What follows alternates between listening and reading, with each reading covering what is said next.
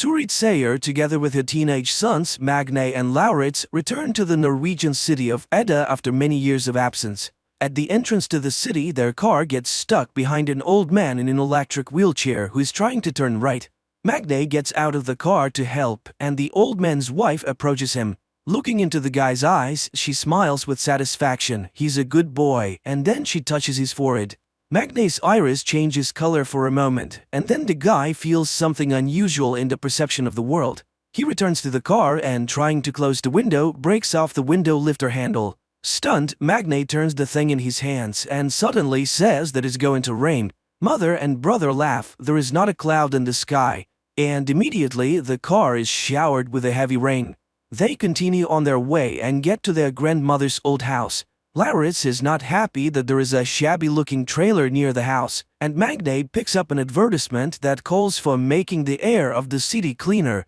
The next morning, the guys go to school. Oddly enough, the brothers are assigned to the same class. The thing is, Magne is dyslexic, which is expressed by difficulties with word recognition and insufficient abilities in reading and writing. Magne's attention is immediately drawn to a pretty blonde, Gry, but Lauritz is ahead of him, and Magne has to sit in the back of the class next to Isolde, who is not popular at school. A lesson on the Scandinavian gods begins, and Magne learns that Edda is the last Norwegian city to convert to Christianity. It was here that Ragnarok took place, during which the gods died and the fate of the giants remained unknown. During lunch, Magne sits at Isolde's desk again and learns that she's on the side of the Greens and is fighting against the pollution of the world. She also introduces the guy to Fjord Utol as son of the owner of the Utol Industries factories, Fjord's sister Saxa, and their mother, the director of the school by the name of Ran. And then she talks about her blog on YouTube. At the end of the classes, the two leave school together, and then Isolde notices that one of the wheels in her bicycle is bent. Much to the girl's astonishment, Magne easily fixes the brake and returns the wheel to its original condition, which surprises him as well. In addition, he notices that his eyesight has begun to improve. The next day, he, Isolde, and Gry get a general assignment in sociology and begin to study democracy. Magne suggests studying the topic by using their town as an example. At this moment, he sees his mother, who has come to talk to the director. The women discuss boy's progress at school and recall the tragedy that happened many years ago when the boy's father died under mysterious circumstances. Later, the mother notices that Magne is not wearing any glasses and does not understand how this can be. But she's distracted by Vidar Utol's car. It turns out that she and Vidar have known each other for a long time. After returning home, Vidar tells his wife Ran about the meeting with the woman, while their children Fjord and Saxa discuss their appearance and whether it matches their age. Vidar gives them a task to follow Magne, who is currently engaged in repairs and notices a rune carved on his father's tools. Later, the guy visits Isolde's page and looks through her materials about the strange death of the fish in the fjord. The next day, the girl invites him to her place and reminds him that he no longer needs glasses. While choosing water in the store, she explains to Magne that he can't drink tap water in Edda, and the store clerk suddenly warns the guy about the danger of the vernal equinox. In Isolde's house, the guy finds out that the history teacher, Erich, is the girl's father. At dinner, she invites him to go with her to the mountain as she monitors the speed at which the glacier is melting. They can go down by paragliding. The girl asks her father questions about her mother's death, but he keeps silent. Magne shares his memories of his father, and sweeping the girl's diary off the table, finds out that she has been hopelessly in love with Saxa for a long time. The next day, he tells his classmates about the upcoming hike in the mountains, while Fjord invites everyone to a party at his house. Returning home, Magne finds his mother repairing the fence, and his attention is drawn to his father's sledgehammer marked with the rune. The next day, Magne and Isolde go to the mountains. Soon they reach a blocked bridge, but Magne resolutely steps over the warning sign. Suddenly, the boy gets a text that his mother is unwell. He hurries to the city and Isolde goes on alone. Meanwhile, Vidar's car is driving along the mountain road. Stopping on the side of the road, Vidar goes outside, undresses, and starts hunting deer grazing on the mountain. With one blow, he kills the animal and rips out its heart. Meanwhile, Isolde reaches the glacier and sees her marks. She takes water samples and then notices the thawed entrance to the cave and photographs it. Once inside, she finds a door blocking the entrance to the depth of the cave. Standing over the fjord, Vidar eats the raw heart of the deer and emits a heart-rending cry, which frightens Isolde. Upon reaching home, Magne discovers that his mother is absolutely fine and, angry at his brother's stupid joke, goes outside. He sees Isolde paragliding down the mountain. Suddenly, the paraglider starts drifting towards electric wires. The guy hurries to the crash site and finds the girl's lifeless body. Vidar also arrives and tries to help her and then calls for an ambulance. But nothing can be done anymore. Returning home, Magne throws away his glasses and sees the sledgehammer. The distraught guy throws the hammer and it disappears into the clouds, which are instantly covered with lightning. After everything that happened, Magne is taking the death of her friend hard and decides never to wear glasses again. The classmates ask a lot of questions about the girl's death, but he can't say anything definite. He enters the classroom and sits down at the desk whose second half is covered with flowers and burning candles. Ren makes an announcement that there will be no history class today, but suddenly Isolde's father enters the classroom. He cannot stay at home alone. The man asks the school not to cancel the vernal equinox holiday because Isolde would be against such a decision. Later, the police announce that the girl's death was caused by a thunderstorm strike to the dome of the paraglider. But Magne objects. Everything happened before his eyes, and there was no thunderstorm at that time. Nevertheless, the case is being closed. On the same day, Vidar asks Stuart to get the insurance money for his car, which was smashed by some madman. And he sends the woman photos in which Stuart recognizes the sledgehammer. She hurries home to ask Magne questions, but he himself is shocked by such an accusation.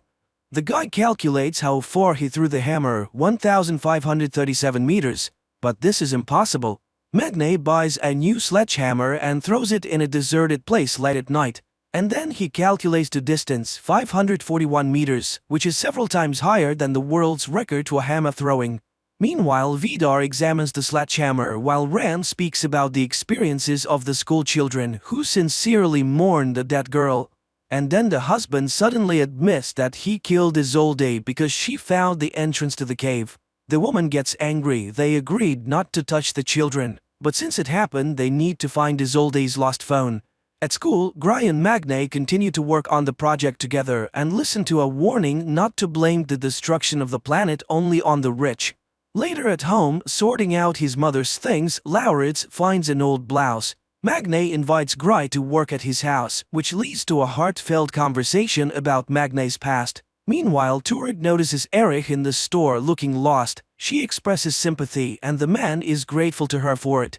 Lauritz finds Magne watching the weather forecast. Magne insists that there was no thunderstorm the day Isolde died, and then he admits that it was he who threw the sledgehammer into Vido's car, but his brother doesn't believe it. The celebration of the vernal equinox begins at school. The classmates show Saxa a photo of an improvised altar at the site of Isolde's death, while Vidar inspects this area in search of the girl's phone. He notices that Magne is visiting the place too. At school, everyone is shocked by the sight of Lauritz, who came to the evening in his mother's blouse and with makeup. The headmistress opens the evening and offers a moment of silence for Isolde. Saxa sings a song about her native land, which is interrupted by the appearance of Magne. Later, Lauritz advises his brother to forget about Gry because Fjord is already hitting on her. Later, Lauritz starts hitting on Yakutu. Then the headmistress takes the two boys away. Magne sits down with Gry, but Fjord invites the girl to a dance, and the guy has nothing to do but sit and watch. Watching them, he crushes the bottle in his hand and it shatters into small pieces. He goes to the men's room where he meets Oscar, whose mother is a police officer, and he blurts out that the girl died from hitting a rock. At this time, hot dancing begins in the hall, and Magne sees the headmistress surrounded by boys. Fjord puts on his music and he and Saxa begin a strange sensual dance to which Lauritz joins.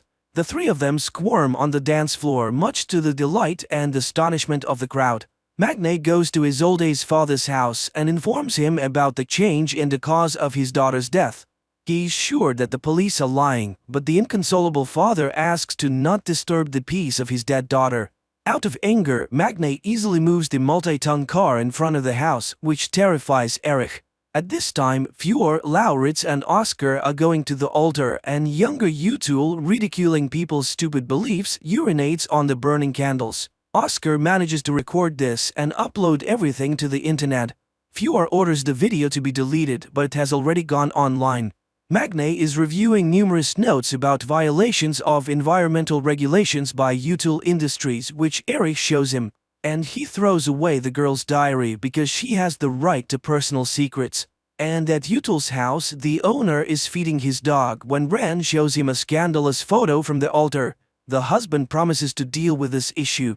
Sex is trying to find out at least something new about Magne from Gry, who stayed overnight at their house, but she does not know anything.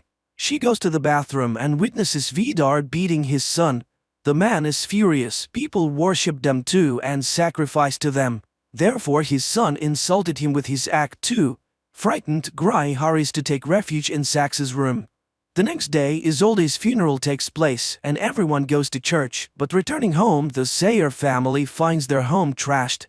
The brothers go to the homeless neighbor, accusing him of stealing from their house. He admits that he has been in the apartment, but only after another man who arrived there in a big black car accompanied by a dog. The brothers realize that it is Vidar but do not understand why he needed it. Later, Magne goes to see a therapist. He feels that everything has changed around him but does not find an explanation for this.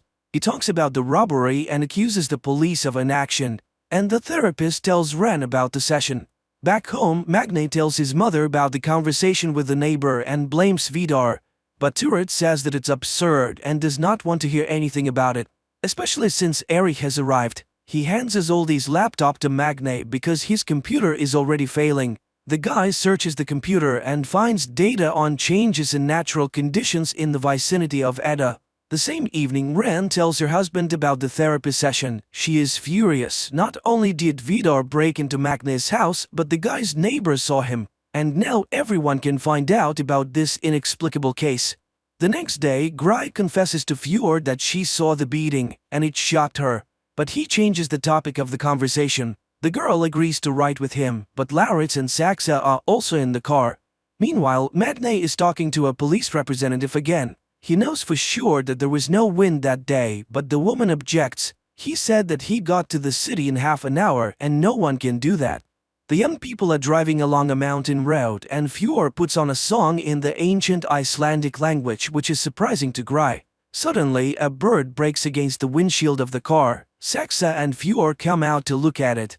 The sister reminds them of the need to learn at least something about Magne and eats the bird.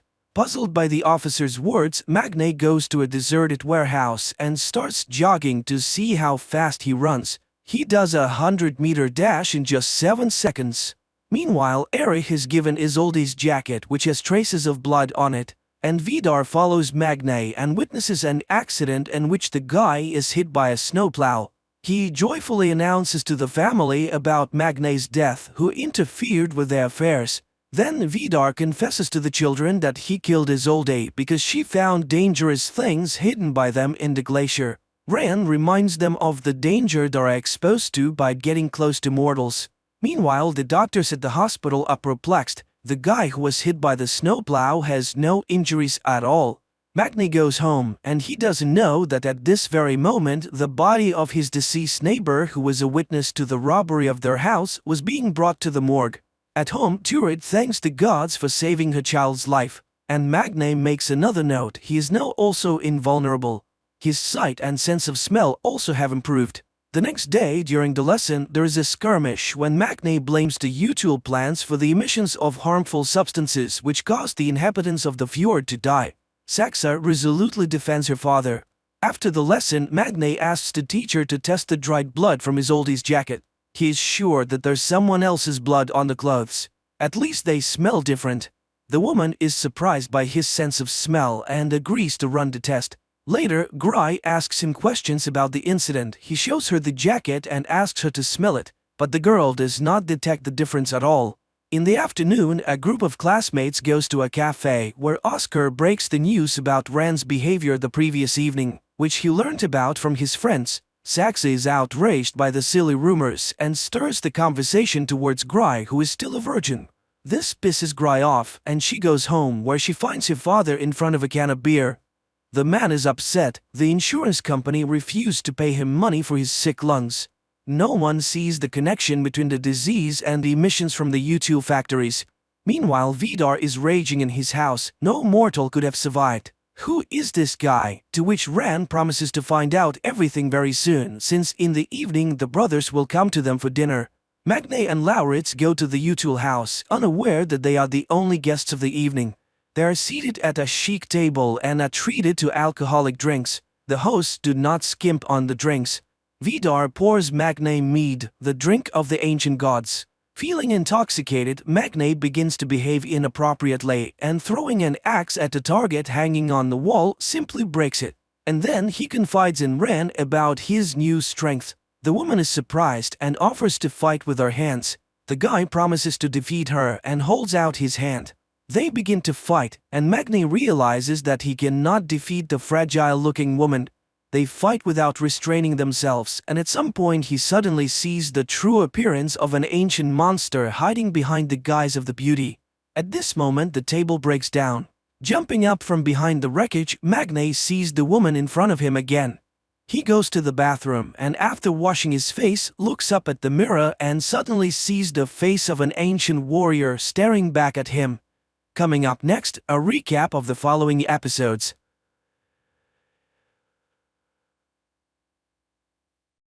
In 2025, aliens occupy Earth and first enclose cities with 300-meter walls to limit human movement.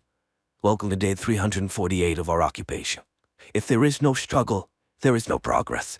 One day, truck driver Will bids farewell to his wife Katie and their children, Grace and Bram, and drives to work through the streets of Los Angeles, patrolled by soldiers in red helmets.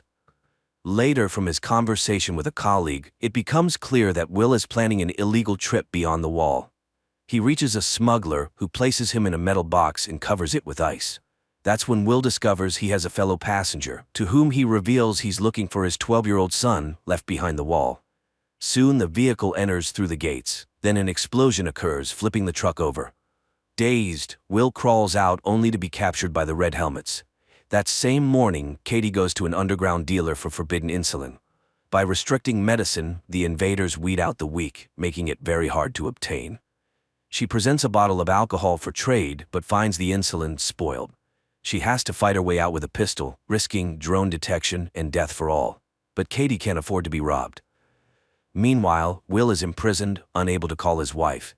Katie is indeed worried, as walking the streets at night is prohibited. Then her sister Maddie arrives with her son, who needs the insulin. Katie assures she will find the medication and asks to stay with the children. She goes to her husband's colleague, who lies about not knowing Will's whereabouts. Katie has to return home empty-handed. Suddenly an alarm blares over the city. Katie hides under a military truck parked at the curb. A drone hovers above just as a prisoner is shoved into the vehicle. Just when Katie seems doomed, the truck starts moving and the drone flies away. The woman makes it home. In the morning, she visits her friend Bruce Sard and reports Will's disappearance. It turns out he, like her husband, was with the FBI before the aliens arrived. He asked her to return home while he checks his remaining contacts, but Katie goes to the hospital, where she learns of the explosion at the city's entrance. Amidst the chaos, she sneaks into a storeroom and steals several vials of insulin. In prison, Will hears his cellmate's confessions, soon to be sent to work at a factory for the aliens. Then soldiers arrive, one shouting Will's real surname. He's recognized and taken to the Green Zone, where the world's leaders now reside. There, he's met by Snyder, a representative of the Los Angeles governor. Snyder knows Will's military and FBI background and his knack for catching dangerous criminals. Since the military and police vanished after the aliens' arrival, Will had to hide, but now Snyder needs his help, offering his family full protection in return. The Masters demand security, so Will lead a special unit, infiltrate the rebels, and capture their leader Geronimo. As the alien spacecraft is about to launch, Snyder takes Will to the balcony, hoping to persuade him to switch sides. If he refuses, his family will be sent to the factory. At night, the red helmets bring Will home, frightening his family, but he reassures them, explaining he was just in an accident. However, Katie realizes her husband is lying. Hearing he went to look for Charlie, she cries, but the news of Snyder's proposal enrages her. she would never become the wife of a traitor. In the morning, the family is woken up by the smell of bacon, and upon entering the kitchen, they find Snyder there. He has prepared breakfast and even brewed coffee, which is now impossible to find. As he eats, he lists all the benefits of their new status: security, a personal tutor for the children, good food and work. Moreover, the aliens allow the couple to reopen their old bar. However, Will is only willing to agree in exchange for the return of his son, who is in another block. Snyder promises to consider this option. The next morning, Katie arrives at an unassuming house where members of the resistance, whom she informs that the occupiers have hired her husband to find them, await her. The following morning, Will goes to work, quickly realizing that Snyder deceived him. Instead of becoming the commander of a special unit, he is subordinated to Phyllis, who assigns him to find the guy who planted an explosive device at the city entrance. He is partnered with Bo, an old policeman. Meanwhile, Katie arrives at her bar and finds her lost son's belongings. Broussard interrupts her cleaning, wanting to know what the police have found out about the explosion at the customs, but Will has just started his job and has no information yet.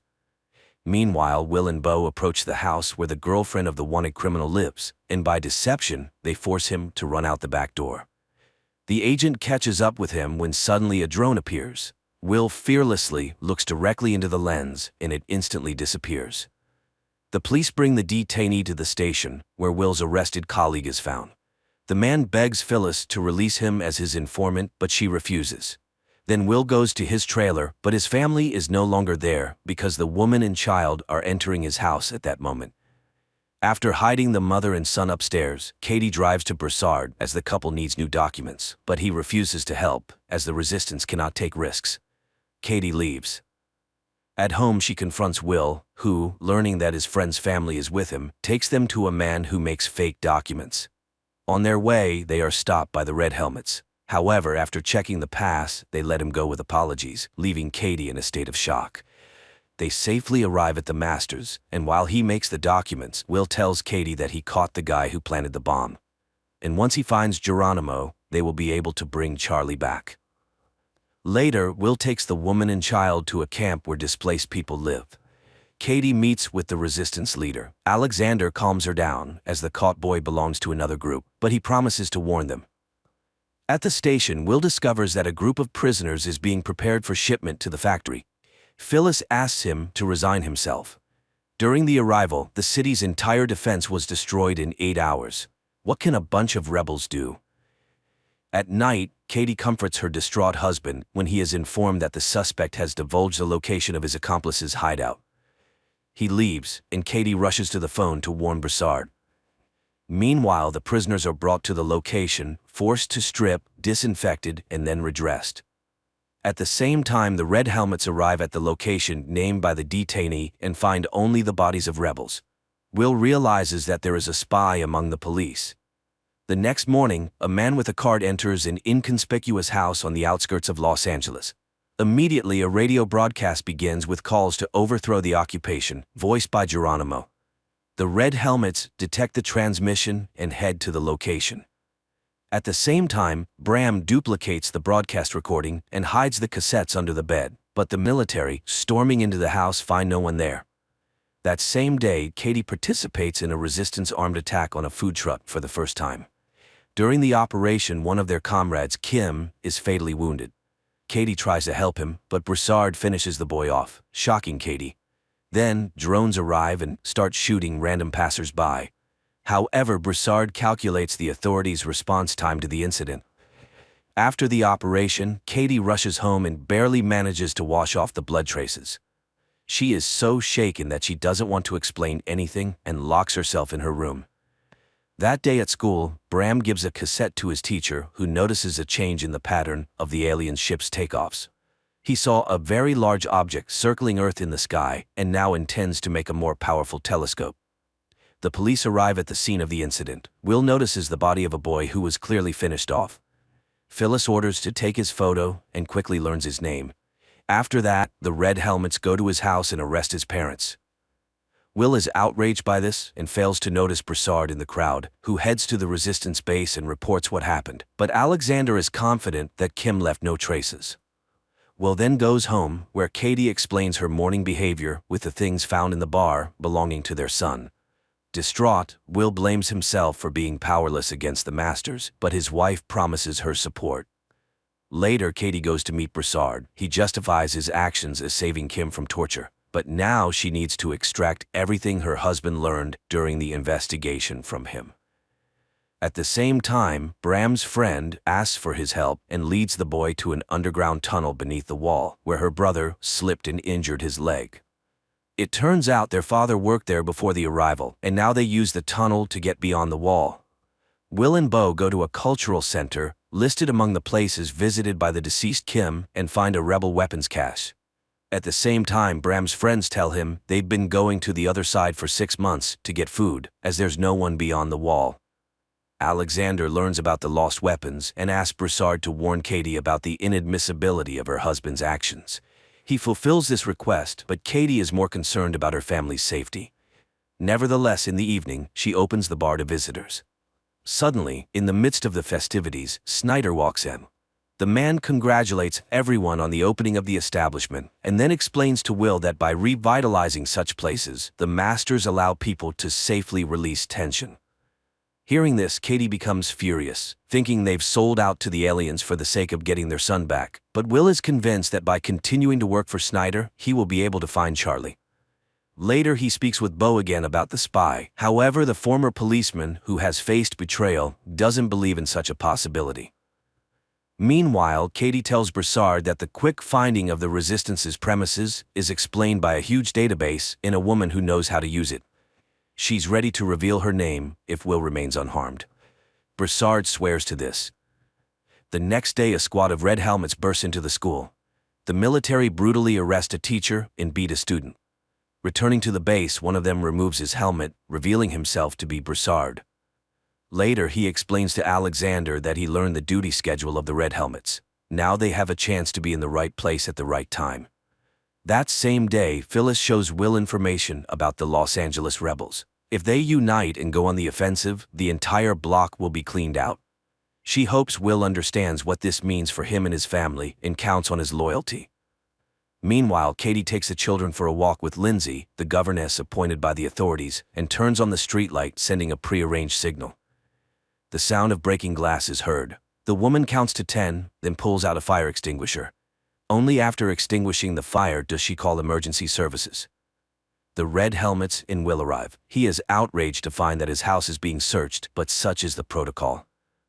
Katie is asked to go to Phyllis for interrogation. She promises the family enhanced security. Moreover, the neighbors are warned that if something happens to them, they will be held responsible. Katie is shocked, as now they will be feared. Phyllis interrogates her about everything, even the personal relationship between husband and wife. Meanwhile, Maddie goes to the Commission for the Preservation of Cultural and Artistic Items in search of work and introduces herself to Charlotte, the director, hoping to become her assistant. After his wife's interrogation, Will confronts Phyllis, but she shows him tapes found under Bram's bed and advises him to keep a closer eye on his son. For now, she'll hold on to these pieces of evidence. Furious, Will drives home, and after a tough conversation, Bram shows his father posters. Their appearance in the city signals the release of a new broadcast by Geronimo. Katie manages to extract a promise from Alexander not to touch her husband, and in return identifies her husband's boss, Phyllis, in a photo. Later, another broadcast by Geronimo begins in the city. This time, the police immediately detect the signal coming from the library and rush there. The man hears their approach but utters his final words, calling for resistance. He is arrested, although Will is sure it's not Geronimo, greatly disappointing Snyder, who had already informed the masters of their victory. That same day, Maddie witnesses Charlotte's anger, who needs a painting by a specific artist. Maddie reports she knows who had collections in the city, as she worked as an art historian. Meanwhile, the arrested man confesses during interrogation that he found the text for the broadcast in a pipe. The police go to the site and verify that the indicated pipe leads to the green zone. Charlotte's workers find art items in the house Maddie mentioned. In gratitude, the owner takes her on board and promises to help with insulin. That same day, Phyllis informs Will that as a sign of trust, she destroyed the tapes. The man goes home where Bram admits he listened to Geronimo because he was the only one who instilled hope in people. Katie arrives at the bar earlier than usual and finds Phyllis in the hall, who wants to talk to her alone. Phyllis talks about her husband and draws parallels with Will, who loves his wife so much that he doesn't see who she really is. She shows surveillance photos from the truck attack site and warns Katie that she's gotten involved with the wrong people. If Katie wants to survive, she will now work for her. After the conversation, Phyllis returns home, where her paralyzed husband lies. She greets him, but upon entering the living room, she finds Broussard there. Phyllis immediately understands why he came and asks him to kill her husband too. Broussard shoots. The next day, Beau and Will go to the crime scene and find the word Geronimo written on the wall. Snyder is furious because Phyllis was very close to the masters and demands the criminal be found. A message comes in about the capture of one of the Geronimo group. Will interrogates the young man, who gives an address in the green zone. The Red Helmets burst in there, finding a concealed room and several people who call themselves the Geronimo group. Meanwhile, Bram, accompanied by his girlfriend, passes under the wall and ends up in a deserted city where they find necessary supplies in a huge warehouse. Back in Los Angeles, news is broadcast that the underground has been eliminated, although Will doesn't believe it. Snyder once again becomes enraged because he sees that the captured couple doesn't look like terrorists. He refuses to fulfill the agreement about searching for Charlie and appoints Will as the head of the group. Will immediately begins searching for the mole, and Phyllis's assistant, Jennifer, reminds him of his wife, suggesting he might be the source of the leak. Returning home, Will sees Bram giving his sister markers brought from beyond the wall, but the son lies that he traded them for oranges. Snyder interrogates a man who claimed to be Geronimo, but he confesses that he is just an actor. Snyder convinces him to play out his role in exchange for being sent to another block. At the same time, Bram rushes to his teacher and promises to get him a powerful lens for his telescope. Will, secretly from his wife, searches the bar but finds nothing incriminating except for a book he doesn't recognize. The trial of Geronimo is broadcast on all channels, featuring relatives of the terrorism victims, and a scaffold for execution is erected in the square. The actor plays his role, believing Snyder's promises to eradicate terrorism. He realizes he's been deceived only when he finds himself on the scaffold, but can do nothing about it. Immediately after the execution, Snyder invites Will to join him, promising to show him something unusual. At the same time, Alexander's group prepares for a new attack, with Katie among the rebels. On the way, Will expresses his outrage to Snyder, who achieved nothing by executing the actor, but Snyder reminds him of the need to pacify the population and that he's bought time to search for the real Geronimo. Snyder's car moves through the city, guarded by a group of red helmets, including Broussard. At one of the turns, a decoy road worker sends them on a detour, and when the convoy slows down, Broussard shoots his colleagues. Snyder tries to run, but Will locks the doors as the car is armored. Rebels, disguised in red helmets uniforms, shoot at the car and manage to pull the door off, but Will shoots from inside and still gets Snyder out of the fire. Drones appear, but the rebels manage to escape. Will leads Snyder into the bar, where Katie arrives at the same time. Snyder is hysterical, but Will cannot guarantee protection by his own means. Katie asks Will in private not to risk himself for such a worthless person, but Will cannot leave a person without help. Realizing that the phone doesn't work, he goes outside to a payphone to call for backup. Meanwhile, Alexander, learning about Will's role in saving Snyder, is furious, but then Katie communicates via radio that the traitor is in the bar.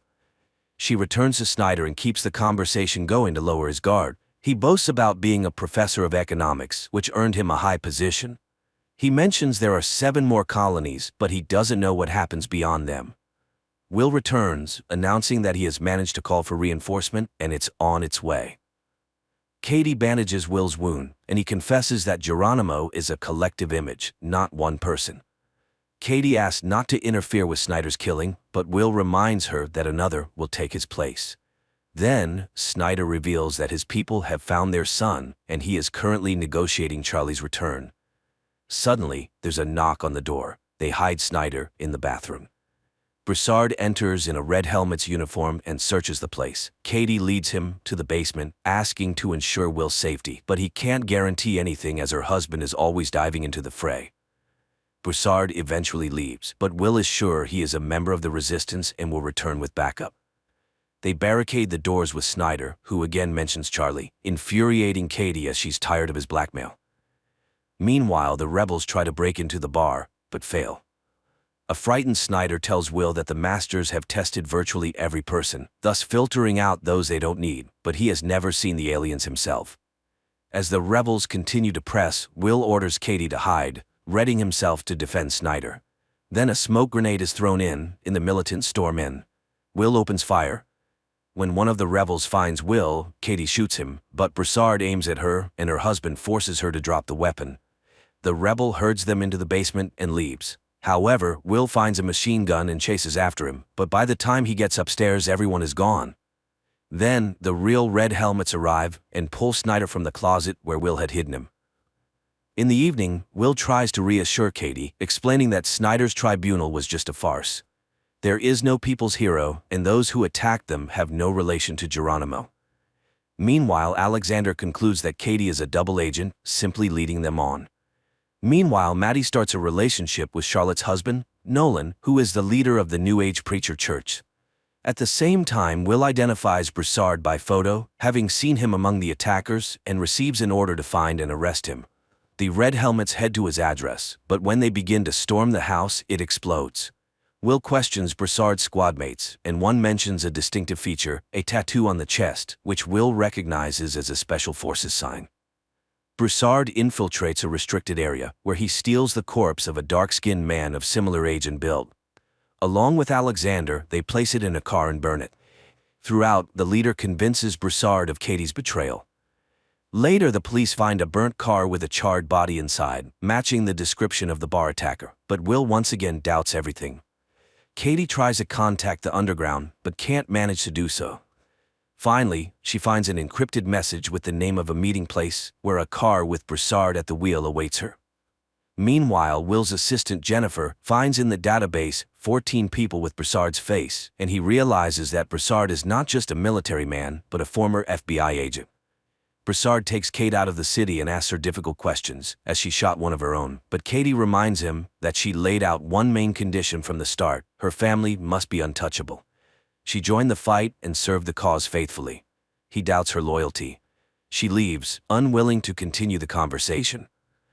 Broussard goes to one of the resistance members, Rachel, and tells her about Alexander's order to eliminate Katie and how he couldn't go through with it. Will arrives at Snyder's in the Green Zone and reports that Broussard is called something entirely different, and he's very skilled in his field, but he'll definitely find him. In response, Snyder gives him an envelope containing a recent photo of Charlie. Will brings it to Katie, and through tears she asks her husband to rid themselves of Snyder's control. He promises to do so when he is ready. Meanwhile, Charlotte learns about Maddie and Nolan's relationship and threatens to fire her. Nolan decides to remind his wife of her place and offers Maddie to become his assistant. The police receive new information, with which Will goes home. He shows his wife a photo of Broussard and tells her that his fingerprints were found in their bar. This means he was there before. Katie says she doesn't know him, but Will shows her photos of his victims, and she recalls that he indeed visited them and said he lived in his mother's house and was fixing it.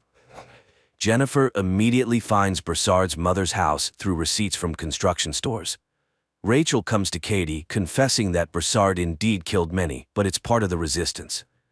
Katie reminds her that she almost became one of his victims, but Rachel reminds her that Broussard didn't carry out that order. Then Katie calls Broussard and warns him that Will has figured him out. The Red Helmets go to Broussard's mother's house, but it's empty. The abandoned tools make it clear he received a warning. Will calls out to a neighbor who turns out to be Alexander, and he says he hasn't seen his neighbor. Will leaves but then stops. On Broussard's table lies the same book as in his wife's bar. Will's partner ends up at a factory where people often get sick and die. It turns out the factories are built on the moon. Will shows his children a photo of Charlie and admits he only started working for the government to get him back. That morning, the governor of the Los Angeles block arrives at Snyder's to inform him that the chief minister of the Pacific region is coming for an inspection. He assures everything is going well, but the woman is very doubtful. Katie goes to Rachel and learns that her underage sons are also in the resistance. She is stunned by the woman's courage, but still announces her departure from the group, fearing for her family. Rachel promises her support. Alexander calls Will and declares that his wife is the mole leaking information to the rebels. He sets up a meeting place. Will goes there. He immediately recognizes Broussard's neighbor, who confesses that he is the head of the cell and is willing to betray everyone for the right to leave the block. Meanwhile, Broussard meets with the leader of the youth cell of the rebels, from whom he receives information about the arrival of an important person. Will returns to Beau and tells him everything. Later he goes to Snyder and conveys Alexander's conditions. Snyder demands a personal meeting. In the evening, Katie returns to the topic of Charlie. If Snyder knows where he is, why can't he bring him back? But the conversation shifts to the meeting with Alexander. He reveals he is ready to betray the entire cell, and Katie immediately leaves for the bar, signaling Broussard along the way. Bram and his teacher observe the moon and notice changes in its surface. It seems that's where the alien mines and warehouses are located. That evening, Broussard comes to the bar, where Katie tells him about the leader's betrayal. He immediately goes to Alexander and starts asking questions, but Alexander demands he stop all communication with Katie and prepares for a new operation. The next day, Will takes Snyder to the meeting place with Alexander, who confesses he just wants to survive. He needs a universal pass to travel between blocks. In exchange, he gives a list of the group led by Broussard and admits they are planning an operation to eliminate the minister. He will set up a meeting for Broussard where the police will arrest him. Afterward, Will take him beyond the wall and give him the pass. Later, Broussard arrives at the designated place in the market. Rachel and Katie are also there, and upon spotting the red helmets, Katie immediately warns Broussard. A rebel throws firecrackers, causing panic, and people scatter as the military opens fire. Rachel dies, and Broussard escapes. Will goes to Alexander's house, which is under police guard, and announces the cancellation of the deal with Snyder. He is ready to let him run, but Snyder starts talking about Katie signing his death warrant. Will shoots the traitor and blames it all on Broussard. At night, people see Rachel's hanged family, and Katie promises Broussard her support. Will lets his wife know he's aware of her participation in the resistance. The following night, a spontaneous uprising occurs during which several red helmets die. Beau asserts that people's patience has run out. Will informs Snyder that he has information about a new rebel cell located beyond the wall. Apparently, there exists an unknown passage to the authorities. He asks for permission to let them go beyond the wall and check. Snyder agrees but assigns them a guard. Meanwhile, Broussard and Katie go to the leader of the youth cell, who proposed a joint attack on the minister. Everything is to happen in the subway, now used only by the masters. Will and Beau, having gone beyond the wall, climb a skyscraper and survey the entire city. They then simulate an attack on themselves. While their guard tries to figure out what happened, their commander finds a map supposedly lost by the attackers. Later, Will points out to Snyder the marks on the map, indicating the rebels' attack points. Snyder reports the found tunnel under the wall. Members of the youth cell show Katie a micro-drone, shaped like a bee, capable of flying anywhere and gathering any information. The rebels finalize the attack plan. Broussard teaches Katie how to shoot. At that time, red helmets led by Snyder come to Nolan's house, accusing Charlotte of hiding valuable paintings from the masters and arresting her. That evening, Katie finds a book about the benefit of the arrival, given to her daughter by Lindsay. She immediately calls Will and tells him about how the new church is indoctrinating children. Will then informs her that they will move to Beau's house, located beyond the wall, accusing her of spying on him, but Katie can no longer bear it. They constantly lie to each other, and it's killing their family, and hiding, even beyond the wall, is impossible. Will asks Beau to run alone. Katie and Broussard, killing guards, descend into the subway, open a backup entrance, and the group infiltrates inside. The rebels cause an explosion, derailing the train. Searching the wrecked wagons, people find an alien's body. Will learns about this and heads to the station, where the governor soon arrives, announcing the kidnapping of a master. There was already an incident when 2 aliens died, leading to Dallas's destruction, so people must understand what awaits Los Angeles if they don't find the missing master. At the same time, a group of rebels transports the alien to a secret location, blocking signals with metallic foil. Will rushes home and asks Maddie to hide the children. She suggests taking them to the green zone. He tries to find Katie, and Bram gives him a secret number his mother received the day before. While the rebels try to move the alien to another location, a curfew is declared in the middle of the day. Maddie and the children end up in a huge queue, and as they try to break through, Bram runs away. Meanwhile, the rebels hijack a Red Helmet's car and load the alien into it. At the same time, the police receive subway camera footage. Will recognizes Katie but doesn't show it. Bram runs to his teacher and leads him to the tunnel. Meanwhile, the group that kidnapped the alien moves through the city in a police car and witnesses a house being shot to intimidate residents. Snyder is removed from his position, but the governor can do nothing. Meanwhile, the alien is brought to a laboratory, shielded from any observation methods, and they attempt to open his suit. Will gives the rebel codebook to Jennifer. Together, they review the operation footage from Broussard's arrest attempt and identify the U-Cell leader, who is also in the database. The rebels figure out how to activate the communicator on the alien's wrist when Will knocks on the door. He asks to hand over the kidnapped and run, or he won't be able to save them, but Katie refuses to open the door, instead breaking the isolation, forcing the rebels to flee through a secret passage. At that moment, drones converge on the house. Katie opens the door, and Will calls the police. The alien is taken away. Snyder thanks him and gives him a universal pass beyond the wall. Simultaneously, Bram and the teacher descend into the tunnel and are caught by the police. Snyder is taken away by the patrol. Will goes beyond the wall to find his son, and Katie returns to an empty house. This concludes the first season.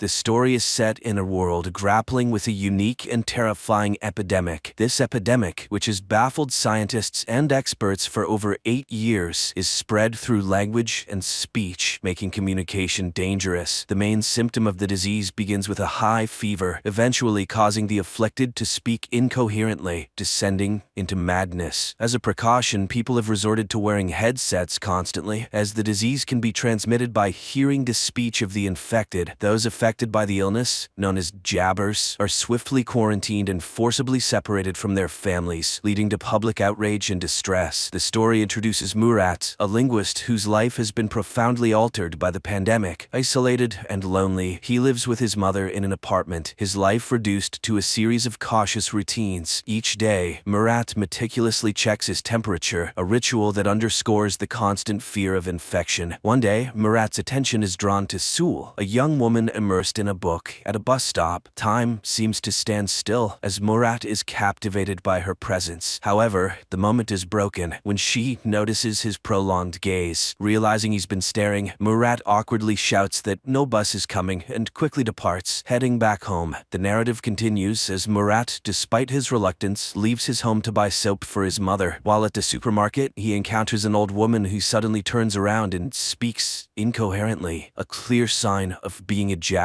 An alarm is triggered, announcing the presence of a jabber and urging people to evacuate immediately. In the ensuing chaos, everyone flees, except for the old woman and a young boy who is left behind without a headset. Murat witnesses the boy's mother crying outside. Driven by a sense of responsibility, Murat bravely re-enters the supermarket, gives his headset to the boy, and makes a narrow escape. Remarkably, Murat manages to avoid contracting the epidemic. Despite his close encounter with the jabber, he experiences a high fever but eventually recovers and returns home unscathed, soap in hand. Meanwhile, Anton, a high-ranking official at AEI, is desperately seeking a solution to the pandemic. He faces a setback upon learning that even young children are susceptible to the disease. However, his interest is piqued when he hears about Murat's incident at the supermarket. Intrigued by the possibility that Murat might be immune, Anton delves into surveillance footage to learn more. He observes Murat collapsing in the supermarket, but later continuing on as if unharmed, which deepens Anton's confusion and curiosity. In another part of the city, Murat visits the home of his mother's friend, responding to a desperate call for help. The friend's son, Arif's father, is exhibiting symptoms of the disease, speaking disconnectedly. Arif, holding on to hope, pleads with Murat to find a cure, believing in Murat's unique abilities. He even suggests collaborating with Murat's friend Ozgur, but Murat informs him that Ozgur has passed away. Arif, skeptical about Ozgur's death due to the lack of a proper funeral and the absence of his body, plans to meet with Errol, a businessman known for trading in information. Arif hopes Errol can shed light on whether Ozgur is indeed alive and assist in their quest for a cure.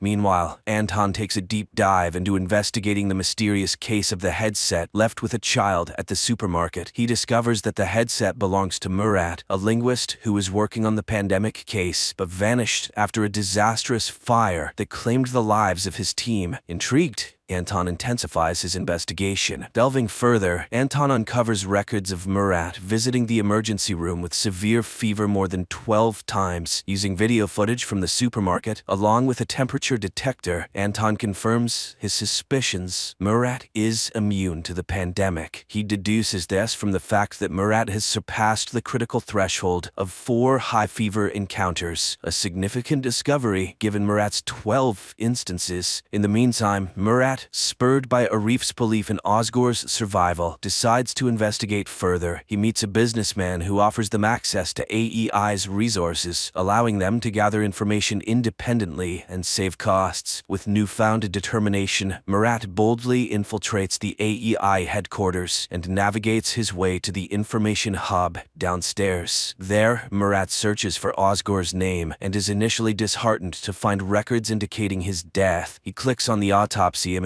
expecting the worst, but is surprised to see an unrecognizable burnt face with no identifiable tattoo on the wrist. This absence of a tattoo, which Murat knows his friend had, rekindles his hope that Ozgor might still be alive. Before leaving the hub room, Murat impulsively searches for his own name in the database. To his shock and dismay, he discovers video footage of himself from the supermarket incident. Realizing the potential danger of this discovery, Murat hastily exits the room, unable to delete the record. His escape is filled with anxiety and urgency, knowing that his presence in the AEI database could have unforeseen and dangerous consequences. Soon after, Anton, fueled by his significant discovery regarding Murat's immunity to the pandemic, eagerly approaches his superior to share his findings. However, his excitement quickly turns to frustration when his superior dismisses his claims, cautioning against spreading unverified rumors. Frustrated by this response and determined to pursue the matter further, Anton decides to take matters into his own hands. He acquires the address of Murat and his mother's home, although under a false name, and sets out with his men to capture Murat. Upon arriving at the destination, they find Murat's mother answering the door, mistakenly assuming it might be her son. However, the AEI forces swiftly invade the home, scattering throughout the house and the apartment complex. They strategically position themselves, lying in wait for Murat's return to spring their trap. Unnoticed by the AEI operatives, Murat's mother subtly places a prearranged signal on the window, a discreet method of communication between her and her son. She then calmly lights a cigarette and sits down, maintaining an air of composure despite the tense situation. Meanwhile, Murat, who had been waiting for another glimpse of the beautiful girl he had seen at the bus stop, returns home. As he approaches his apartment, he notices the signal from his mother. Realizing the imminent danger, he hesitates at the entrance. Inside, Anton and his team are eagerly anticipating Murat's arrival, ready to execute their well-laid plans. In a moment of inner conflict, Murat grapples with the decision to enter the apartment. His thoughts drift to the beautiful girl, and the realization dawns on him that if he walks into the trap, he might never see her again. This thought acts as a turning point, and in a swift decision, Murat chooses to flee in the opposite direction, much to Anton's dismay. His abrupt departure catches Anton and his men off guard, and they lose track of him in mere seconds. Back at Murat's house, Anton seizes the opportunity to collect Murat's belongings for further investigation, hoping to get more insight into Murat's unique situation. The next morning, as Murat sets out on his search for Ozgor, he is stopped by AEI forces demanding to see his ID. In a moment of tension, as Murat nervously reaches for his ID, a bomb suddenly explodes nearby, causing the AEI forces to scatter and leaving Murat unattended. Seizing the moment, Murat heads to a location where he believes he might find Ozgor. However, his hopes are dashed when he discovers Ozgor is not there. Speaking with the man who made Ozgor's distinctive tattoo, Murat learns that since Ozgor's death, others have been imitating the tattoo, diminishing his chances of finding Ozgor. Meanwhile, Anton meticulously reviews tape recordings overnight and stumbles upon a recording of Murat claiming that he is incapable of jabbering, even if he wanted to. This revelation prompts Anton to rush to AEI to share his findings with a colleague. However, upon his arrival, Anton is informed that his boss Fazil is waiting for him. In a confrontational meeting, Fazil sternly instructs him to withdraw from the case. During this time, Murat finds comfort in a conversation with an old man who offers him a drink. As they share this moment, the old man tries to alleviate Murat's guilt over his wife's tragic death, which occurred after she was affected by the pandemic. He reassures Murat that it wasn't his fault. Murat listens in silence, eventually sharing his plans to venture into Zone 6 in his relentless search for Ozgur. Soon, Murat seeks the help of Errol, a man introduced to him by Arif. Errol is known for his willingness to do anything for money, and Murat needs him to create a false ID. They arrange to meet the following day. Afterward, Murat visits Arif's house, where he expresses his determination to find Ozgur and their shared goal of discovering a cure for the epidemic. Before he leaves, Arif's grandmother generously gives him some money, while his mother, having no cash, gives him her necklace as a token of support. However, their movements do not go unnoticed. One of Anton's men spots Murat and promptly informs Anton, who instructs his team to tail him discreetly. The next day, Murat meets Errol, as planned, to collect his forged ID. Just as they complete the transaction, Errol receives an alert that AEI forces are closing in on their location. In a frantic rush, they escape, successfully evading Anton and his team, who later search the warehouse to no avail. With his new fake ID in hand, Murat heads to the subway station, bound for the less monitored Zone 6. He smoothly passes the initial security checkpoint using the fake ID. However, his sense of safety is short-lived, as a security guard becomes suspicious upon recognizing Murat's face from wanted posters in the subway. In a coincidental twist, Sul, whom Murat has been longing to see again, suddenly appears in front of him. To his astonishment and delight, she kisses him right there in the subway, creating a moment of confusion for the pursuing security guard. This unexpected encounter leaves Murat feeling ecstatic. Holding hands, they continue their journey on the subway, embarking on a path filled with uncertainty, yet united in their unexpected connection.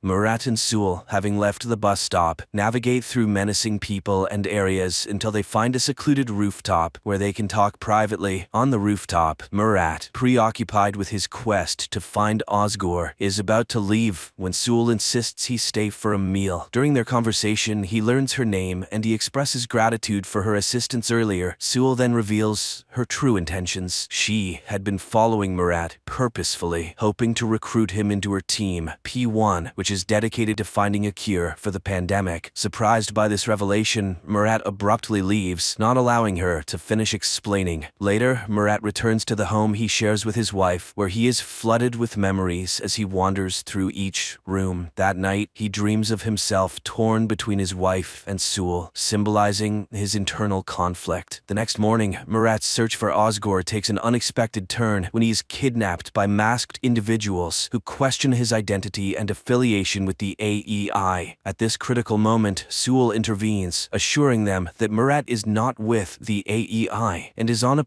personal mission. Murat convinces them of his intentions, and they agree to share information if they cross paths with Ozgur. Sul then brings Murat to his studio where she works, and after apologizing for the earlier misunderstanding, she hosts a podcast. In the broadcast, she discusses the AEI's cruel practices, relating them to the unjust death of her boyfriend, and concludes by emphasizing the importance of finding a cure to end the crisis. Meanwhile, Anton retreats to his house, where his wife and son are quarantined in the basement due to the pandemic. While there, Anton senses he is being watched. Upon investigating, he finds no one, unaware that Fazil's right-hand agent is covertly observing him from a hiding spot. Somewhere else, Murat and Sul's journey through the pandemic-stricken streets of the city continues. While walking downtown, Murat demonstrates his unusual resistance to the pandemic by briefly removing his headset near Jabbers, showcasing how his skull heats up without experiencing the usual symptoms. This unique ability intrigues Sewell, who sees potential in Murat's immunity. That night, Murat stays at the studio with Sewell, and upon waking up the next morning, he finds himself surrounded by the team Sewell had mentioned. The team members introduce themselves and request Murat's assistance. Initially hesitant, Murat warms up to the idea when Sewell assures him that joining the team could aid in his quest to find Osgore. As part of their ongoing search for Osgore,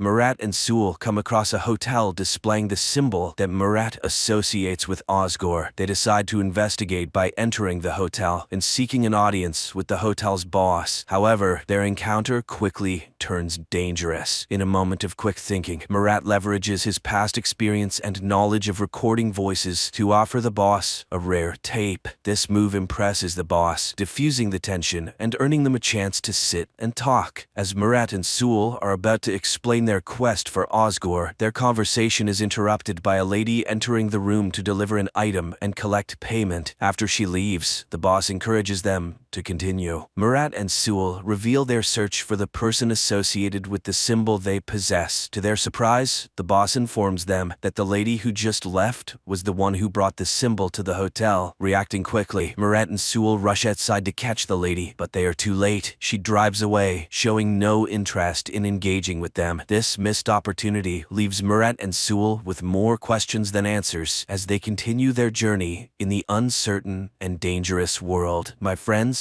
the continuation of the story is now on the screen in front of you.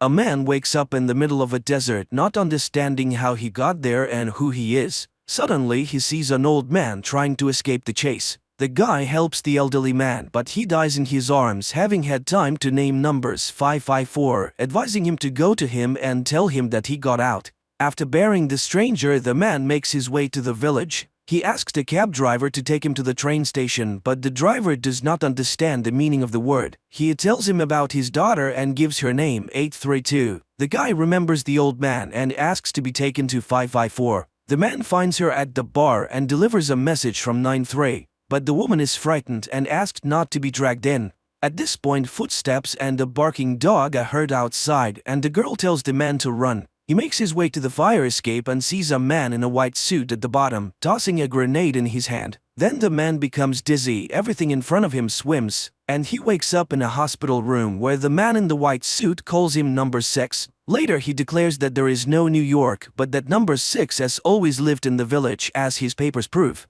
Number 6 is taken to his house, but he looks around and goes to the street where he sees cheerful, happy people. He buys a map of the village, but there is nothing marked outside. A woman doctor catches up with him on the street and tries to persuade the man not to look for a way out, while he looks at the ghostly towers of high-rise buildings on the horizon. Then he jumps into an empty cab by the curb and drives into the desert. But as he climbs the mountain, he sees only sand and rocks in the distance. The action rolls back to an evening in New York when Michael meets a girl in a bar. The next moment, the doctor finds him lying on the sand and takes him to the village. Waking up, number 6 tells him about the meeting at the bar, but he does not remember what happened next. After getting to the town, number 6 realizes that the numbers on the doors of the houses correspond to the names of their residents, and then he finds house 93. He searches the apartment, not knowing what he's looking for. At that moment, number 2 enters, accompanied by a young man. Again, he convinces the man that there is nothing but the village, to which number 6 reasonably observes, if the old man has been followed, it means that he has learned something.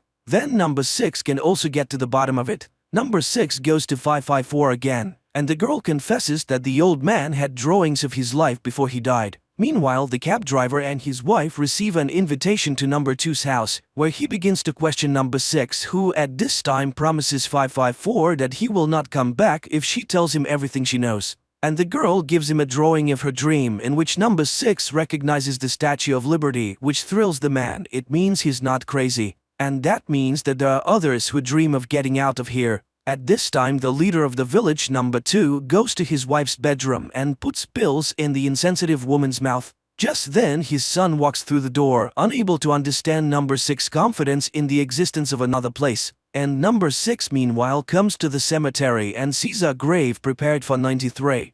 So the management is ready to fake his funeral to keep the rumors at bay. This is where the doctor finds him. Number 6 suggests that she lie down on the ground and look at the stars. There are millions of worlds out there. Is there really only one? And where do the names of great men come from in his memories? Number 6 tells of a girl in his memories whose name was Lucy. In the morning, number 6 goes to 554's bar but is delayed on the doorstep when an explosion is heard in the room. When he comes to, he finds 554, but the girl dies, having managed to pass on 93's advice to go to the towers. The man tries to get the doctor to make sense of what happened, but the woman is frightened to death and asks him not to make things worse. Number 6 goes to number 2's house, blames him for the woman's death and promises to find a way out. He runs toward the towers, but a huge white ball appears in front of him and the man faints. In his delirium, memories of a boy playing on the seashore flit before number 6. In reality, he sees a man who calls him his brother. Number 2 tries to persuade him to admit his kinship, but number 6 does not believe him, even when he shows him their childhood photographs and reminds him of the scar he suffered as a child. Number 2 convinces the man to see a psychiatrist. The brother takes number 6 to his house, where he's greeted joyfully by his nephews, and the brother's wife announces that she has cooked his favorite meals and invites him to watch the show they never missed together. Number 2's son watches his father feed his mother pills but hides, not wanting to give away his interest. Meanwhile, number 6 expresses to his brother that everything around him is fake. He does go to the psychiatrist, and in the process he remembers Lucy. Then he tells her that he saw a seagull that lives by the water, and then it turns out that there are 2 doctors. Number 6 cuts the session short. Outside, his brother catches up with him, who has figured out how to get number 6's memory back. He takes him to the garage, where the man is greeted enthusiastically by his co-workers. It turns out that number 6 is a bus driver. The man gets behind the wheel and takes a tour of the village, while his brother acts as a guide, showing the local sights. Meanwhile, the psychiatrist reports to number 2. Number 6 is tormented by memories of another life which simply cannot be. And then the head of the village confesses that his wife has become like this because of him, and that his son, if he recognizes his real father, can abandon him. He demands to do everything to make number 6 believe in this reality. At this time, the tour bus pulls out of the village and number 6 sees an anchor in the sand. He swerves towards it and tries to convince the others that the object is real. There must be an ocean. He has visions of the 2 boys on the beach again, and his brother leads him to an abandoned building. This is where they played as children, but number 6 does not remember it. Later, the doctor tries to prove that these are false memories. Well, is someone going to make up another reality on purpose? Michael remembers Lucy again. Why did she approach him exactly that day, the day he was fired? A new day begins where everything is as usual. Clear weather, a constant soap opera, and the bus store, interrupted by number 2 to present his brother's family with a trip to a resort they won in the lottery. The man is overjoyed and hopes that number 6 will go with them, but questions about the sea stump the man. Meanwhile, number 6 catches the doctor looking at sketches of Big Ben and the Statue of Liberty, which he has taken out of his pocket. Number 6 accuses her of spying and recalls telling Lucy about his job as an analyst at the company called Sumacor, watching surveillance tapes and collecting data on people. And when he realized he was violating the privacy of others, he became despondent. That night, number 2's son asks his father about his childhood because he cannot remember it. Number 2 advises him to put all doubts about his family aside, while number 6 has a dream about his brother entering the water, ignoring his cries. Later, he leads 313 to the ruins because he feels a strange connection to the place. And then, following his memories, he finds an old box with a note he wrote as a child. The doctor considers it proof that the village is real, but number 6 claims it is a trick, though he has his doubts. Michael has another flashback. He was explaining his reasons for leading Sumacor to Lucy when she suddenly admitted that she too worked for the firm. She told him that he shouldn't count on the stalking to stop after his dismissal. That same day, number 6 is stopped on the street by a woman on the tour bus. She once heard the sounds of the ocean in the desert. Together they drive to the desert, but no matter how much they walk across the sands, the woman can't find the place. Number 6's attention is distracted by a bus on its way to the resort. The man rushes to the village where his brother's family is waiting for him at the bus stop. When number 6 finally arrives, they decide to take the ward bus to the resort. On the way, number 6 notices the towers and heads toward them. But images of despair flash before his inner eye when his brother is lost in the ocean. The man screams at the foot of the anchor. The vision changes. Number 6 is now tied to a pole, and number 2 puts a grenade in his mouth. There is an explosion and number 6 regains consciousness to the screams of his brother, who begs him to pick himself up. Confused, number 6 apologizes for his behavior and is ready to accept 16 as his brother when he suddenly confesses that he's not. He has been forced to lie. He doesn't know what they want, but it has something to do with the other place and he fears for his life. But number 6 promises that together they can stand up for themselves. 16 joins number 6 and the winking woman in search of the ocean. When they finally find it, 16 happily runs into the water. Number 6 remembers his brother's disappearance and asks him to stop, but a huge white ball appears out of the water and the man disappears. Number 6 tells 313 about it and they go to the place together, but instead of the ocean there are sand dunes in front of them. He returns to tell his family the news of his brother's death, but people are absorbed in the show. Number 6 screams in despair and is taken away by clinic workers, where number 2 comes and feels sorry for the man who has lost control of himself. He refuses to wear the number instead of his name but cannot remember his real name and agrees to be number 6. Later, number 6 meets a man who takes him to number 2 for an important conversation, while 313 realizes he has been dreaming and tries to sketch out what he saw. In New York, Lucy tries to leave Michael's apartment, but he grabs her and demands that she tell the truth about why he's being followed. Number 2 introduces to number 6 village spy named 909 who is searching for those who dream of the other place. He suggested the men work together for it benefits them both. One will do the job, the other will satisfy his curiosity. 909 tells him that the cell agents do not know about each other and it is likely that someone is watching them as well. While they are assigned to number 1955, a history teacher, one of his students has reported him. To get closer to the suspect, number 6 takes a job at the school. Observing a lesson about the history of number 2, number 6 asks a question about number 1, to which he receives the answer that there is no such thing and never has been. Later, number 6 tries to provoke the teacher by asking questions about other places, but the teacher does not budge, saying that he's fine with everything here. Meeting with 313 after this conversation, he shares his conclusions that everyone around him lives in fear. Later, 909 and number 6 observe the history teacher. He likes to swim and he always dines alone, which 909 finds suspicious. And to make matters worse, the teacher leads a group of runners who are prime candidates for dreamers. During this conversation, number 6 notices 313 ahead of the running group.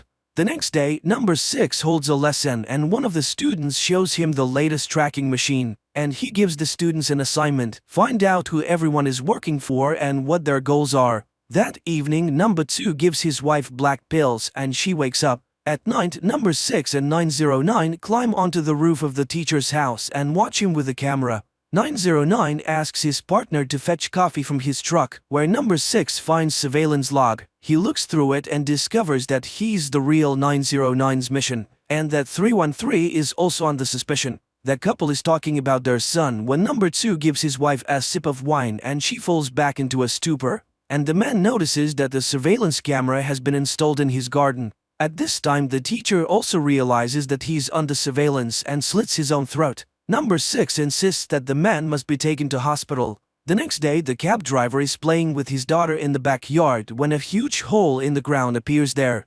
Meanwhile, number 6 searches the doctor's roof and finds a camera, not noticing that he himself is caught on the nearest camera. Number 2 calls 909 and shows the camera he found. He notes that his son is acting strangely and wonders if number 6 has had any contact with him. The agent denies it, but number 2 does not trust him. And number 6 follows 909 and sees him in a bar with the mayor's son. It becomes clear that the couple are romantically involved. Number 6 recalls Lucy's confession that she has been reading Michael's reports and understands why Sumakor wants to stop him. And in the village, he visits the teacher in the hospital and asks for help finding the other dreamers, but the man denies his involvement in any activity. The conversation is interrupted when number 6 senses that he's being followed. He runs after the stranger but loses sight of him, unaware that he has been spied on by his student.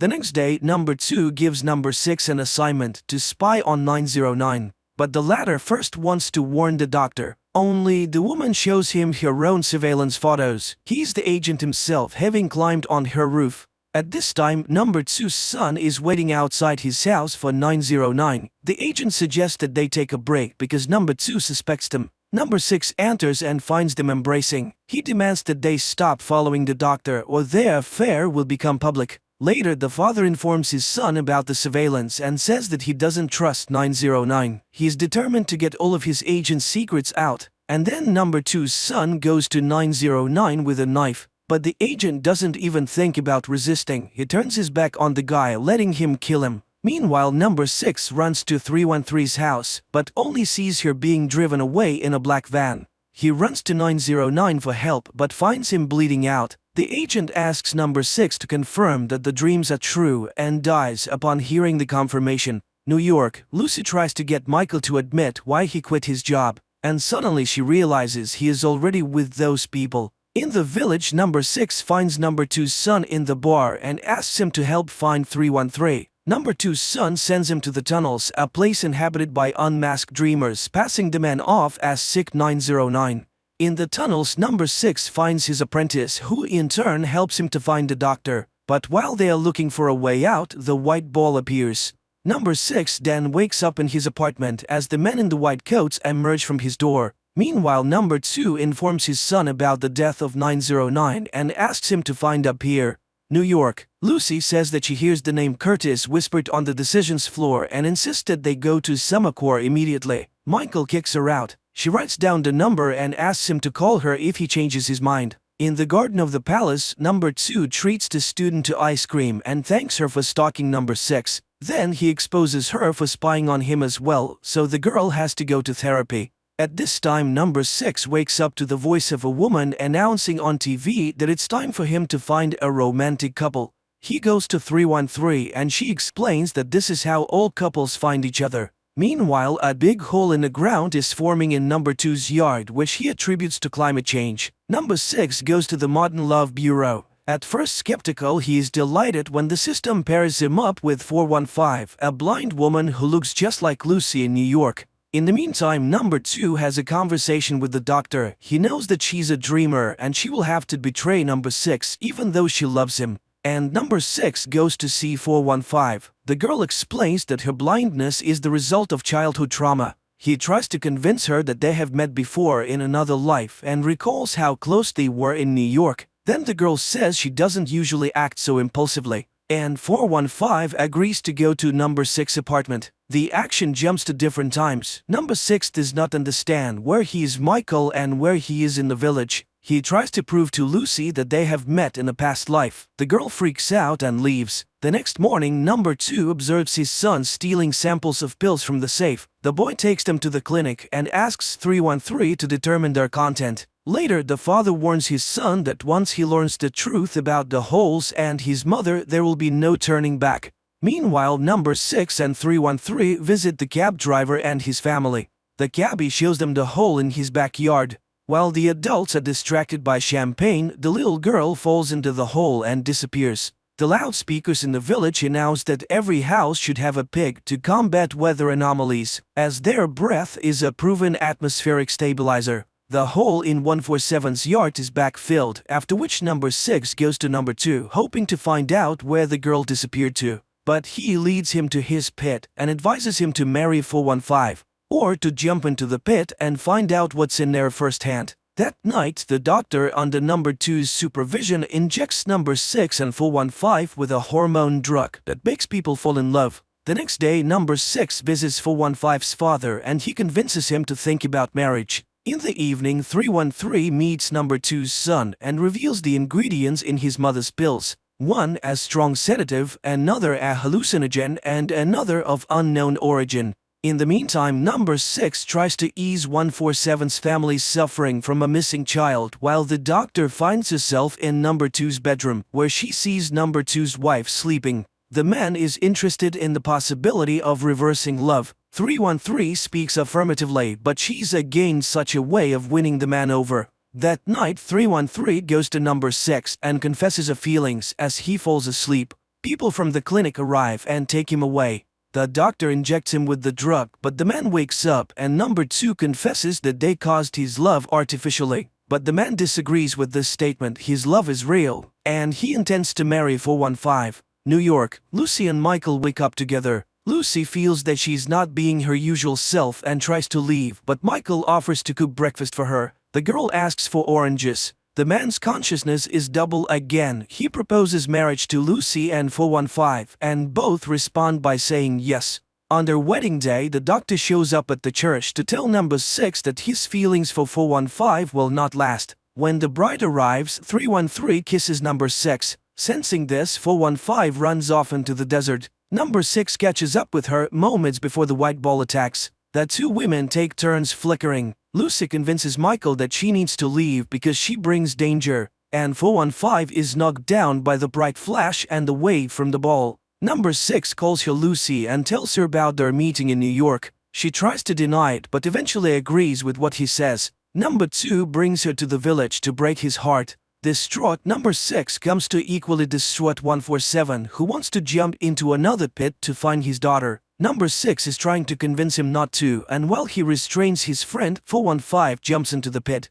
At this moment, his apartment in New York explodes, which Michael, who was carrying Lucy the oranges, sees. Number 2's wife in New York opens her eyes. In New York, Michael tries to get into his apartment but is chased away. Lucy, in her recorded message, asks him to stay away from Summercore, but Michael rushes there. Distraught, number 6 screams at the palace gate, vowing to avenge the death of 415 without noticing his double looking at him from across the street. Later, number 2 finds his son in the bar. The son accuses his father of lying and demands to know where the village is, and he admits that he is in his mother's mind and that she did all this for him. Number 2 gives his son the key to the safe with the pills, offering him a day with his mother. 313 wakes up and finds number 6 sitting at her bedside. He recalls their kiss and reaches for her, but the woman asks him to stop. Number 6 leaves. The next day, number 6 comes to see her at the clinic. He mourns the death of 415 and tries to find out what is in the hole.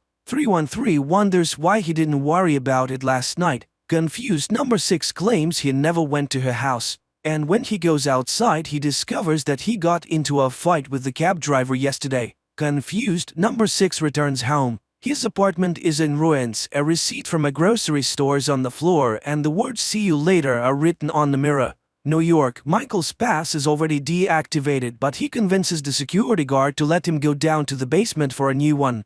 Number 6 goes to the store and he learns that he bought a knife here yesterday. He tries to convince 147 that his previous fight was with an imposter, and then he sees his double. He rushes out in pursuit and catches up with him, but the doppelganger knocks number 6 to the floor and puts a knife to his throat. He demands to kill number 2, who is responsible for the death of 415. Then he stabs him in the face and disappears. Number 2 prepares to leave the palace and finds number 6 breaking through his bodyguards to warn him of the appearance of the double who is going to kill him. But number 2 begins to behave strangely. He refuses to go in his car and goes for a walk in the village on foot, throwing off his suit. Meanwhile, number 2's son sees a message with a warning about the appearance of his father's double and wakes up his mother. Number 2 meanwhile walks into a store and asks for cigarettes. The salesman reluctantly hands him a cigarette, then smokes with him, but after he leaves, the man calls the clinic. Mother and son are having lunch, during which the boy pokes his mother for information about other places.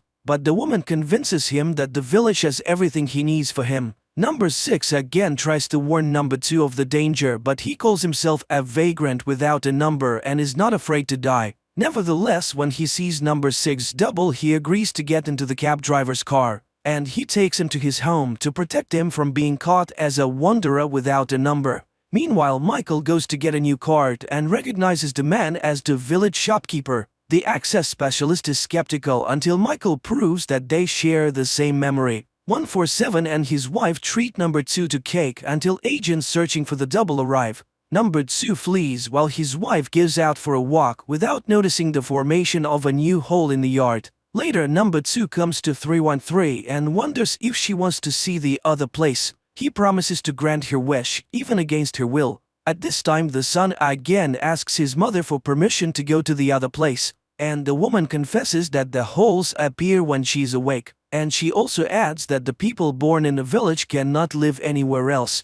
The distraught son runs out into the desert and throws away the key to the pill cabinet. Meanwhile, 313 seeks solace in the arms of number 6 but realizes it is a double. She runs away haunted by new visions and finds herself in the middle of the desert, while number 6 tells number 2's son about the doppelganger and his intentions to kill his father. The boy names the location of number 2 and confesses that he recognized him. He is the doppelganger and the killer. In the village church, number 6 finds number 2, and he confesses that he created the village because he wanted a fresh start, free from the apathy and the cruelty of the real world. But apparently he was wrong. He recognizes the doppelganger and he's not afraid to die. The doppelganger grabs number 2 while the real number 6 appears. He stops to double. They will only win if they unite. At this point, number 6's double disappears, while number 2's son finds the key in the sand and puts his mother to sleep again. Number 2 returns home, explaining that his double has been found and apprehended.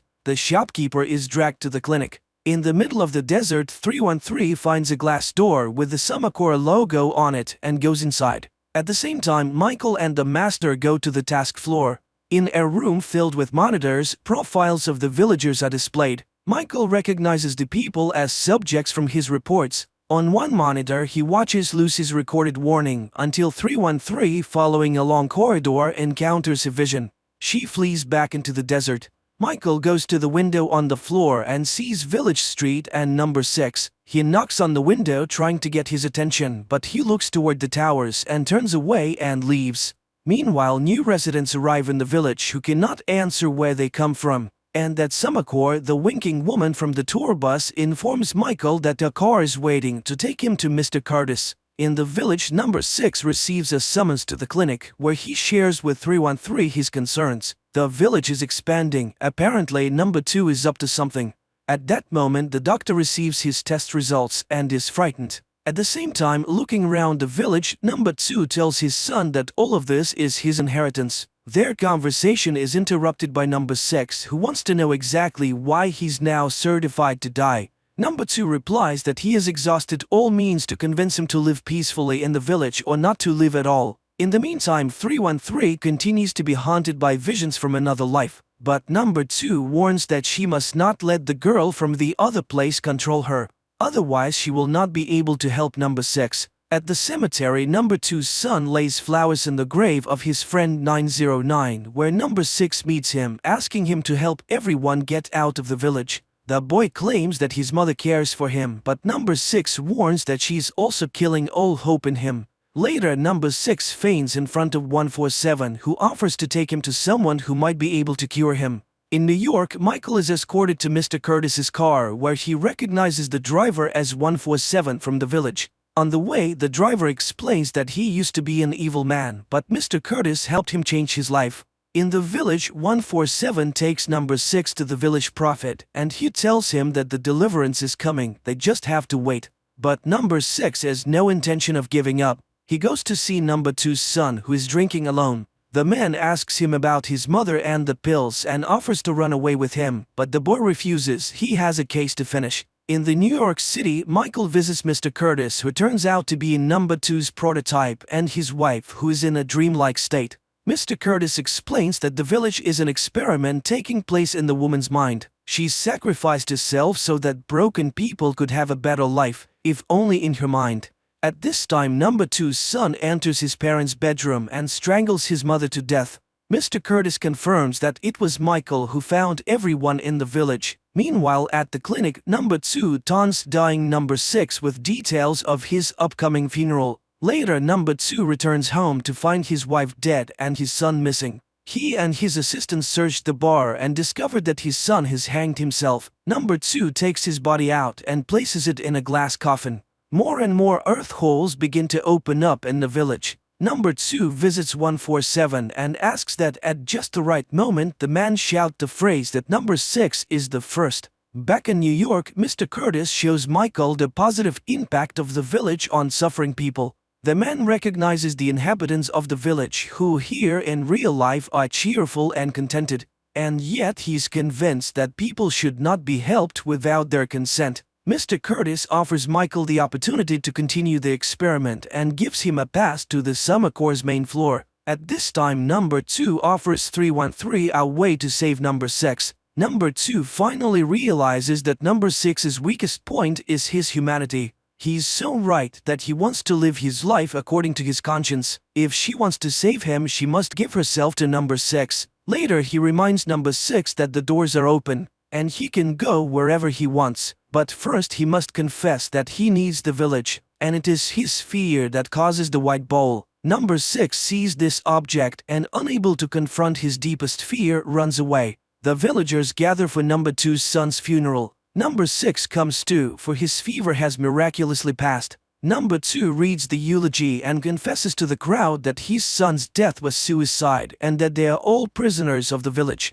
At this time, in a New York church, Mr. Curtis introduces Michael to Sarah, 313's prototype. She's mentally ill, suffering from the effects of childhood abuse. The man tells Michael that he worked with the girl for a long time until she resisted. Meanwhile, number 2 admits that he cannot save the village and soon everyone will be in the abyss. The child throws a stone in number 2's face and he points to number 6. He can answer all their questions and he calls him number 1. Mr. Curtis asks for help to cure Sarah, for Michael is number 1. The crowd begins to chant that number 6 is number 1 and will save them all. Number 2 tells number 6 that the only way to plug the holes is for a dreamer to take his wife's place. That's when 313 steps forward and takes the pills. Michael takes Sarah by the arm, catching her as she falls, and number 2 puts a grenade in his mouth. He gives it to number 6 and pulls out the pin. Mr. Curtis returns home and finds his wife healthy. On the appointment floor, Michael takes over as the new head of Summer Corps. On the high ground by the village, number 6 and sleeping 313 look out at the world around them. The man confesses that he has only now realized how beautiful it is here and intends to create a good village. 313 sheds a tear. The film is quite complex. It is not always immediately clear what is real and what is a flashback or hallucination, especially when it comes to the same characters, but everything is redeemed by a rather unpredictable ending which explains all the strangeness of the plot.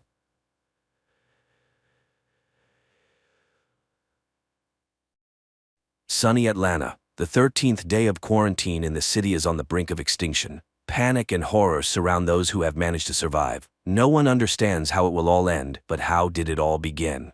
2 weeks before the current events. An ordinary day in Atlanta does not portend anything unusual. The city is bustling with life. Elementary school teacher, Caddy Frank, brings her students on a field trip to the local hospital.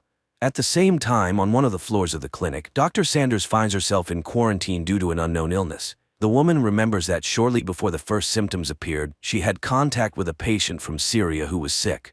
In another part of the city, Jenna also feels unwell, but not because of the virus. She is anxious about moving in with her boyfriend Alex. At the last moment, Jenna backs out and confesses to a cop that she is not ready to rush. Alex is unable to sort things out with his girlfriend because he is called to the department. There, a major meeting is being planned, where the police are asked to prepare for a difficult situation in the city. There is a suspicion that the Syrian brought an unknown virus to Atlanta and quarantine may need to be declared. Dr. Sabina Lomers speaks to the police officers. She also talks about the threat of an epidemic but assures the audience that nothing serious is happening.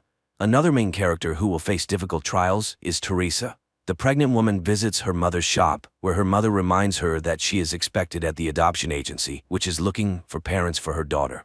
The reminder upsets Teresa, but her boyfriend reassures her and assures her that he has everything under control. They will run away tonight and no one will be able to take their child. Caddy's students perform for the patients, but the teacher is concerned about why Dr. Sanders did not meet them. The doctor on duty pretends not to know about the colleague's fate and does not tell the teacher about the infected doctor's condition. Caddy begins to suspect something strange is happening soon. When they were about to leave, the doctors announce that the children will have to stay a little longer. The hospital is under quarantine and everyone must undergo a thorough check. Dr. Lorms arranges a secret meeting with Alex and asks him to take the situation under personal control. She admits that she has extensive experience but has never encountered such a virus before. According to the expert, the danger threatens not only Atlanta but the entire world. On-call officers are sent to the Zero Patients home, from where the doctors believe the epidemic began. Cops protect themselves as much as possible with shields and gloves and convince the patients' relatives that they should also take safety measures. The boy is in serious condition and is taken to the hospital despite his attempt to escape.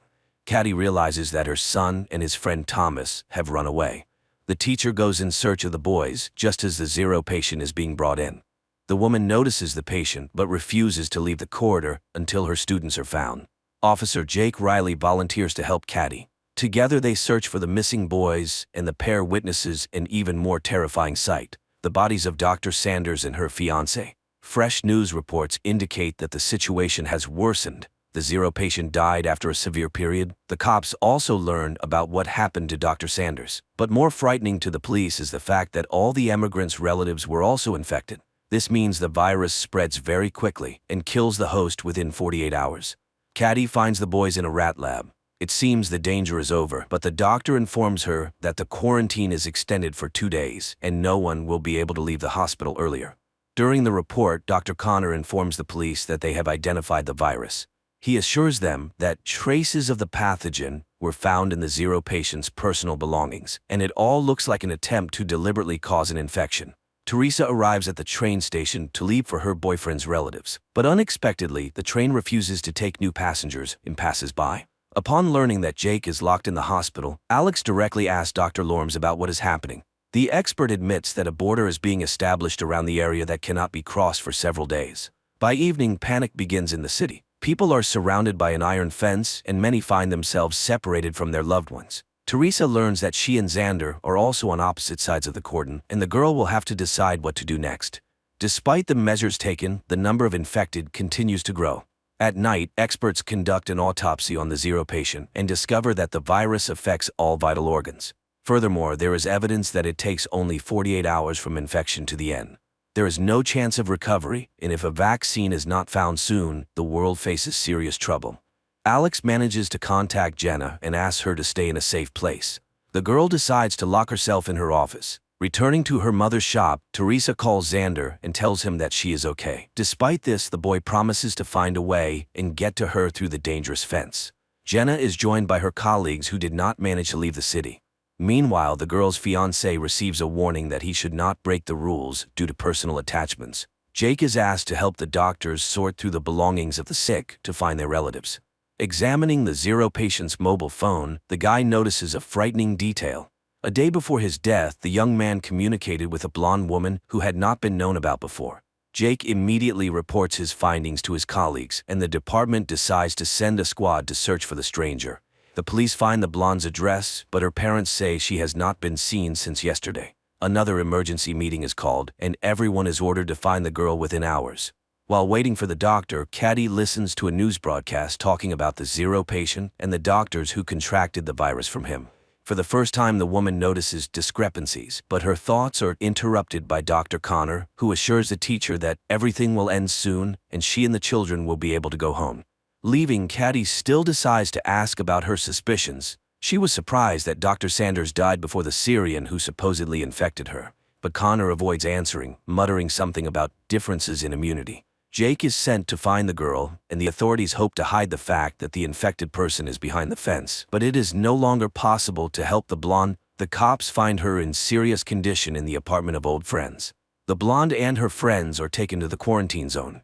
But Lorms admits to Alex that the situation is too serious. The virus spreads faster than they could have anticipated. Alex calls his fiancée to reassure her, but he does not dare to tell her what the city is facing. The police have been ordered to strengthen the cordon and use weapons in case of violations. More people with symptoms of infection continue to arrive at the hospital. Among them, Jake sees many children, but the doctor says that this is not the worst. The hospital is running out of free beds, and soon there will be nowhere to isolate the sick.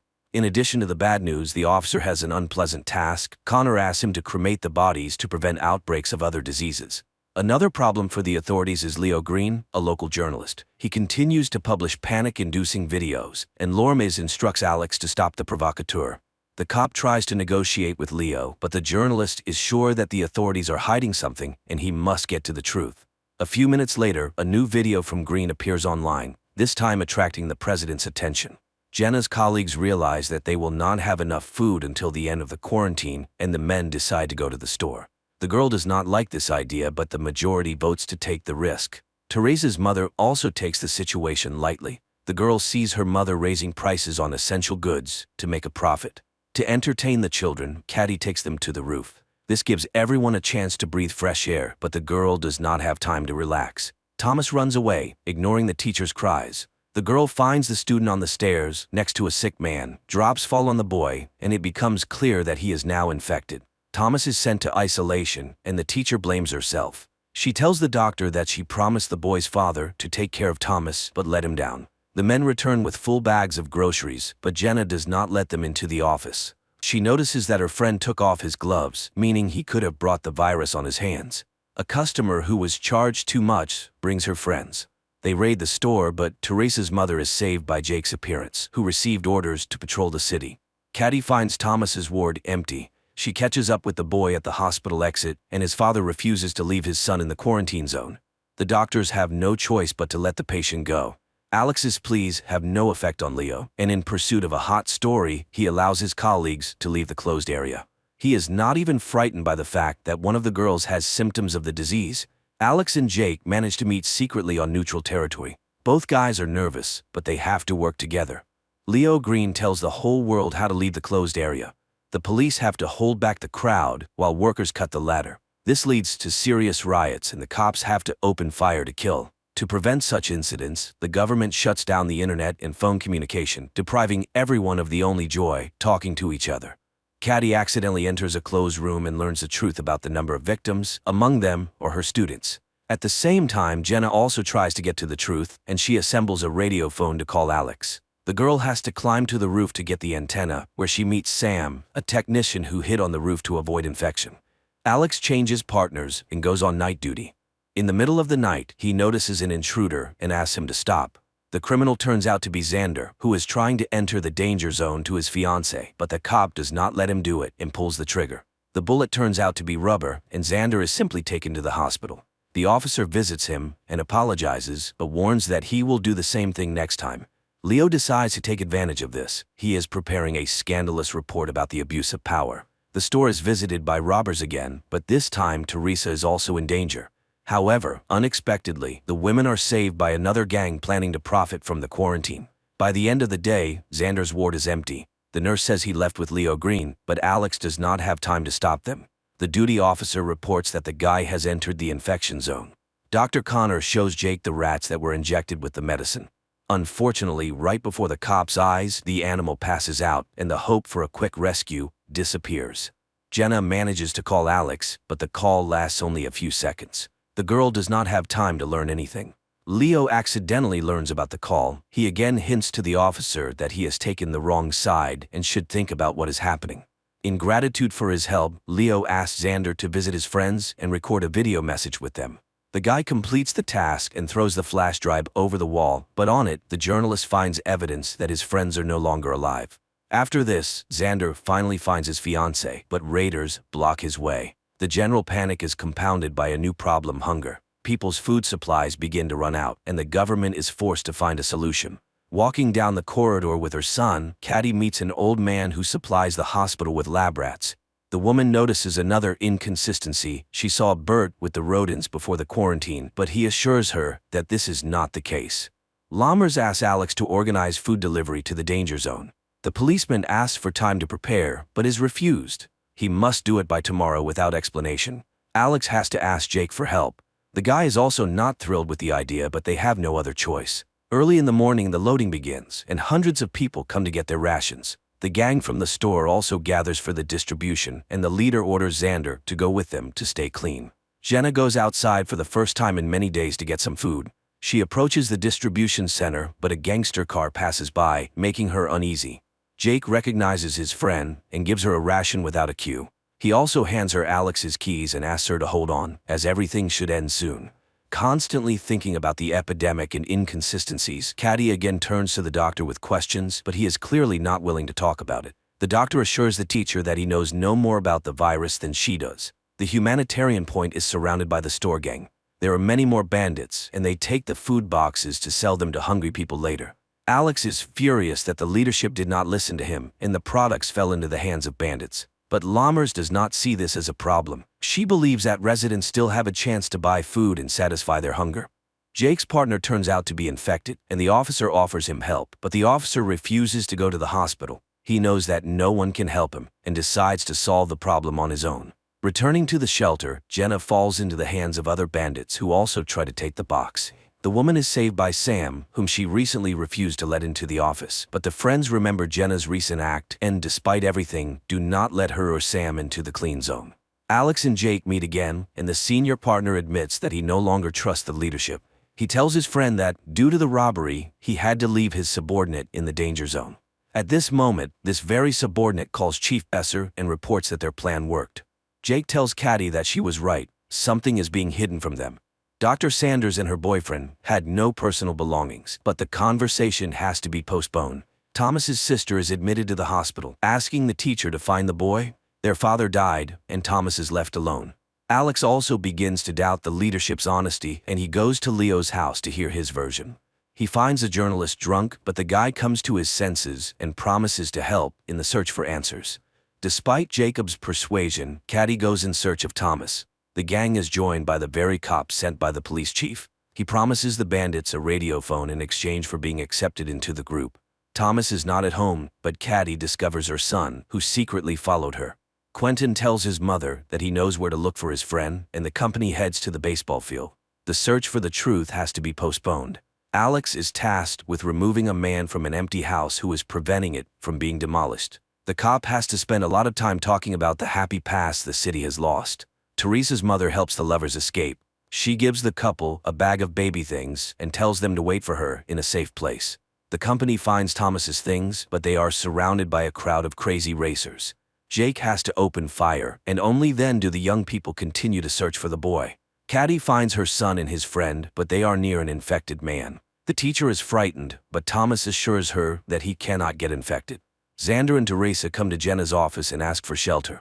One of the girl's friends is against the couple entering, but Jenna lets the guests in without his approval. Thomas is placed in isolation, but Caddy has hope that the boy indeed has immunity and can save everyone. During the meeting, Alex hands Jake a flash drive with a damaged file. If it can be restored, they will learn the truth, but only Jenna can do it. In return, the officer also receives a memory card with a message for the old man from the empty house. When he delivers the message, the stubborn man cannot hold back his tears. Teresa sorts through the baby things and finds the radio phone her mother stole. At that moment, the phone's owners appear at the door, holding a gun to the girl's mother's head. The company has to open the door, but the bandit refuses to take the phone and leave. He demands that Teresa and her boyfriend go with him. Unexpectedly, Jake comes to the rescue. He convinces the gangster to leave the office alone. Alex sees hundreds of people moving in an unknown direction, but no one can say where they will be placed. Jenna tries to open the file, but it is severely damaged. The girl does not have time to do anything with it. New guests appear in the office, a gang wanting access to prohibited drugs. The company begins to strengthen their shelter, but the intruders find weak spots through which they manage to penetrate inside. Tony decides to take a risk. He goes down to negotiate with the criminals, but the negotiations fail. The elevator returns Tony with an axe in his back. In addition to the deceased guy, one of the attackers enters the office, but he does not have time to harm anyone. The guy is infected and collapses at the entrance to the room. Jenna finally manages to restore the file, but the girl does not have time to watch it. The power goes out in the office, and all the doors are locked. To restore power, Jenna has to leave the shelter and go downstairs.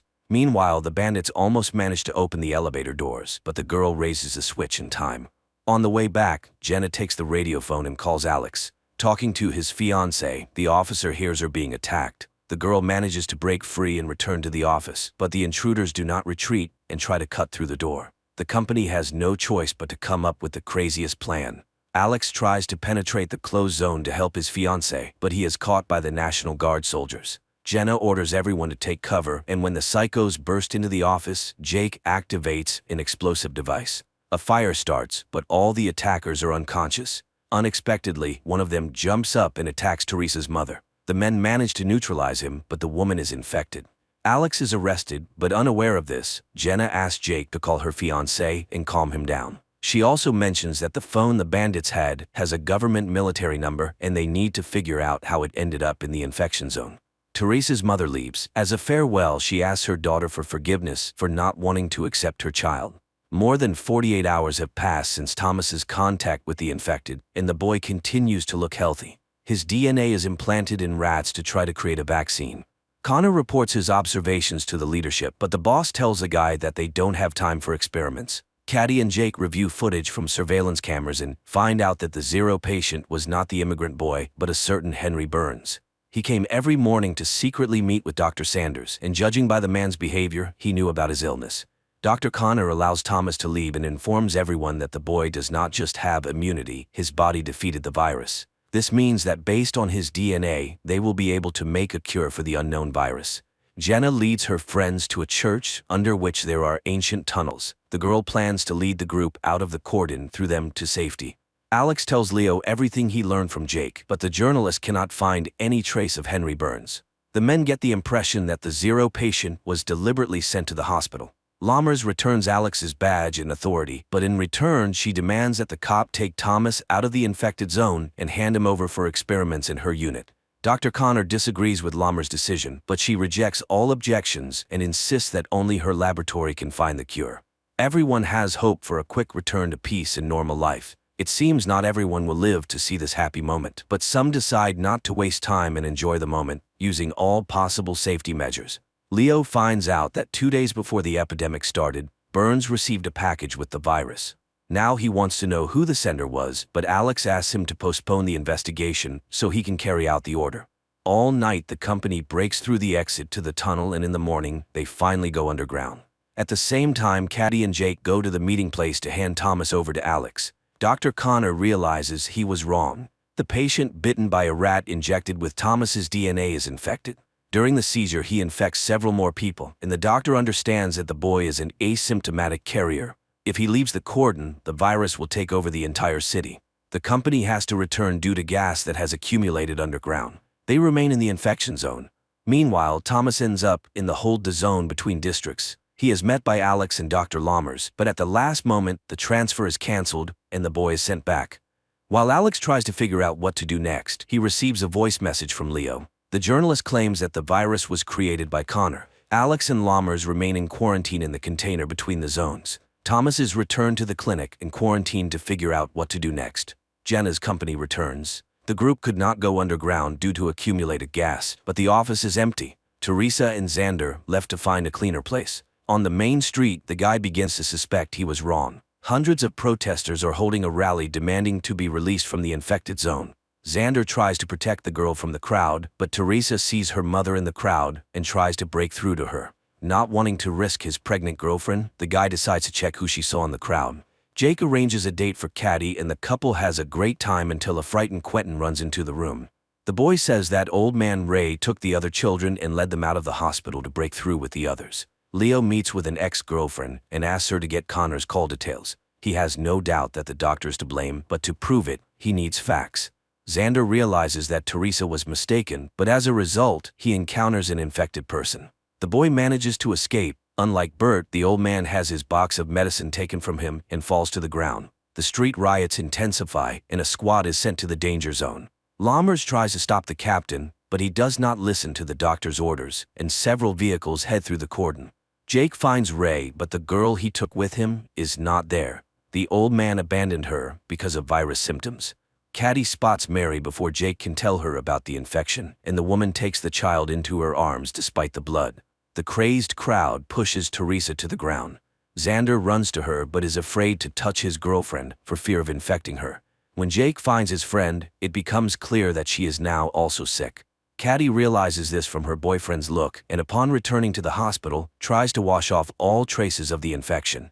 Leo gets the information he needs, but it does not match his assumptions.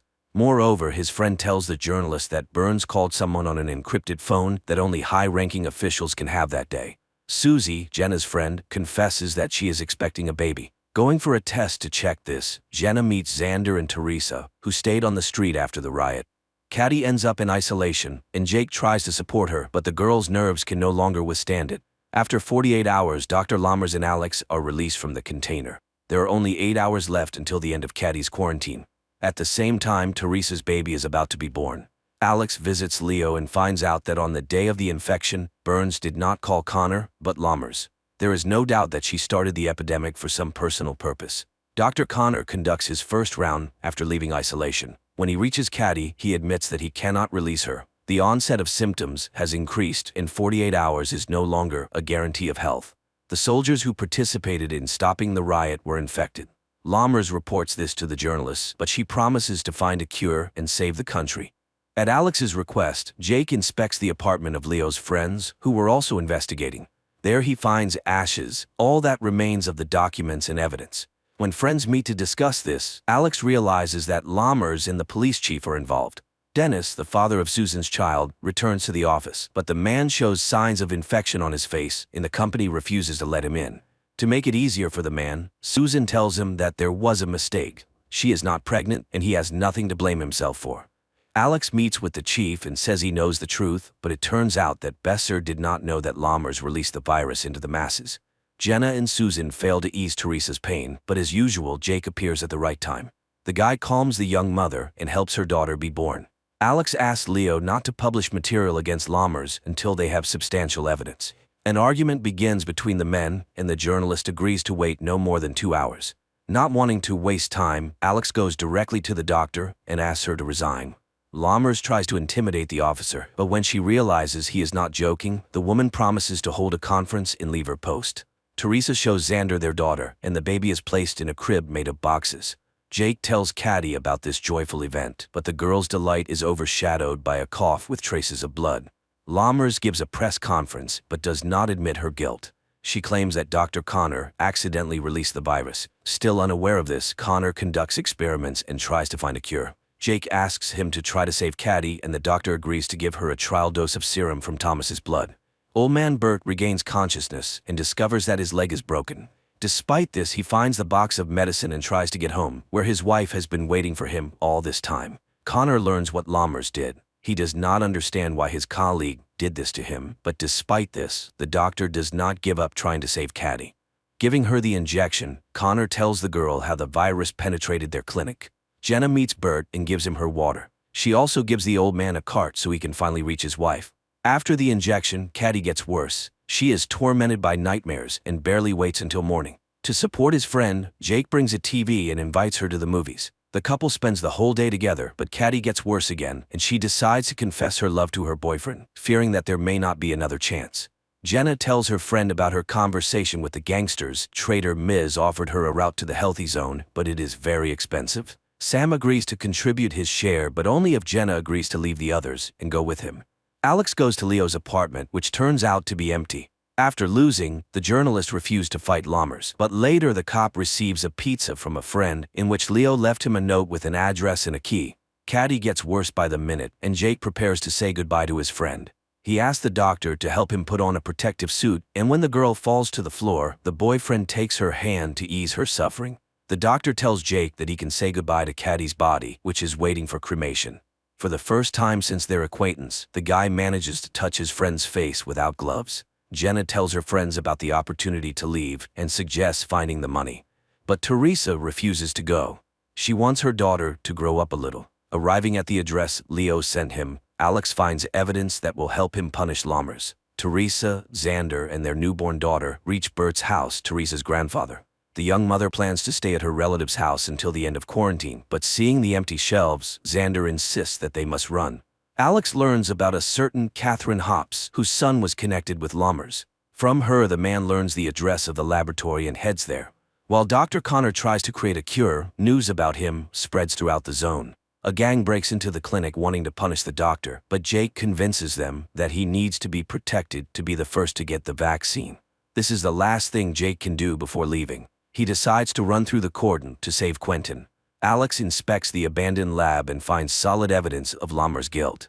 He accuses her and names a true zero patient who fell ill several years ago. This time, Lammers does not argue. She admits she created the virus and believes it is needed for the country's safety. But now she asks Alex to postpone the battle and focus on fighting the virus, which has now crossed the cordon. An attack occurs in the hospital, and one of the gangsters becomes infected. Dr. Connor has to give him the test drug. It is his only chance not to become a victim of the bandits. Jake prepares Quentin to cross into the healthy zone and promises to find him as soon as it is all over. Jenna's company also prepares to go underground to cross the cordon. At the same time, the body of the boy who tried to take the risk is examined, and an army is assembled so that no one else can cross the border. To prevent illegal crossings, the tunnels are mined and blown up. Alex tries to stop it, understanding that there may be people there, but the captain refuses to make concessions. Unaware of the government's plans, Ms. orders the fugitives to prepare to descend into the tunnel. Meanwhile, at the hospital, Dr. Connor transfuses Thomas's blood to the infected gangster, hoping this will cure him. Despite all attempts, the gangster cannot be saved. Because of this, Jake has to save the doctor. The gang leader cannot forgive him for the loss of his brother.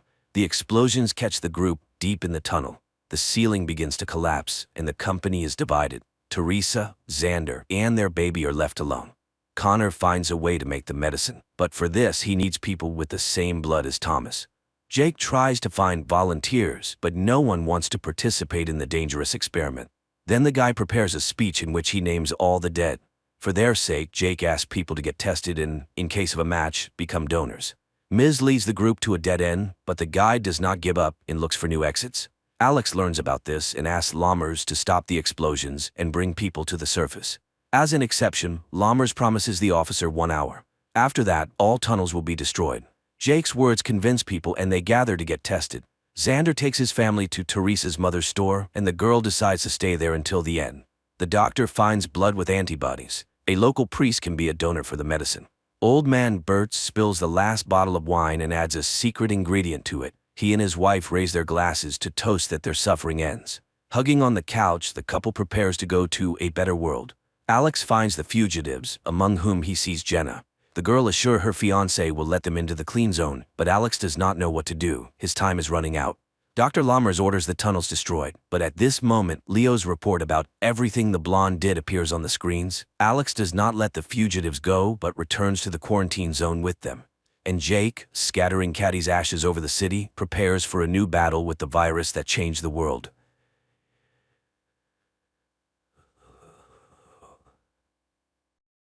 A welcome to the show.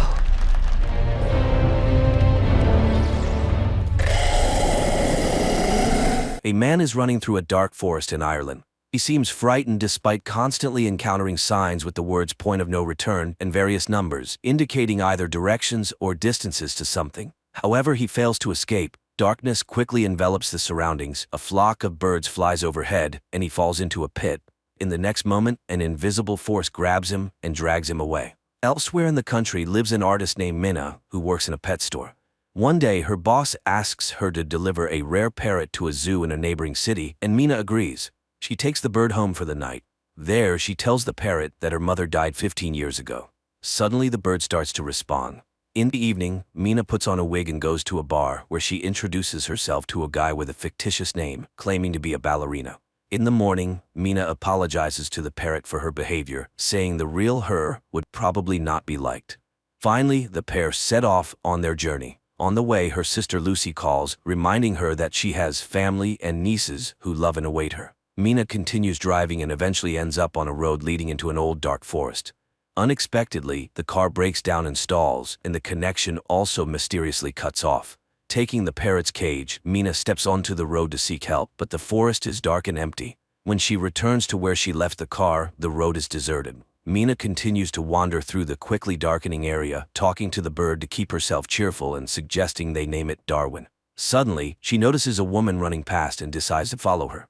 Minna catches up with her near a small forest cabin, and the woman, opening the door, orders her to come inside quickly if she wants to live. Naturally, Minna rushes into the cabin. The elderly woman is named Madeline. She has been living here for some time with 2 other young people, Ciara and Daniel. She immediately orders Minna to stand in front of a mirror because the watchers cannot enter inside but observe from outside, coming every night after sunset. Standing by the mirror, Minna suddenly hears sounds like applause. Madeline confirms her suspicions. The watchers are applauding the appearance of a new object. In the morning, Minna announces that she intends to leave. Although the others assure her it's impossible, she heads into the forest.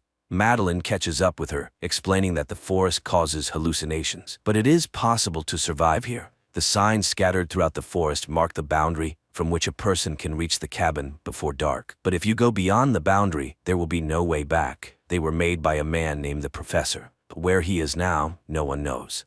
That night, Daniel puts on a show for the watchers, presenting them with the newcomer, but they ask her to behave as usual. Meanwhile, Ciara turns on the music and dances, as she does every evening. Minna, on the other hand, finds discs with recordings of Love Search TV shows. In the morning, she and Ciara go to gather medicinal herbs because her missing husband asks the girl to take care of Daniel. Then the man went to search for a way out and disappeared. Ciara explains that recently they found strange burrows scattered throughout the forest. That's where the Watchers go during daylight hours. She believes she has been in the cabin for almost 5 months. Later, Madeline announces the safety rules. Never leave at night, never open the doors for anyone, always try to stay in the light. Strange life begins with entirely identical days. Mina watches endless shows and often stands staring into the mirror. One day she knocks on it, and immediately there is a knock on the door. Madeline orders everyone to freeze and everything stops. The next day she and Daniel go hunting. The boy tells her that Madeline used to work at the university, so she considers herself a know-it-all. But she has been living here the longest. Daniel himself has been in the cabin for 8 months, but has never seen anyone. After listening to the boy, Mina convinces Daniel to help her explore a burrow. Using a rope, Mina descends, explores it, and finds old items, newspapers, toys, pieces of electronics, and an old bicycle, which she ties to the rope and sends up. But then strange sounds, similar to those heard at night outside the cabin walls, echo from the darkness. Mina screams and the rope falls at her feet. Climbing out into the light, Mina leaves the dangerous place, and they calmly examine the items. With the bicycle, it might be possible to escape from here, but Madeline has a rather strange reaction to this. Meanwhile, Daniel manages to assemble a surveillance system from the found pieces of electronics and installs a camera by the door. At night, everything goes as usual. Ciara dances when there is a knock on the door, and Daniel suggests that a person has come. Madeline forbids opening it, but they hear the voice of Ciara's husband. Ciara tries to prove that it is John by asking him what book she is reading, but he does not answer. Although they bought this book together on his advice, the man begs to be saved from death. Ciara asks to look into the camera, but when he leans towards it, something drags him into the forest. Immediately there is a knock on the mirror stronger than ever before. Madeline stands in front of the people, as if shielding them, and the knocking stops. In the morning, Madeline throws the bicycle into the burrow, demanding that they no longer break the rules. Later, Mina recalls her sister and mother, who invited the girls for a car ride. The weather was beautiful and Mina opened the window. Her mother asked her to close it because the wind was bothering her, but Mina didn't listen, mimicking her mother, who got distracted from the road, and the tragedy happened, for which Mina still feels guilty. Winter soon arrived. The days grew shorter, the nights colder, and food became increasingly scarce. Quarrels began to flare up among the cabin's inhabitants. One day, Ciara left for the forest. Mina caught up with her, and she confessed that she felt John was real.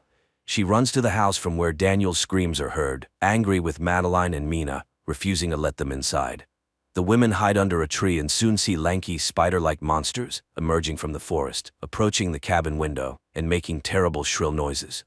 The Watchers stare at Daniel and Ciara while Mina and Madeline wait for them to leave so they can return to the cabin.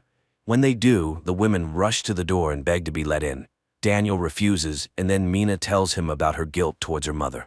She asks him to understand that he will suffer all his life, realizing that he is responsible for the death of people. The doors open. The 4 of them immediately stand in front of the mirror, hoping to convince the Watchers that they are in place. Madeline admits that she tried to protect them from certain things. She used to teach history and mythology, and unlike them, came here voluntarily. Only here did she realize how dangerous this place was. Once she hunted alone and saw herself at sunset. Not an exact copy, but very similar. The Watchers are an ancient species with many names: changelings, winged ones, fairies. They study people to impersonate them, and they will never let them leave. Knocks and the voices of the cabin's inhabitants are heard outside. Then Daniel finds a hatch in the floor, which they didn't even know existed. Descending, they discover a well-fortified and equipped living space filled with food and equipment. Mina turns on an old computer, and a video recording shows the face of the professor, whose real name was Rory Kilmartin. He was the first to study the Watchers and tried to learn about their origins. In 1979, the scientist found this place, which he called Wonderland. Every evening, the Watchers came to his window and studied him. For many years before this, the professor's colleagues laughed at him, not believing his tales. Then he built this bunker, using the labor of men from nearby remote villages. He chose the lonely or those with bad habits so that their disappearance would not attract much attention, as every evening he convinced them to have dinner outdoors. Hiding inside, he watched the Watchers deal with them. Thus this bunker was built on blood. One day, a Watcher appeared before him in the form of a girl with red hair. She was very different from the others, as if she were unique and looked curious and harmless. That's when he realized that if he unlocked the secrets of the fairies, he might even conquer death. He did the impossible, lured this girl into a cage and began experiments on communication, trying to befriend her. She changed form, sometimes turning into a frightening creature with long arms, but seemed to listen to him. Gradually, she became close and understandable to him, but now the professor realized he had achieved nothing significant and was ready to end his life. He hid a boat by the river, and this is the only way out. Just follow the birds. He asked the survivor to go to his university office and destroy all the documents found there, and now he will go to her and stay here forever. In the last recording, they see Kilmartin climbing up. Gunshots are heard, and then all is quiet. Realizing that this is their last night in the forest, Sierra turns on the music and invites Daniel to dance, but he seems upset about leaving. He says his family is dysfunctional and he has nowhere to return to. Then the girl offers to let him stay with her for a while until they find him a good occupation and place to live, as they have become good friends. In the morning, the group sets out to escape, guided by the signs and Mina's parrot, whom she asked to lead them. Soon they reach a massive stone disc in the ground, covering the entrance to a huge tunnel. Madeline explains that this is where the last representatives of the ancient fairy race were locked up, who were once very friendly with humans. After many centuries, they managed to surface, but now the friendship has turned into hatred. They stay here because they are held by magic, so they need to run far away. They walk all day. Dusk falls, but there is no river or boat in sight. It starts raining and they fall into despair when they see huge flocks of birds flying in one direction. They run after them and reach the river. The women rush to the boat when Daniel hears screams behind him and sees John. He returns for him, rejoicing that the man survived, but it turns out to be a changeling. The women scream, begging Daniel to run, but he doesn't hear and dies at the hands of the Watcher, who then takes on his form while Madeline, Mina, and Ciara sail down the river. The women wake up in the boat and see that they have returned to civilization. They stop a bus and ride to the city, listening to music and only now realizing that it's over. Later, Mina goes to the university where Kilmartin worked, posing as his niece to enter his office and fulfill his last request. There, she finds more documents, photos, and a recording in which he discusses the fairies and the fact that there are still half-blood children in the world. Mina finds a stack of photos and, looking at them, seems very surprised. In the evening, Mina goes to Ciara's house, showing a photo of Madeline from the professor's belongings, explaining that it is his wife who died several years ago. So the Madeline they lived with in the cabin was a special fairy capable of moving during the day. It was she whom Kilmartin caught. He couldn't kill her, and she took on Madeline's form to return to civilization. Then a car pulls up to the house, and the real Ciara gets out, while the one she's talking to is actually a fairy. Realizing she has been exposed, the fairy knocks Mina out and changes shape again, turning into Daniel. They just want to live like other species, but due to human hatred, they are forced to stay underground. The fairy turns into Kilmartin and goes to Mina. In the house, the fairy transforms into her and prepares to kill the girl. But Mina says that there are others like her somewhere because she is half human and acknowledges that it was unfair of humans to banish the fairies from their world. The fairy softens and spreads her wings, admitting that Mina might be right, and she flies away.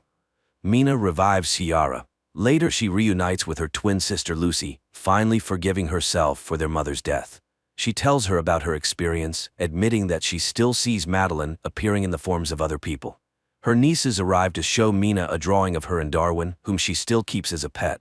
Meanwhile, outside, a girl with red hair appears, looking at their apartment windows and taking on the form of a girl with a strange face. This is probably not a horror movie, but rather a scary bedtime story when a child doesn't want to sleep and asks for something frightening. Everything builds up slowly and tastefully, but the ending unfolds somewhat mundanely, although mysteriously.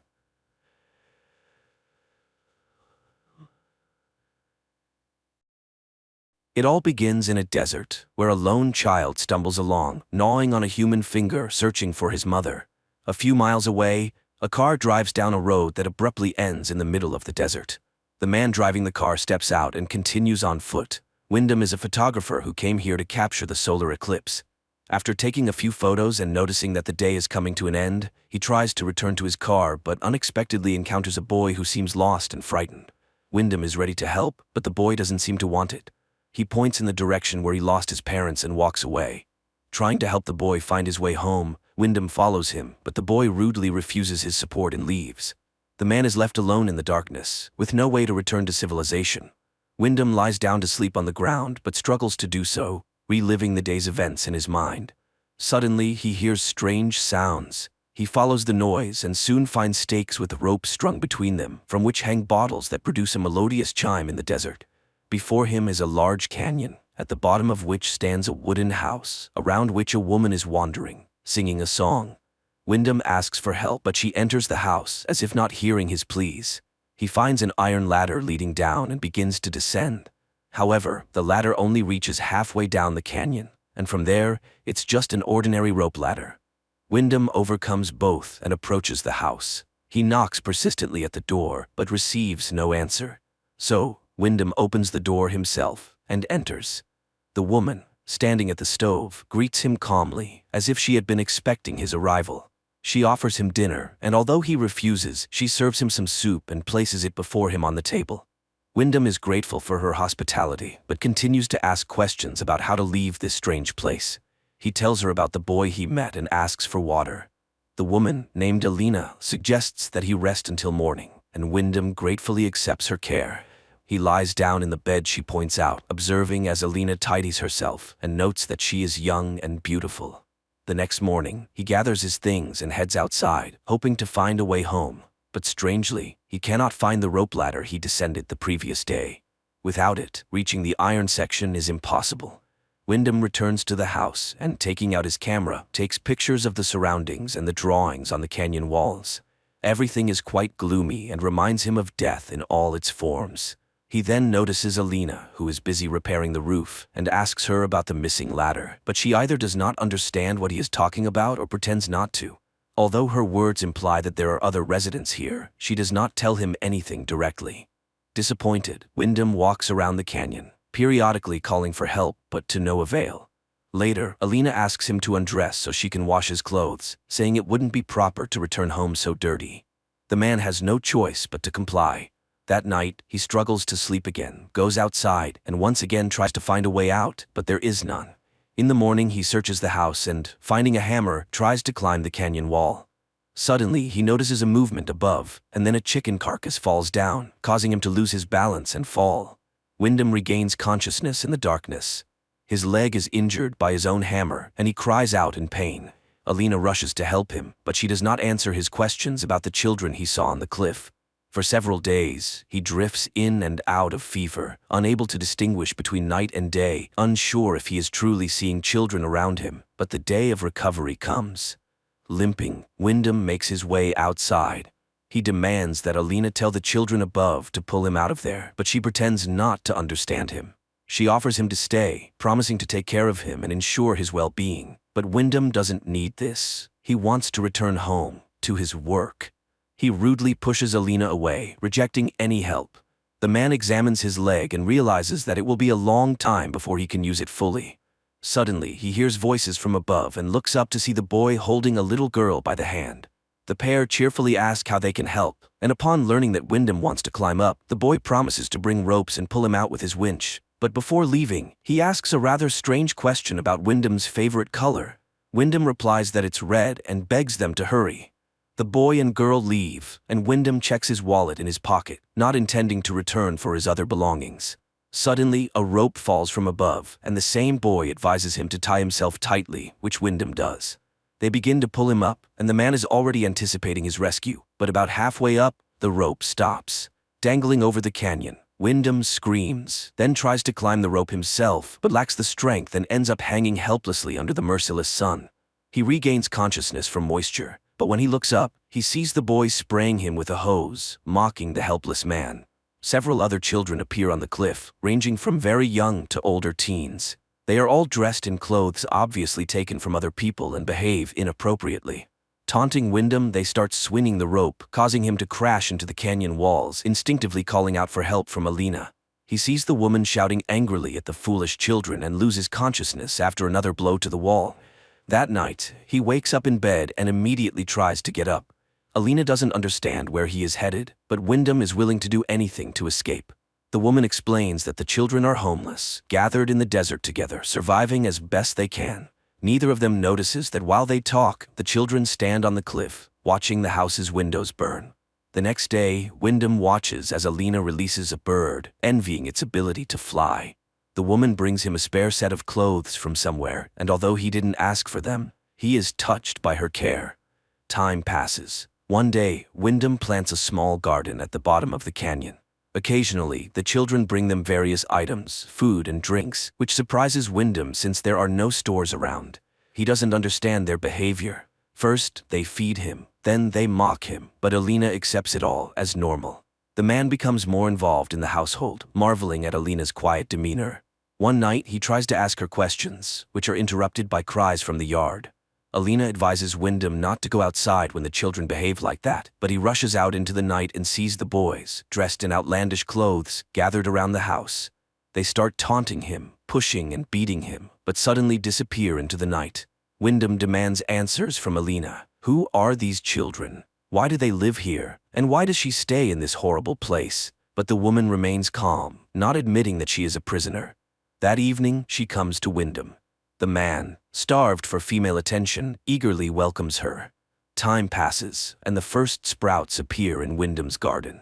One day, the boy in the cap calls to him from above. He is friendly and promises to bring some soda. Wyndham returns to his plants and unexpectedly finds a wedding ring and car keys buried in the sand. That evening, Alina shows him a portrait of a woman. Calling her the first mother, she confesses that she is expecting his child. Stunned, Wyndham can't believe his ears. He never wanted to have children here, especially with a woman he barely knows. He yells at Alina, but he has no choice but to accept it. The next morning, he finds his garden destroyed by local birds, but Alina willingly helps him replant, which earns his gratitude. Gradually, life in the house falls into some semblance of order. Alina runs the household, and Wyndham exercises, working on his leg. One day, the boy in the cap visits again. He is very curious and asks Wyndham many questions. Wyndham asks him to help Alina, as she is going to have a child and they will need a doctor.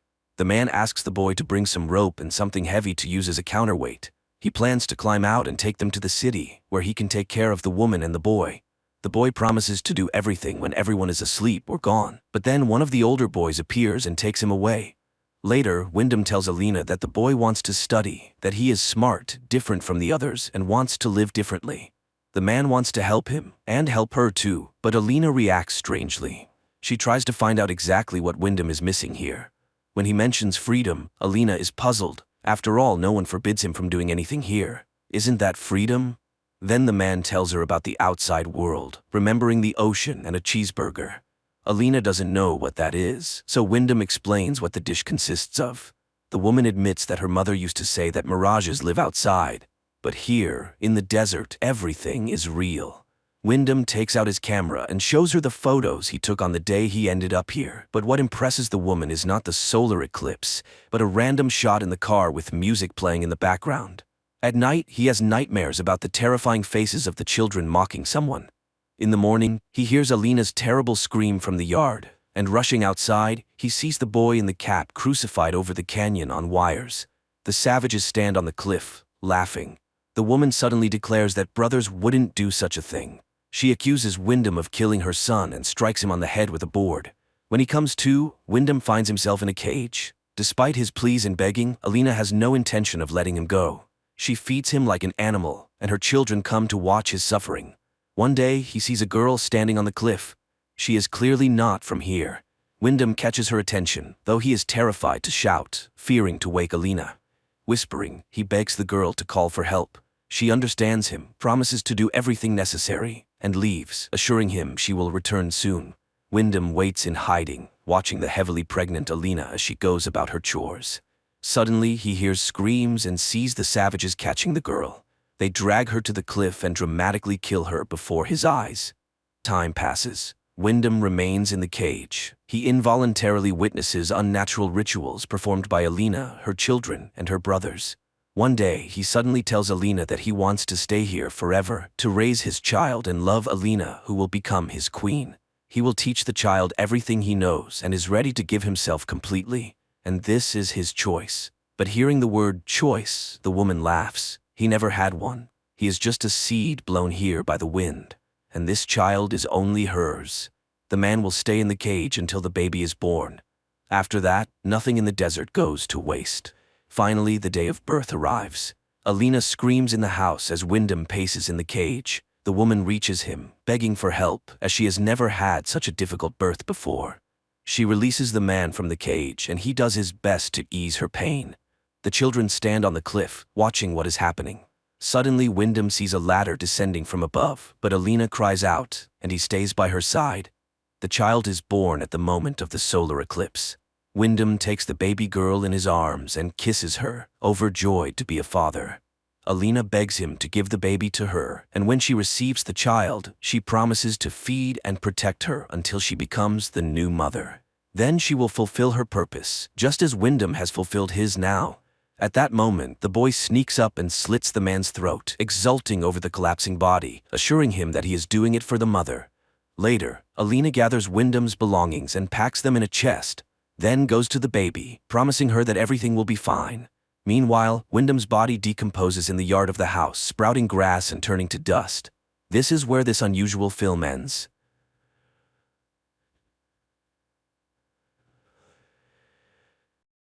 On Earth, there comes a moment when governments resort to extreme measures and release poisonous substances into the world to reduce the population.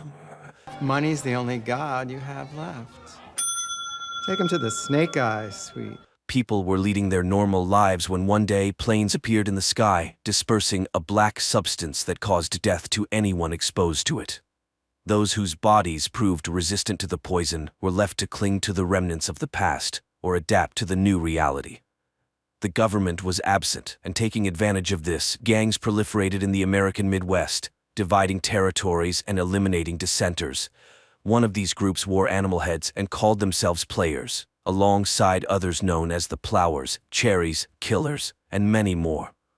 One day, Mark West, in the hope of saving their crumbling marriage, agrees to take his wife to her parents' house in Milwaukee. His friend tries to convince him to take a more suitable car, but Mark loves his car too much and doesn't want to abandon it. Almost immediately, the car breaks down. Mark and Nina find an abandoned auto repair shop, and while Mark is fixing the breakdown, Nina looks at old photographs and listens to the radio. At that moment, the doors open, and several armed men enter. The couple is saved by the fact that they are in a separate room. Mark asks his wife to step on the gas. The car crashes through the wall and out of the room just as another gang bursts through the open doors, crushing the initial arrivals. Mark's car starts just in the nick of time, and they barely manage to escape their pursuers. The radio host reminds them of the need to find shelter for the night, since gangs are roaming everywhere, so Mark turns towards what appears to be an abandoned house. The couple explores the house, and while Nina gathers anything that might be useful, Mark discovers mutilated bodies in the bedroom. While Nina tries to contact her mother, Mark carries the bodies outside and sets them on fire. They spend the night in a guest bedroom.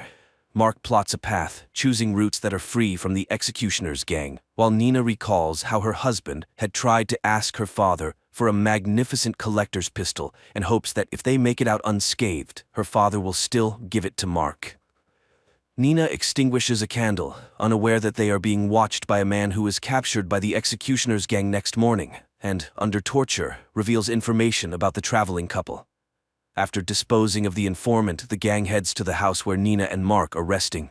Mark goes through his morning routine when he hears the sound of a motorcycle engine. He hides his wife in the attic and conceals himself in the house.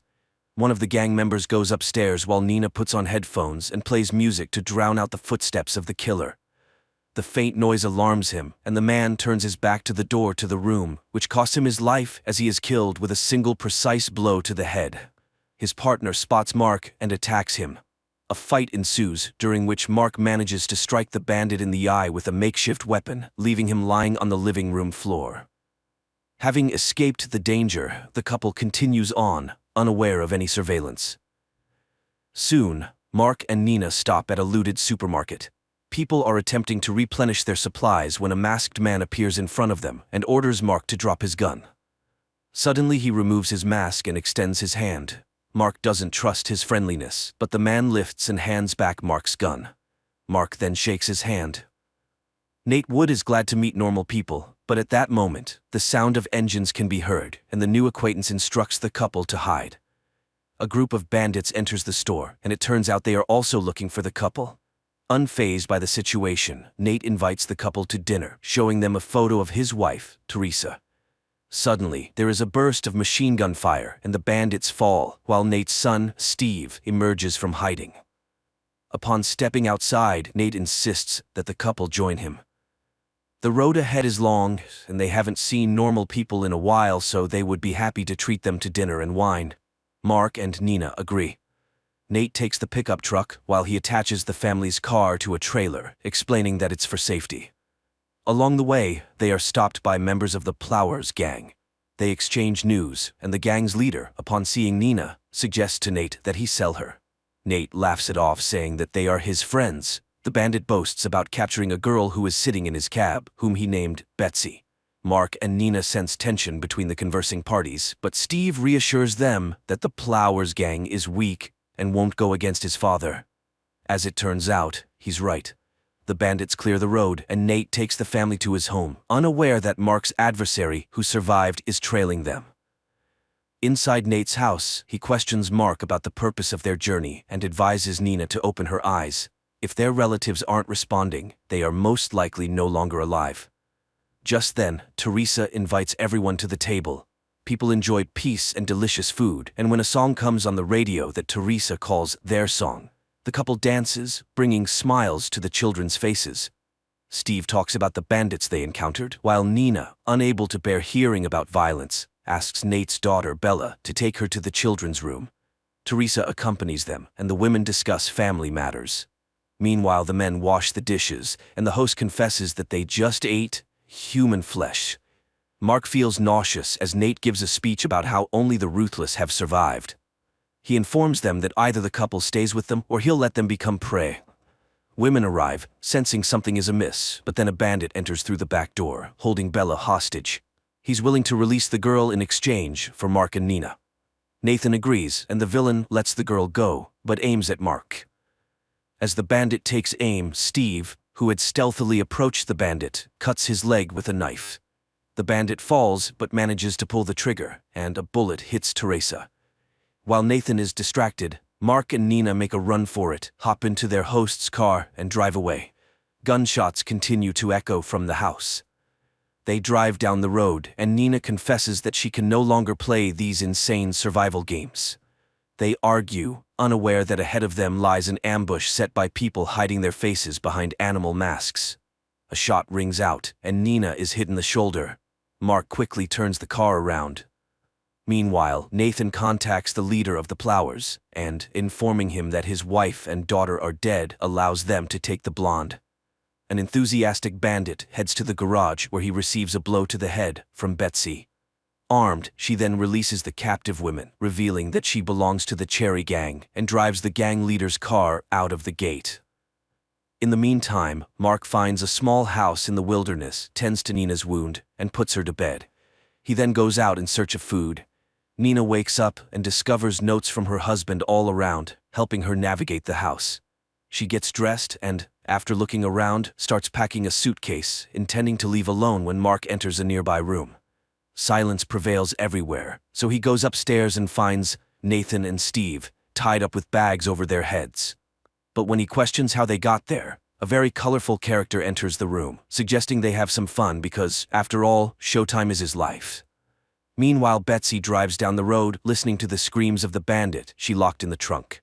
Suddenly, she notices Nina behind some bushes and goes after her, while the bandit, who introduces himself as William Cunningham, tries to find out why Nathan and Steve were tailing Mark.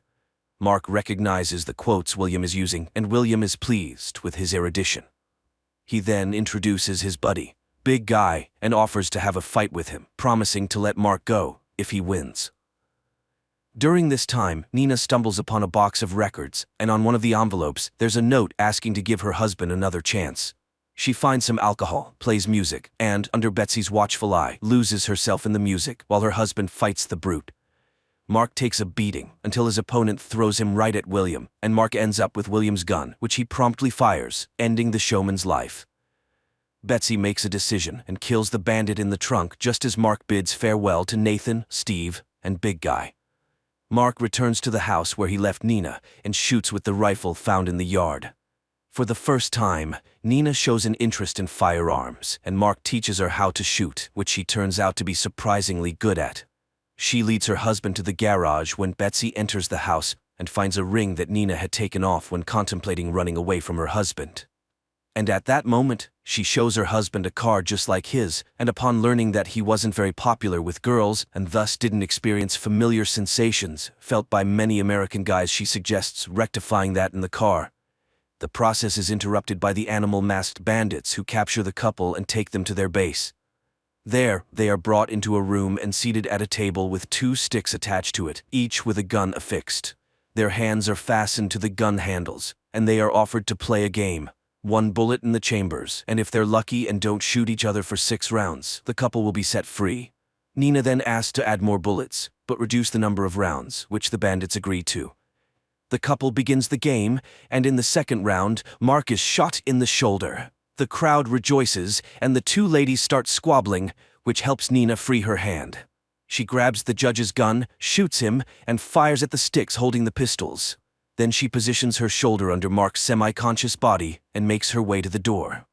She is intercepted by the brothel's leader, but under the barrel of gun, she has no choice but to let the family go, since people with weapons are not allowed in the room according to their rules. The couple gets into a car and drives away while the gang arms itself and starts chasing them, losing a couple of sentries to Betsy's gunfire. Nina presses the gas pedal and finally arrives in Milwaukee, where she learns that her parents have passed away.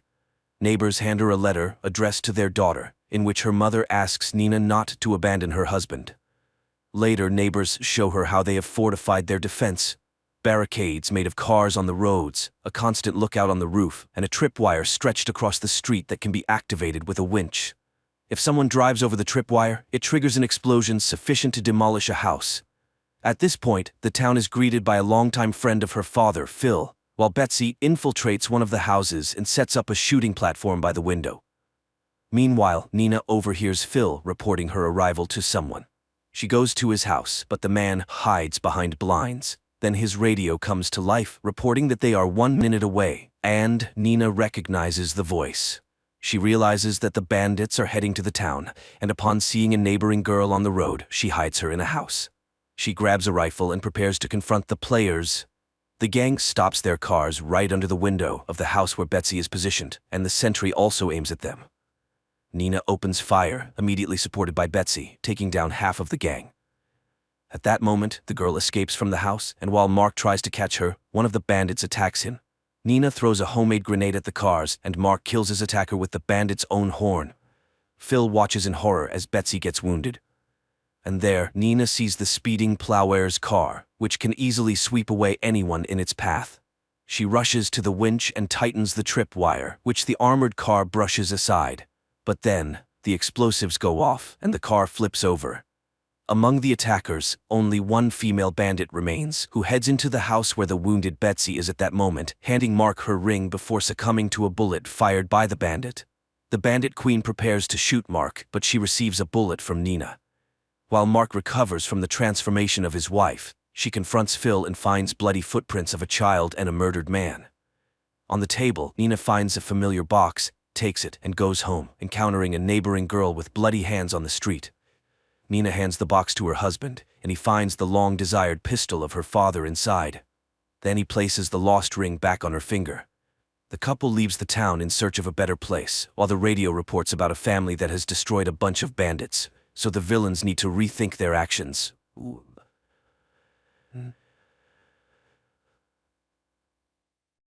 The 1950s.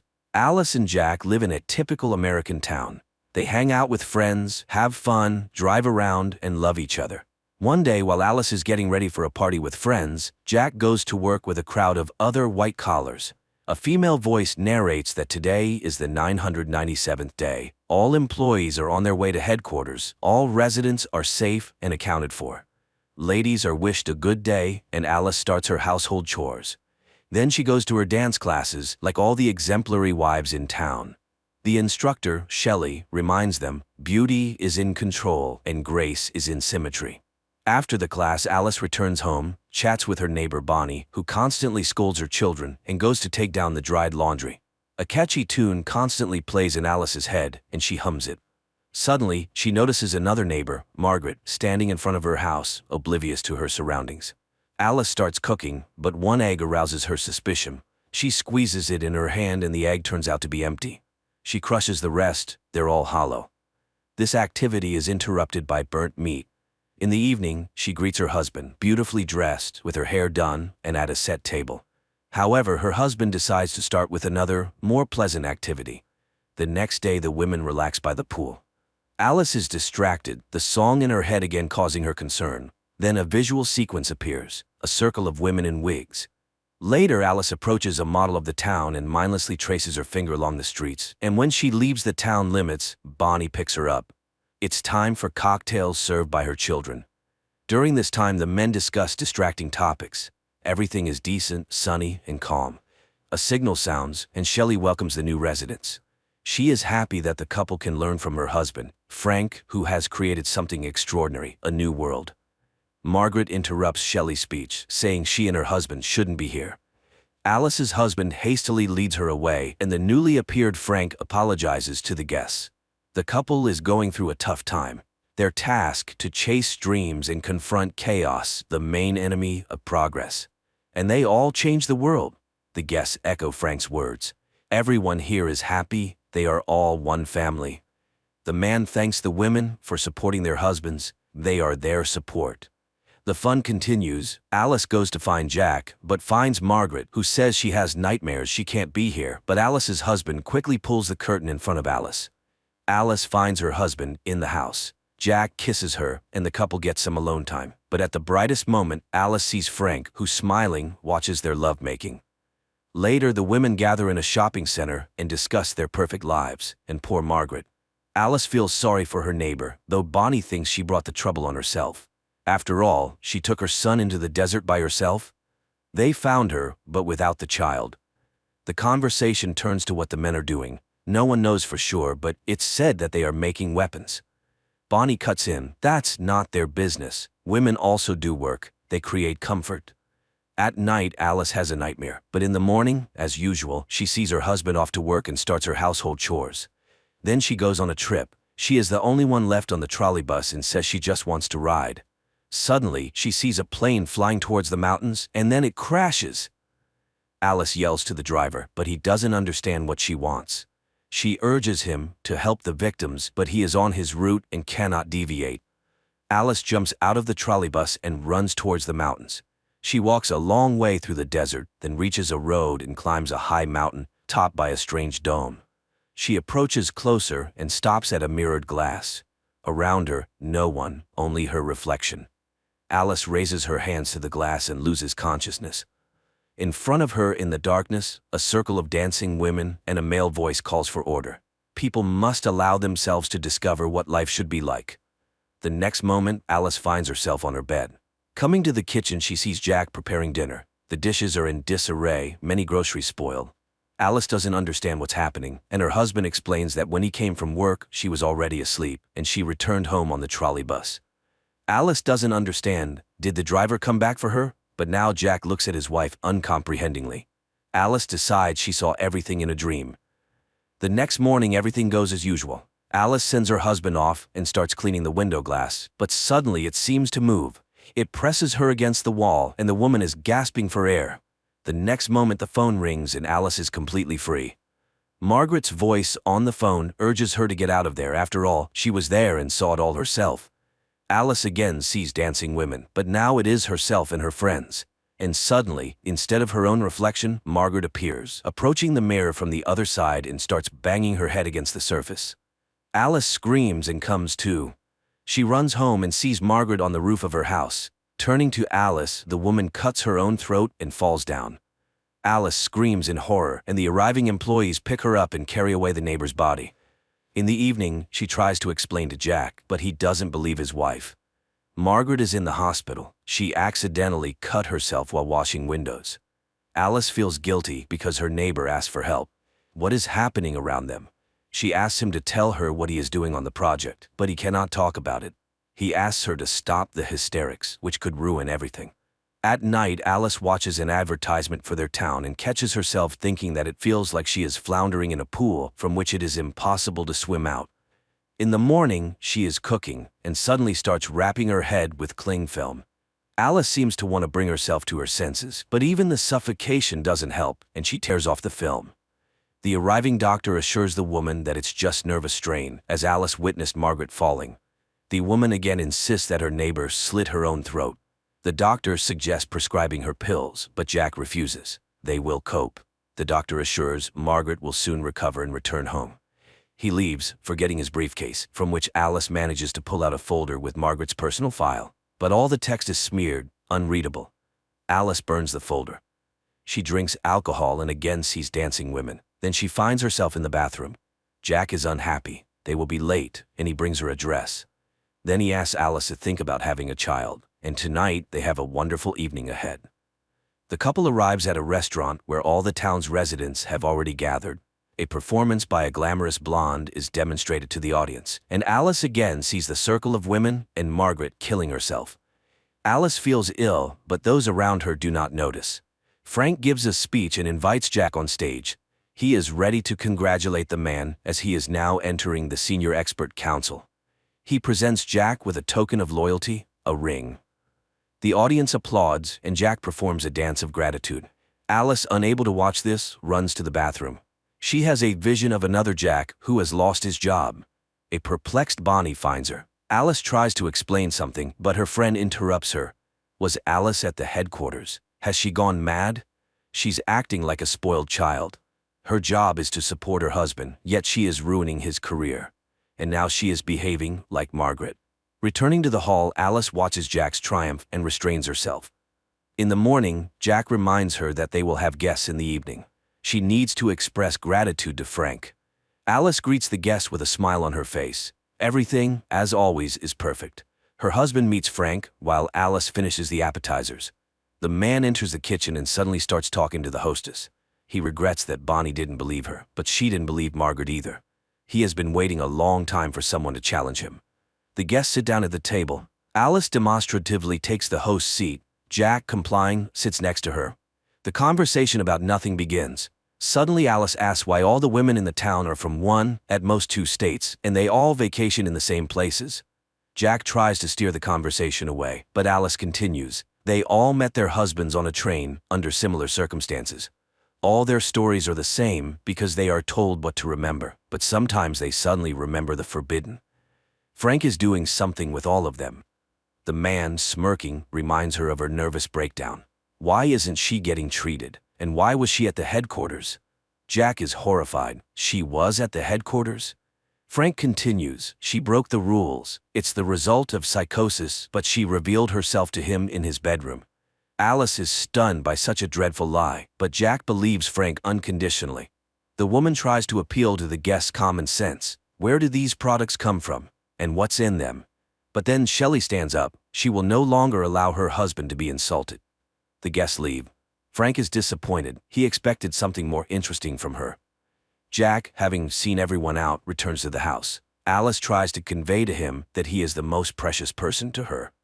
And she asks to leave here, anywhere, just together. And Jack agrees. They leave the house and get into the car, and then the husband apologizes to his wife, but in the next moment employees pull her out of the car and carry her into the darkness. Alice finds herself on an operating table. Visions with her husband pass by. A doctor in a mask leans over her, in which she recognizes herself. In the next moment, Dr. Alice finishes the operation and goes home, where her unemployed husband meets her. He hasn't prepared dinner because he didn't know what she would want. There's also no hot water. Alice is very tired. She has been standing at the operating table for 30 hours, so she denies her husband intimacy. He sits at the monitor and listens to the advertisement for a new simulation. And again a sunny morning in Paradise Town. Alice returns to her surroundings. An enthusiastic Bonnie meets her and shares the latest news. Alice hugs her children and does not notice her friend's worried look. Her husband goes to work. Alice does household chores, dances, and swims. And she meets her husband. She takes the roast out of the oven while Jack picks a record, humming a song that seems to wake Alice up. Jack walks through the dark city, entering his apartment. Meanwhile, his physical characteristics are narrated. He is absolutely fit to participate in the Victory Project with his friend Alice, and he takes on the responsibility of maintaining his wife's body's vital functions. Alice sees herself in bed, restrained and entangled with wires.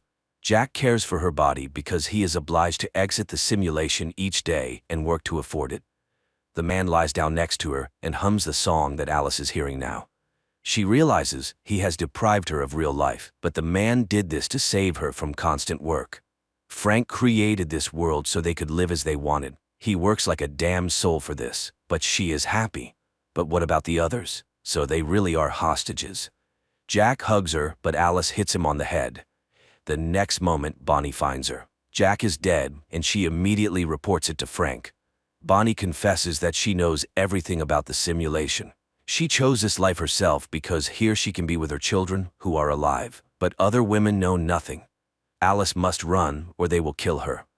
The woman steps out into the yard, goes to Jack's car, and drives into the desert. Employees chase after her. Cars catch up with her, but Alice, making a maneuver, causes a collision in which a doctor dies. Her pursuers continue the chase. Frank is informed of the incident. He orders the woman to be captured at all costs. In the next moment, Shelley stabs him with a knife. He is a fool and has botched everything.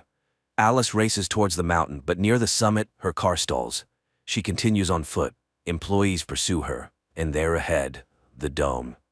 The woman approaches it, her pursuers just steps behind her, and suddenly feels her husband's hands on her shoulders, asking her not to leave him. Shelley reaches out. A strike. Darkness. Visions of the perfect life and victory. And a sigh from a woman waking up in reality. That case when it's hard to take someone's side. The husband deprived his wife of reality with good intentions to make her happy, and probably many would want to escape into the simulation from everyday problems. But can you make someone happy against their will?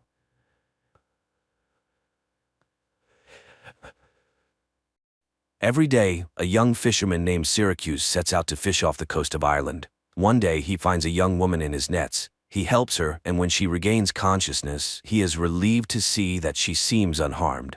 However, she behaves quite strangely and refuses to go to the hospital. She also can't remember her name, which Syracuse attributes to amnesia. He takes her to his late mother's house, offers her some sandwiches, and suggests she stay there for a while. He needs to go see his daughter. Annie lives with his ex-wife, Maura, and today he has to take the girl to dialysis. While the procedure is ongoing, he tells Annie a story about a fisherman who caught a woman from the sea. Annie explains that it was likely a selkie, a creature she learned about at school. Sometimes they come ashore until the sea calls them back. After the procedure, Syracuse takes Annie back to her mother, who is eager to show her the new electric wheelchair she received. Annie shows off the chair to her father, but her mother immediately criticizes him for not talking to the doctor about a new kidney for their daughter. The next morning, Syracuse finds a woman washing clothes in a stream, singing in an unknown language. She asks if she can come with him, and he lets her board his boat. On the way, she says her name is Ondine, which means from the water. Soon, Syracuse's boat stops for lobster fishing, but the baskets come up empty. Ondine begins to sing a song that Syracuse has never heard before, and suddenly every basket is filled with a catch. She helps him pull them out and is surprised when he throws the smaller ones and extras back into the sea. However, she flatly refuses to go with him to the market. He sells the lobsters to the astonished buyers and purchases a dress at a store. Then he heads to pick up Annie from school.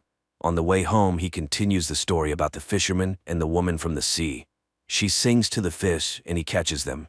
Both are happy. Annie thinks it's a dream because everything seems like his dream coming true. Moreover, no one knows the language she sings in.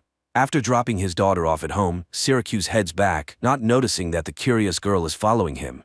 He gives Ondine some clothes and food when he reaches the house and finds her talking to his father, who asks how long she'll be staying in his house. Hearing that it's up to him, Syracuse decides she'll stay forever to live with him happily ever after, like in the fairy tale he's been making up with Annie. After seeing everything with her own eyes, Annie goes to the library and asks for books about selkies. Meanwhile, Syracuse goes to church to confess, admitting he's an alcoholic, even though he hasn't drunk for over 2 years. Lately, he's been haunted by a dream where he attends the funeral of his ex-wife's new husband, Alex, after which he reunites with Maura, who still struggles with alcohol problems. The priest advises him to see a psychologist, but Syracuse reminds him of the secrecy of confession and tells him that he pulled a woman out of the water with his net. Now he's hiding her from everyone else. The priest asks him to come to Mass as there's no other way he can help him. Meanwhile, Annie is studying legends about selkies. Undine cleans the cottage and then examines the new things Syracuse brought her. She's particularly intrigued by the fishnet stockings, which she stretches over one hand, making them look webbed. The next day, Annie goes to her grandmother's cottage and sees Undine swimming. The girl boldly approaches the shore and declares that she knew all along. The story about the fisherman and the selkie isn't a fairy tale. Annie tells her about her illness and asks her to heal her, but Undine doesn't know magic and says so. The girl asks a lot of questions, and Undine likes the lively and straightforward child. Annie asks her to always tell the truth, because what's the point of friendship otherwise? She's very curious about what it's like underwater. Is it better or worse than here? Undine says it varies, but singing is easier there. Annie shares everything she's learned about selkies from the books. They can stay on land for up to 7 years until they find happiness with a human. Then she abruptly shifts the conversation to her grandmother because her father still misses her very much. Remembering her mother, Annie prepares to go home, and Undine asks her to come back again. Syracuse also goes to the library to borrow books about selkies, only to find out that Annie has already taken them. Meanwhile, Annie meets up with the neighborhood kids who show off their bikes, and she lets one of the girls play with her wheelchair before it runs out of power and rolls into the water. The kids abandon Annie, and she has to make her way home, where she's met by Alex. He recharges her battery and tells her that selkies were invented in his homeland of Scotland, but the girl insists that Undine speaks a different language. Meanwhile, Syracuse finds Undine on a pontoon in the middle of the bay and offers to take her back to his boat. He asks her to hold the tiller, but when a patrol boat speeds by, Undine hides and steers the boat with her foot. Syracuse teases her, noting that she manages just fine with her feet. She starts singing again as he pulls up his net and discovers it's filled with a bountiful catch of salmon, which his nets usually can't catch. Before he can fully enjoy his luck, Syracuse sees the patrol boat returning. The wildlife officers find the salmon and demand to see the nets he used to catch them. He shows them the usual nets for catching salmon, but they're completely dry, meaning he's telling the truth. However, the men notice Undine hiding in the hold. She confirms that Syracuse caught the salmon in an ordinary net, and they leave the boat. Relieved that the officers believe their story and that nothing happened when Undine was seen by people, they head to the harbor together to sell the catch.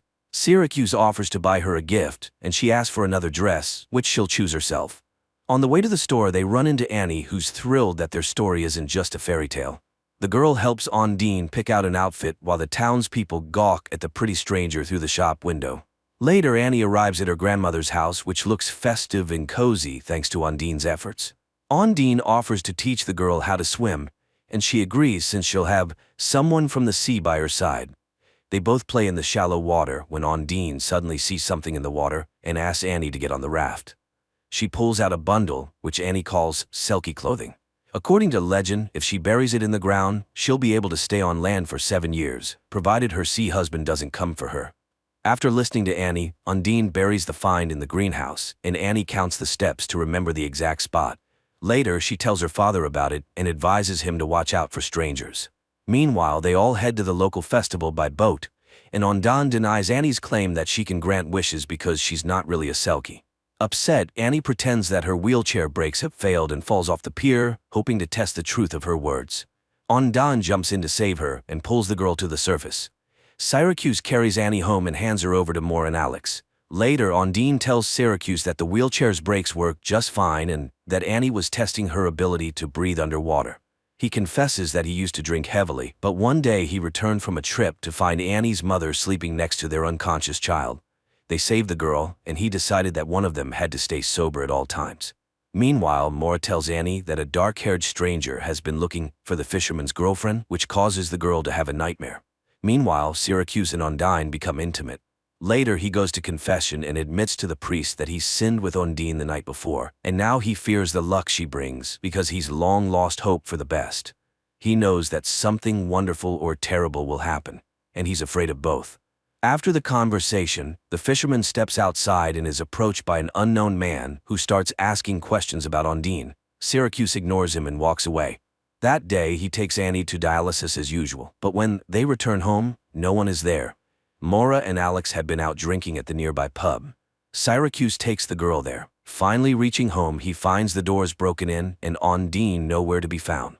Syracuse searches the shore and eventually finds her hiding. She reminds him of the selkie's husband and says he's here to take her away. Meanwhile, the intoxicated Maura is riding her daughter's wheelchair and, despite Alex's warnings, is determined to make it home on it.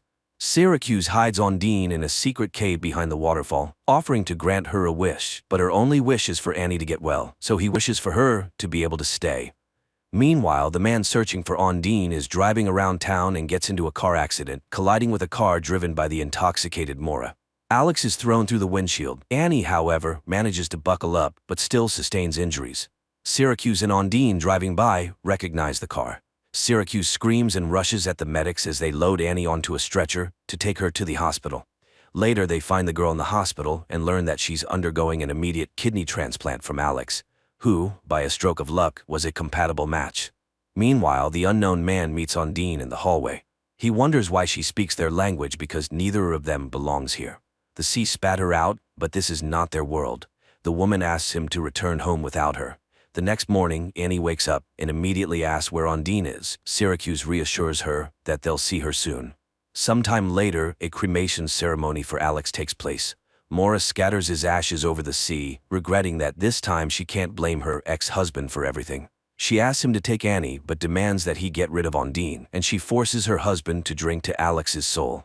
In a drunken state, Syracuse goes to the boat where Ondine is hiding and, calling her a selkie, takes her out to sea where he demands that she return to her husband and sing her songs to him. He takes her to the foot of the lighthouse and continues to insist that she needs to leave. He leaves her there and prepares to sail away, believing that life isn't a fairy tale.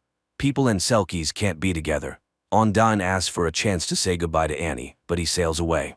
As dusk falls, the log she's sitting on gives her silhouette the appearance of a woman with a tail. Waiting for nightfall, she jumps into the sea.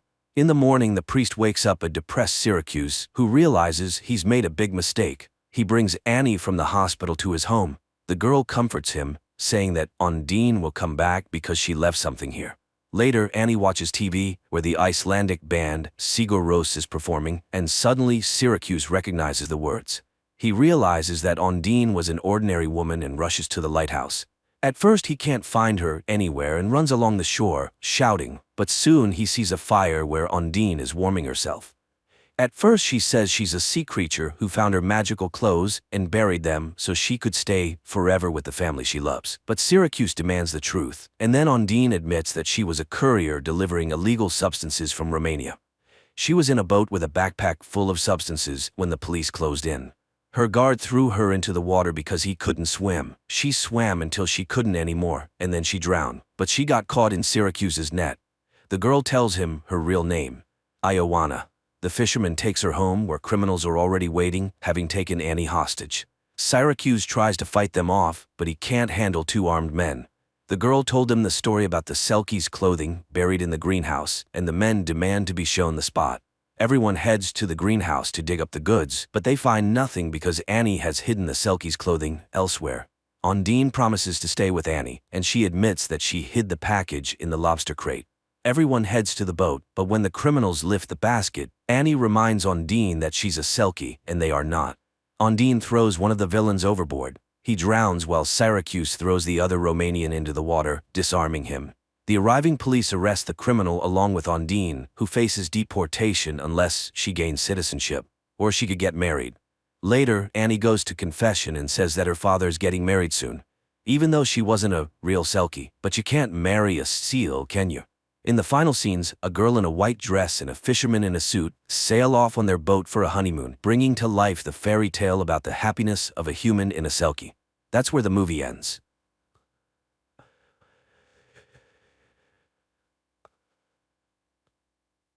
A 1,000 years ago, the first settlers left Earth and formed the League of Free Worlds.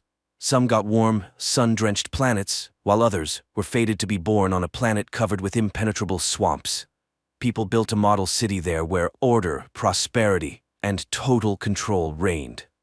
Christie was among those who couldn't reconcile with such an existence, which landed her in prison. But since there is no death penalty on planet XT-59, a group of 10 prisoners is sentenced to lifelong exile in the swamps.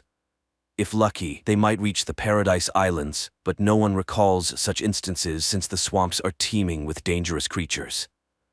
This time, as the prisoners were prepared for their last journey, the captain incapacitates one of the prisoners, his head shrouded in a sack, and orders him to move forward. The prisoner inquires about the security barrier and begins to move very cautiously. He miraculously avoids the hit from the security's invisible barrier, and the captain orders to deactivate the protection.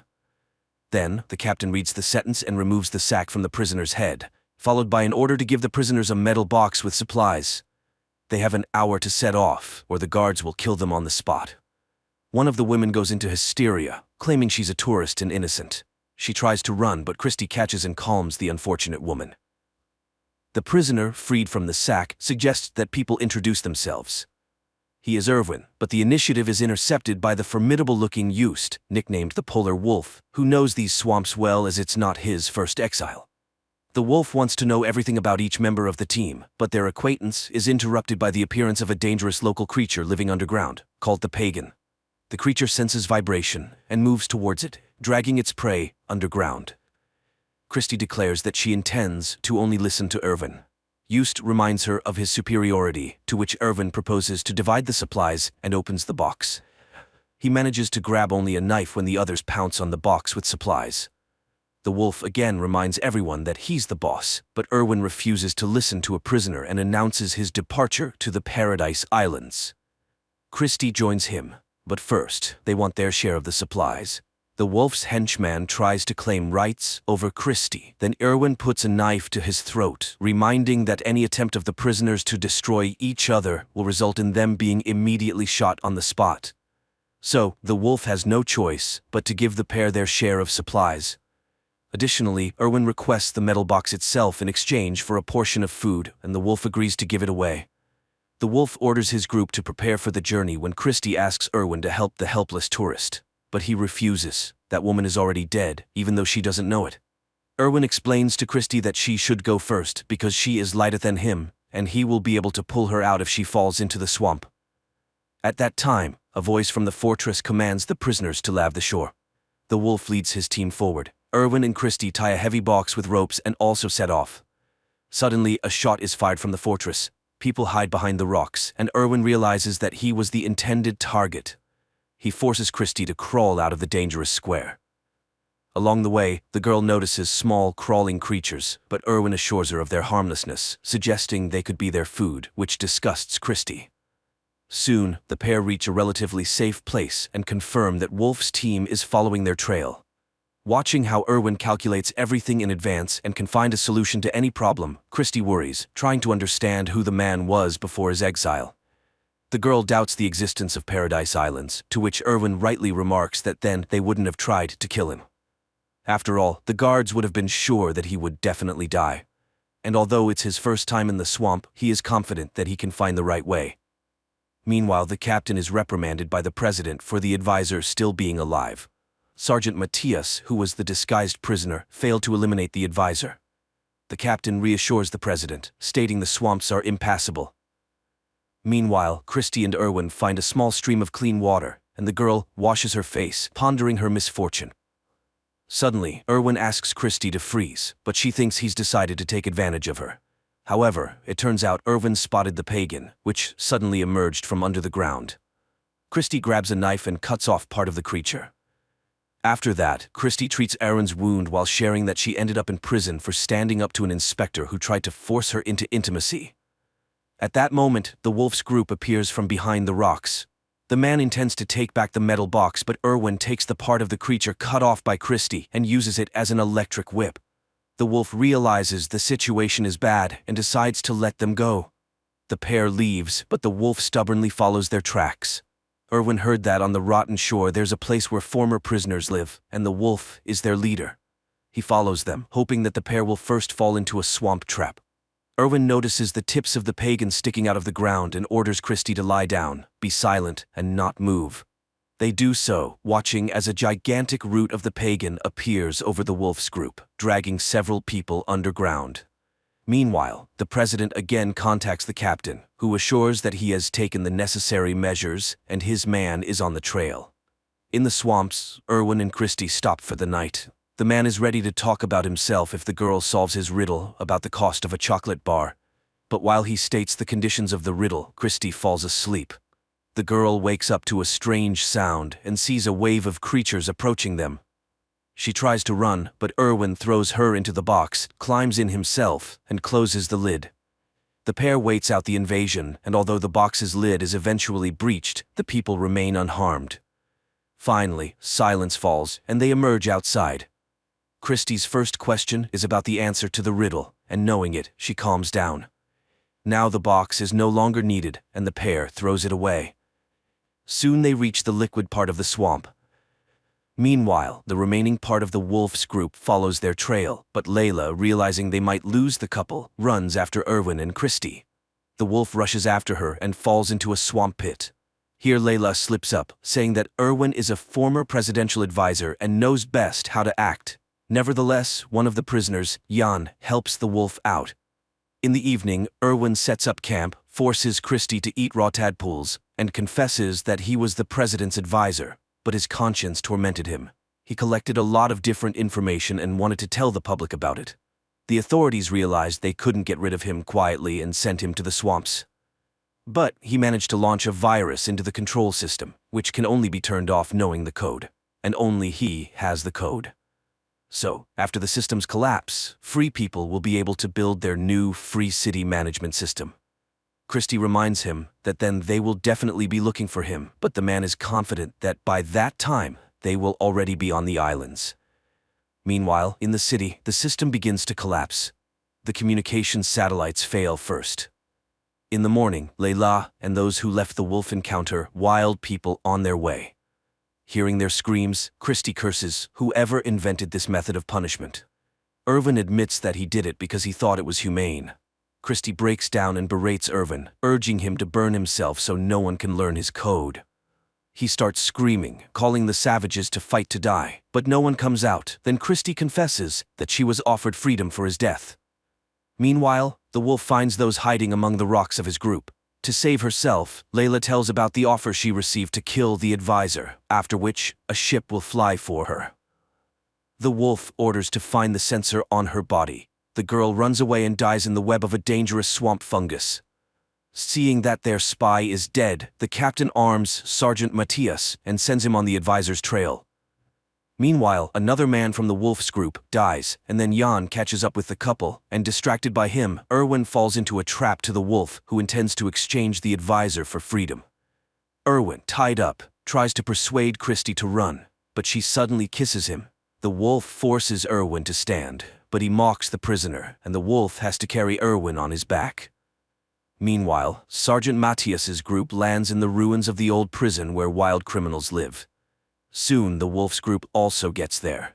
Leaving the tied advisor and Christie aside, the wolf goes to negotiate with the sergeant. But while they are agreeing, Erwin frees himself and escapes. The wolf promises to find him but gets shot by the sergeant, after which Matthias finds Christie and Jan, and killing the latter leads the girl forward. Erwin confronts Matthias and demands to release Christie in exchange for himself. The military agrees but shoots a tranquilizer, hitting Christie, and himself receives a knife in the back from the fatally wounded wolf. Erwin thanks the dying man, who advises not to go to the Paradise Islands because they don't exist. Then he drinks poison to avoid suffering. Later, Erwin, carrying Christie in his arms, reaches the sea, and the advisor realizes that the Paradise Islands are rafts made of plants, and they can cross the strait on them. Meanwhile, the captain loses contact with Matthias and realizes that further search for the advisor is useless, but he sends the last combat drone after him. At this time, Christie comes to her senses and realizes that their island is gradually sinking. The prisoner with them, Job, hears this and goes into the water to save the couple. Soon they hear the sound of an approaching drone, but the drone fails to reach them and falls into the water, thereby proving that Erwin's virus worked and the city's control system is destroyed. Their joy is overshadowed by a cliff appearing ahead. The couple wraps themselves in their plant-made island and miraculously survives a gigantic waterfall. Soon, they reach the shore, where a secret bunker is set up in case of the president's escape, designed and built by Erwin. But he doesn't know the entire code. The last figure was entered by the president. There are only 2 attempts, so guessing it is impossible. Then Christie remembers the riddle about the chocolate bar and, knowing the president's answer to it, which Erwin also posed to him, suggests entering the number he named. And the bunker opens. But then it turns out that the hidden spaceship there is single-seated. Erwin insists that Christie should fly alone, but she refuses because she loves him. In the last scenes of the movie, the voices of Christy and Erwin are heard, making it clear that they somehow managed to squeeze into the spaceship together. Thanks to their rescue, the League of Free Worlds learned the truth about the planet and destroyed the remnants of the Total Control System. But 10 years later, a new system was established on planet XT-59, much more cruel than the previous one. The movie is simple and at times imperfect, but it's truthful and unexpectedly relevant because no one can bring freedom to the people from the outside. Everything is achieved only through one's own efforts and by taking responsibility for oneself and no one else.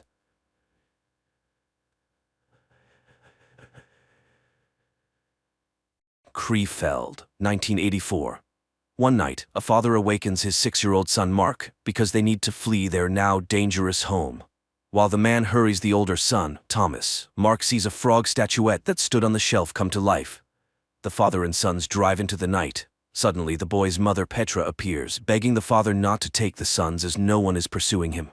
He drives around her and races to the cemetery. 10 years pass. Mark works at the Living Sound store he opened with his brother and attends school, where he has a bad reputation as his brother was once expelled for aggressive behavior. Besides the boys, a lame kid named Memo works in the store, whom Thomas values for his loyalty. On his younger brother's birthday, Thomas gives him the Chronicle, an ancient book passed down in their family from generation to generation, telling of a parallel world called the Black Tower, full of terrifying creatures serving the Griffin, who wants to subjugate the world of humans. Only the Zimmerman family men can stand against the Griffon and save everyone from his invasion. Mark begins reading, considering it all fantasy, but the descriptions are too realistic, and the map looks genuine. Disturbed by the bloodthirsty drawings, Mark suddenly finds himself in unknown terrain at the base of a huge tower, and immediately a terrible horned creature confronts him. Mark runs and falls into a pit, and as the monster swings an axe at him, the boy screams in fear and finds himself back in his bed. The next day, Mark meets a new student at school, Rebecca, who classmates immediately inform about Mark's family troubles. His brother Thomas was in an asylum for hitting a teacher, and Mark attends psychotherapy sessions, trying to forget the events of one terrible night. But the girl isn't scared off, happily accepting Mark's invitation to the rooftop of the store, which is set up as a picnic area. In the evening, Mark finds Thomas at home, which is rare. Everything goes well until Petra starts a conversation about the asylum she put him in. Then Thomas invites his brother to look at evidence and drives him to the cemetery. They climb to the attic of the church where their ancestors had equipped a shelter. Thomas shows the father's belongings, missing a plumb bob. Here, Mark cuts his finger. His blood hits an inconspicuous peg, and a secret compartment in the floor opens, where the brothers find the tool the Zimmermans can use to kill the Griffin. But the moment Mark takes it in his hands, stone statues at the cemetery come to life, one appearing on the roof, blocking the brothers' way down. Nonetheless, they descend, but a stone devil jumps right in front of their car. A stone angel intervenes to protect the boys, and while the two statues fight, the brothers hide in the church. Waiting out the battle, Mark falls asleep, and in the morning, doesn't find Thomas next to him, but the hood of his car is covered in stone debris. Mark thanks the angel for help and drives to look for his brother. Opening the Chronicle, he hears voices advising to look for Thomas in the Black Tower. Mark goes to Dr. Peters, and it turns out that Becky is the daughter of his psychotherapist. Mark drives to the store, but his brother isn't there either. The boy opens the Chronicles and finds information about a portal located in the church. But then he gets scared by an unknown insect and ends up in a dense forest. Meanwhile, Memo, seeing that the brothers aren't in the store, calls their mother Petra, who immediately rushes to the police and reports the children missing. Mark finds Thomas, who rejoices that his brother has finally seen the truth, but learning that he simply teleported here, he concludes that his brother is a wanderer between worlds. In the morning, Thomas wakes his brother because nearby appear slave hunters. The boys run, but Thomas is wounded and captured, while Mark teleports to the store, terrifying Becky and Memo. Friends ask him to tell them everything, and he finally agrees. Meanwhile, in the Black Tower, one of the horned creatures reports to the master that they caught the Wanderer's brother, and he concludes that it's time for the return. Friends predictably don't believe Mark, and he leads them to the church, but there's no attic above. Becky considers this a cruel joke, as it was dangerous for Memo with his leg to climb up there. Mark gets angry, and the girl, offended, leaves.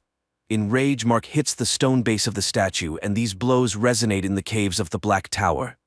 At night, Mark goes to Memo because he needs help searching for his brother, and although he considers the boy crazy, he goes with him to the portal in the church. The boys follow the instructions from the book and find a door with signs in the basement. Mark performs the necessary manipulations, and the door opens. Astonished, Memo goes there and immediately notices that his vision has become normal and his leg no longer hurts. And while the boy rejoices, the passage closes. Memo asks to remember how Mark returned home last time, and he shows how he closed his eyes, thought, and disappears, leaving Memo alone in a strange world. Memo didn't appreciate such a joke. Opening his eyes, Mark is horrified and tries to return for Memo, but it doesn't work. Then Petra enters, sees the chronicles, locks her son in the room, and he falls into a rage, causing the walls of the Black Tower to crumble. Petra calls the doctor and he asks to release the son. Mark rushes to the church but only finds a note on a piece of wood that Memo is nearby. The boy returns to the store and, taking the necessary items, goes to Becky, where he tells her that Memo stayed in the Black Tower. He leaves her the chronicles and a note asking her to take the book to Petra if they don't return. He goes to the world of the Black Tower and tries to find a friend, while Becky reads the chronicles and ponders the boy's mental health. Mark emerges from the forest and, setting up a sound system on a cliff, plays Memo's favorite music. Meanwhile, the slave hunters capture a village where they seek a man with a loud voice. One of the boys, wishing to save his family, volunteers to become one, and they take him away, while a group of horned creatures goes to the strange sounds in the hills. At the same time, Becky shares Mark's secret with classmates and suggests conducting an experiment to animate a plant from the book. The volunteer is brought to the cave and seated in a stone chair. Now the griffin, wanting to speak, inserts its claw into the boy's back, and he voices its thoughts. While Mark is discovered by horned creatures, the boy runs from them when an unfamiliar man, completely wrapped in rags, covers the boy with smelly fish and hides him in a forest den. Meanwhile, Becky performs the ritual, dripping water on the flower, but young people vainly wait for some manifestations of magic. The flower remains dry. Becky suggests a last attempt at the portal, not noticing how a classmate puts the flower in a glass of water. At the same time, the horned creatures leave, and the stranger helping Mark removes the rag from his face, revealing himself to be Memo. But he's been in this world for 2 weeks, not 2 days. Then the boys see a caravan of slaves, and in one of them, they recognize Thomas. But while they can't help him, they themselves are noticed. The boys run from the pursuers and end up on a high cliff with no way out. On Earth, Mark's classmates come to the church and perform everything prescribed, but the door doesn't open.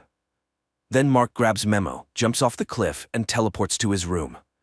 Petra hears a noise in her son's room, runs there, and sees Mark and Memo, who now needs glasses again. Mark calls Becky and asks her to bring the chronicles, while a flower blooms on her desk, from which something terrible emerges. The next day, the boys begin developing a plan to save Thomas, especially since Memo now knows a lot about the world of the Black Tower.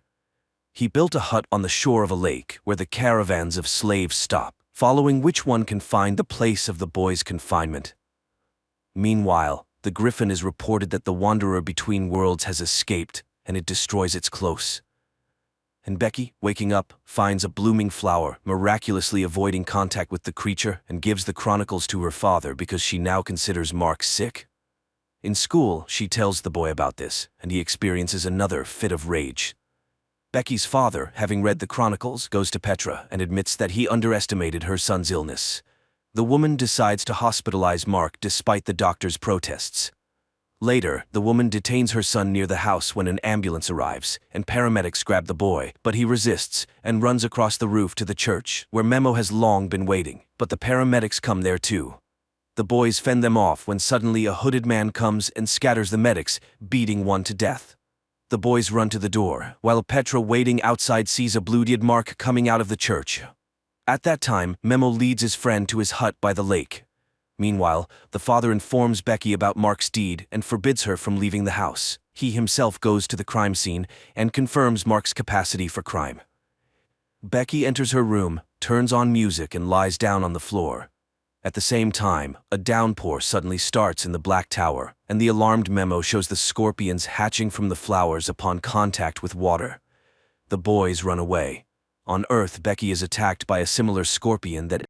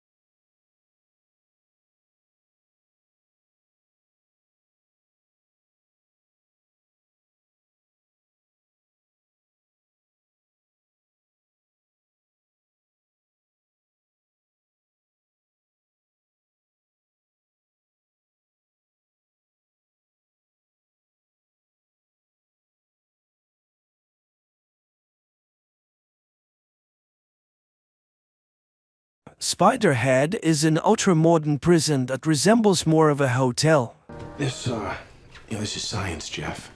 We're making the world a better place. In this facility, inmates live under a more relaxed regime, have the right to take walks, interact with each other, and have the opportunity to reduce their sentences and receive bonuses. But it all comes at a price. Spiderhead carries out medical trials, and not all of them are harmless. To be fair, it must be said that all experiments are voluntary, and each inmate has the right to refuse and return to a standard cell in another prison. Ray, one of the inmates, sits in a chair in front of a mirrored window, and Steve announces the start of the experiment by injecting a substance into Ray's bloodstream.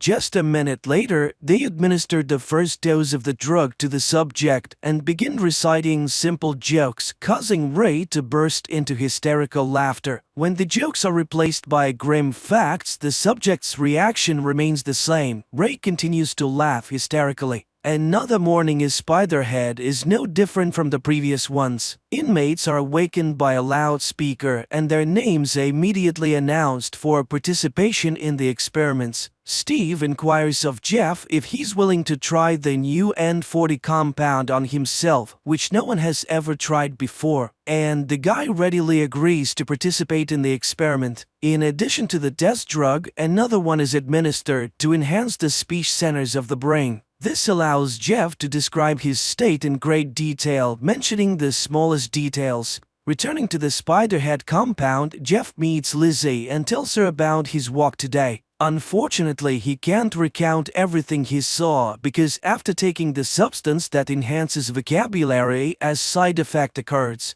Jeff can't say even a few words. The only thing the guy remembers is that everything that surrounded him during the experiment, whether it was flowers or factory pipes, elicited the strongest feelings of love and admiration in him. In the evening, while sitting in bed, Jeff recalls how he ended up in prison. He and his friend decided to go for a joyride at the party, and the intoxicated Jeff took the wheel. The next day, the N40 trials, now called Cupid, continue, but this time Jeff is not alone. Heather, a bold girl who changes her mind about her partner after just a few seconds of drug administration, is invited to join him. The couple's conversation lasts only a few seconds before they cannot resist and engage in intimacy. They don't care that they're being observed and filmed, as the substance completely disconnects their minds from their internal barriers. The process concludes with the young people confessing their love for each other, which delights Steve, and he instructs his partner Mark to closely monitor the subjects to see how they behave when the effects of the substance wear off. The couple feels awkward after what happened and tries not to talk to anyone about it. Jeff continues to spend his free time with Lizzie, not telling her about what happened during the experiments, and he avoids encounters with Heather.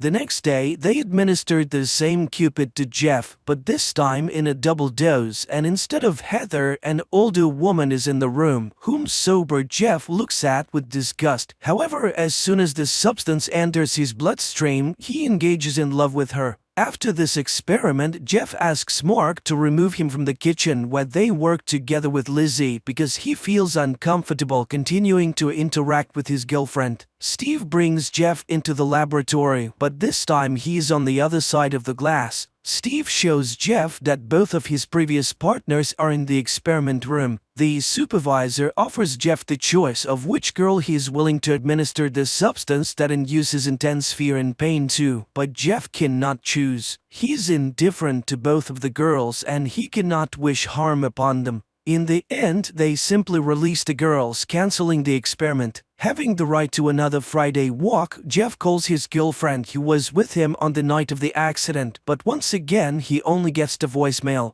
In the evening, Jeff spends time with Lizzie, arranging a small Christmas surprise for her. When Jeff finds himself in the familiar chair in the laboratory, he sees Rogan in front of him, a massive inmate covered in tattoos. Jeff recalls everything that happened with the girls in the previous days and refuses the experiment. Nothing happens, and the men are simply released after a couple of minutes of silence. Jeff realizes what has just occurred. He and Rogan were partners with one of the female inmates, and she was supposed to choose which one of them would receive meds. Bursting into Steve's office, Jeff confirms his suspicions upon seeing Heather there. Furthermore, the doctor does not even argue with the inmate. On the contrary, he shows him a diagram of who is supposed to get close to whom under the influence of the drug. In response to Jeff's complaints, Steve reminds him that being in Spiderhead is a privilege, and if he is not satisfied, he can transfer to a regular prison, albeit without hope of early release. Understanding the hint, the next time Jeff sits calmly in the same room as Rogan without any hysterics. Steve sends Mark on a weekend break, advising his friend to enjoy his time on the mainland.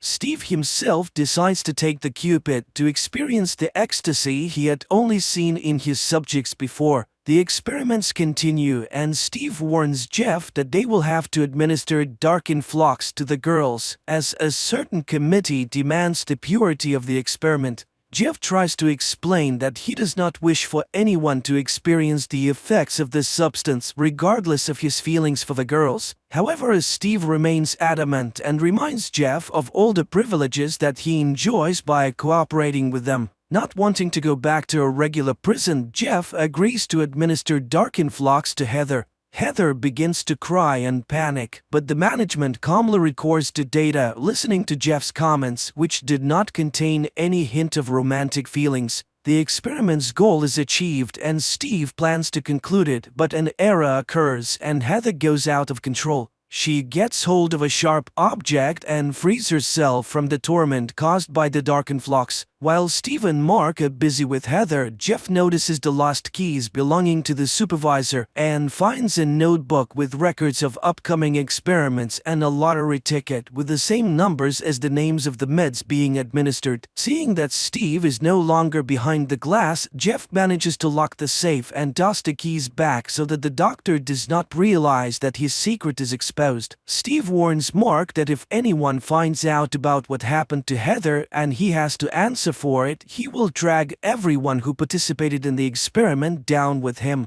Lizzie participates in the experiments for the first time, and the first thing they administer to her is dark influx. After experiencing it, she meets with Jeff in a secluded place and shares her feelings with him. Lizzie confesses that she's not sure if Spiderhead is better than a regular prison with the strictest regime. In turn, Jeff also opens up to his girlfriend and confesses that on the night of the accident there was not only his friend in the car but also his beloved girlfriend who did not survive the ride. That's why he willingly undergoes the trials on himself, hoping to somehow atone for his guilt. The candid conversation between the two of them leads to them spending the night together. Steve quickly deduces the close relationship between his wards and decides to use this connection for his own purposes. When Jeff arrives for the next experiment, he learns that today he must either agree to administer dark influx to Lizzie or leave Spiderhead. Jeff refuses, but the doctor gives him a chance to postpone the experiment until the morning. When he meets the defiant young man again, he is armed with Lizzie's personal file. It turns out that the crime for which the girl is serving time is so terrifying for her that no amount of dark influx can make it worse.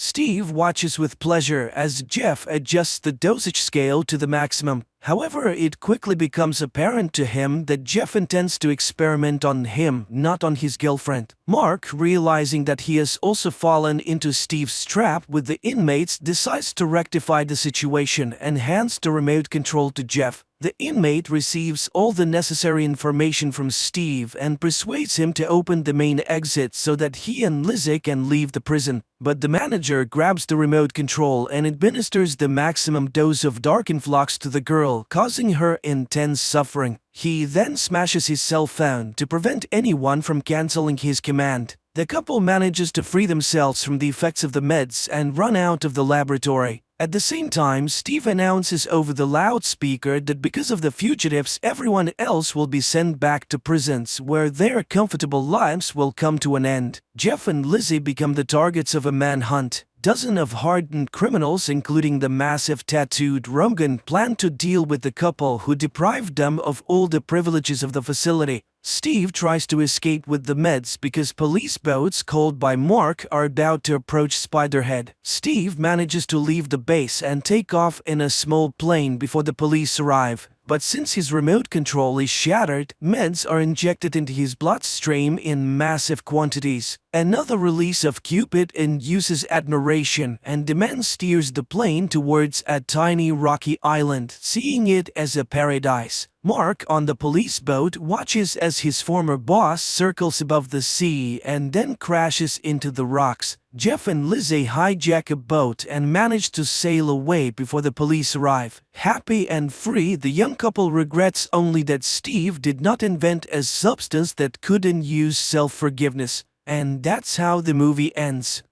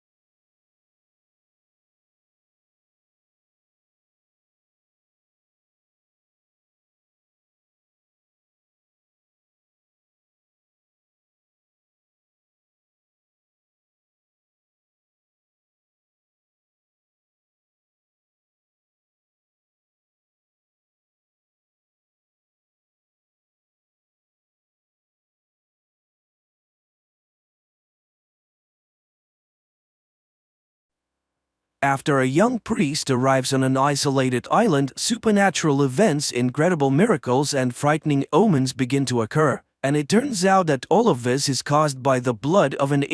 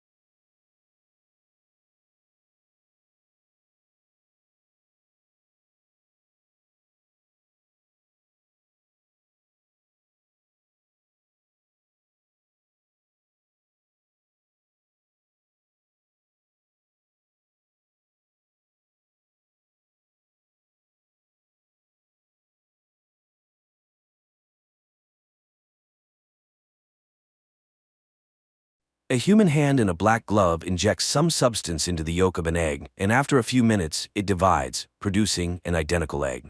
At the same time, on the Hollywood Walk of Fame, a star for Oscar winner Elizabeth Sparkle is unveiled. Time passes, the star fades, and soon Sparkle's name no longer shines as brightly.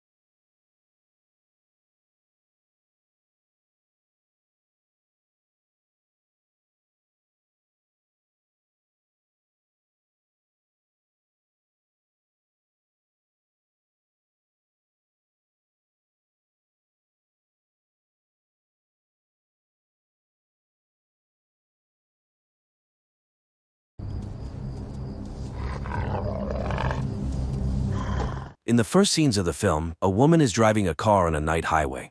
Suddenly, an unknown woman's voice speaking Russian comes from the radio. Joe translates for her daughter Alice, explaining that the woman believes the world has turned upside down. A police car appears behind them, and an unknown device lying next to Joe starts blinking alarmingly, but the police car drives past. Soon, the pair arrives at a small house. Joe starts a fire and puts the child to bed. She then goes outside to check the device left in the car, but hears her daughter scream and rushes back inside. However, Alice is asleep. Joe runs outside again, hears her daughter scream again, and runs off into the night. 5 weeks earlier, Joe is floating weightlessly as part of a group of astronauts on the International Space Station. She only sees her daughter and husband Magnus via video calls, and she conducts her next session from the cold nuclear fusion laboratory where Mission Commander Paul is working. He adjusts the equipment according to instructions from scientist Henry Calder on Earth. The scientists are searching for a new state of matter, but no one knows what it is. Suddenly, something crashes into the space station. Communication with Earth is lost, and a fire breaks out. Additionally, the commander's hand is trapped, and one of the Soyuz ships is severely damaged. Roscosmos takes charge of the repairs while the mission's doctor amputates Paul's hand. Henry insists they must save the capsule containing the cold fusion experiment results. Meanwhile, Joe goes into open space to inspect the crash site, unaware that Paul's heart has stopped. Suddenly, video contact with Joe is lost, and the center can only hear her communications. She then sees the cause of the accident: a desiccated body of a female astronaut in an orange suit labeled USSR. Joe tries to catch it, but the space mummy floats away. Joe reports everything to her colleague, and Irina, the head of Roscosmos, hears it on Earth. Learning of the commander's death, the center orders 3 mission members to return to Earth on Soyuz 2, while Joe repairs Soyuz 1 and returns on it. An emergency mode is set in the ship. Joe sketches the body she saw, sends it to the center, and begins repairs. Meanwhile, Irina tells Henry she ordered his equipment to be left on the station, as it may have caused the accident. Henry argues that this experiment could change humanity's life and must be brought back. The returning Soyuz 2 astronauts are greeted on Earth. Joe is asked to retrieve the capsule with the experiment results, after which communication is lost. On Earth, Henry brings equipment for a rescue mission to Baikonur, but Irina reports that there are no signs of life on the station. Joe is alive and continues repairing the equipment, resting in the shuttle where Paul's body lies. Later, she records a message for her family, but unexpectedly hears a man's voice telling her not to breathe. She flies to the laboratory door and, opening it, sees Paul reaching out to her. Joe shakes his hand, realizing it's the commander's severed limb. Meanwhile, on Earth, Henry pulls strings to send a rescue mission to the station, avoiding questions about his twin brother. At this time, his twin brother Pat Calder is on vacation on a cruise ship, answering a journalist's questions about his spaceflight and snapping at her for confusing him with his brother. Joe restores the power supply of Soyuz 1 and returns for the cold fusion capsule. She records a final message to her family and launches the shuttle. Unexpectedly, the automatic detachment doesn't work. It must be done manually from inside the station. Joe, in desperation, punches the console as a shadow approaches the inner control panel and the system activates. The shuttle heads to Earth, where Joe is presumed dead. The module soon lands in a deserted steppe where rescuers find Joe and help her out. She is placed on a stretcher and taken to a helicopter. However, Alice rushes to her, and Joe happily embraces her daughter and husband, who seems to doubt his wife's genuine joy at seeing him. Henry retrieves the capsule, and Joe is taken to the helicopter where her family is already seated. But suddenly, Joe finds herself alone in an empty vehicle. Then everything returns to normal. She decides it's due to stress. She speaks to her daughter in Swedish, but Alice doesn't understand her. Meanwhile, Henry rejoices over the successful quantum mechanics experiment results conducted on the ISS. Joe recovers after the flight. One day at a press conference, she expresses condolences to the widow of the deceased astronaut Paul, but the woman's name turns out to be different. Henry demonstrates the experiment results obtained on Earth. His assistant is sure this is only possible in space, dismissing it as a glitch. At Baikonur, an investigation into the tragedy begins. The commission reviews orbital recordings. When Joe mentions the object that caused the accident, a Soviet female astronaut's body, no one believes her since there has never been a report of a missing female astronaut in history. Later, Joe receives vitamin tablets she must take daily. She tries to get closer to her husband, not noticing he seems to avoid her. Alice also keeps her distance from her mother. The next day, Joe faces the commission again, which tries to convince her that the station collided with an orange garbage bag. After the session, her boss, Frederick, tries to hug her, but she steps back in confusion. He doesn't understand why she has forgotten everything between them. Scared, Jo returns to her husband in tears, confesses her love, and they become intimate. Meanwhile, Henry tells Alice about a thought experiment in quantum mechanics called Schrödinger's cat. Scientists believed the world was governed by classical physics laws until geniuses like Einstein discovered that the same substance could exist in two forms. For example, a particle is black in one world and white in another. Between worlds, there is space where the particle is both black and white simultaneously, refusing to choose until observed. Henry invented equipment for the space experiment and discovered something, but it seems unwilling to come into the light. Magnus confesses his wife has changed completely. Henry comes to thank Jo for saving the capsule. She recalls he worked on the Apollo mission, and the old man warns that people who go through the space often change. Later, the team goes to the memorial alley, and Jo shows friends a photo of the spacesuit she saw in space, but she's told it's Irina, the current director of the Flight Control Center. The colleagues reach the tree planted by Commander Paul before the flight and lay flowers. When Jo is alone, she suddenly sees Paul, who tells her his heart is still hanging in space. After this, Jo acknowledges the commission's correctness and retracts her initial testimony. Her family heads home, where Jo notices some inconsistencies. For example, the car is blue, but Jo remembers it was red. The family congratulates Jo on past Christmas and her birthday. She jokes and laughs, though Magnus admits he believed their marriage was over. The next morning, Jo walks around the house and suddenly sees a piano. She sits at it and opens the sheet music. In the evening, Jo again notices her daughter doesn't understand her Swedish, though the girl spoke it fluently before the flight. Magnus admits he knew about her affair with a colleague, Frederick. This perplexes Jo as it's not true. Henry recalls a formula where the main stress relief component is lithium-7. Jo visits a psychologist who prescribes her the antidepressant lithium. Henry notices her and invites her to see his laboratory, where he talks about astronauts who heard non-existent sounds and smells after flights. But this is kept secret. Then Henry reports to the management that using laser and magnets in the cold fusion laboratory, he obtained an image identical to the one from the quantum physics experiment on the ISS. He tried to capture the moment when a substance exists in two different states simultaneously. The same experiment with Schrödinger's cat, which can't be determined if it's alive or dead. But only Henry sees the results. Apparently, this is the observer effect, where the experiment influences the experimenter. Jo approaches the piano again and starts playing this time, scaring herself because she never knew how to play. The next day, Jo compares the vitamins she received at Baikonur with the prescribed medicine and finds that both contain lithium-7. Suddenly, she sees two workers and hides in an office, finding a list of astronauts. Each name has a letter, and checking those under B, she discovers they were all prescribed lithium-7 and experienced unusual things. Meanwhile, the workers enter the office, ignore Jo, and start stacking folders on a cart.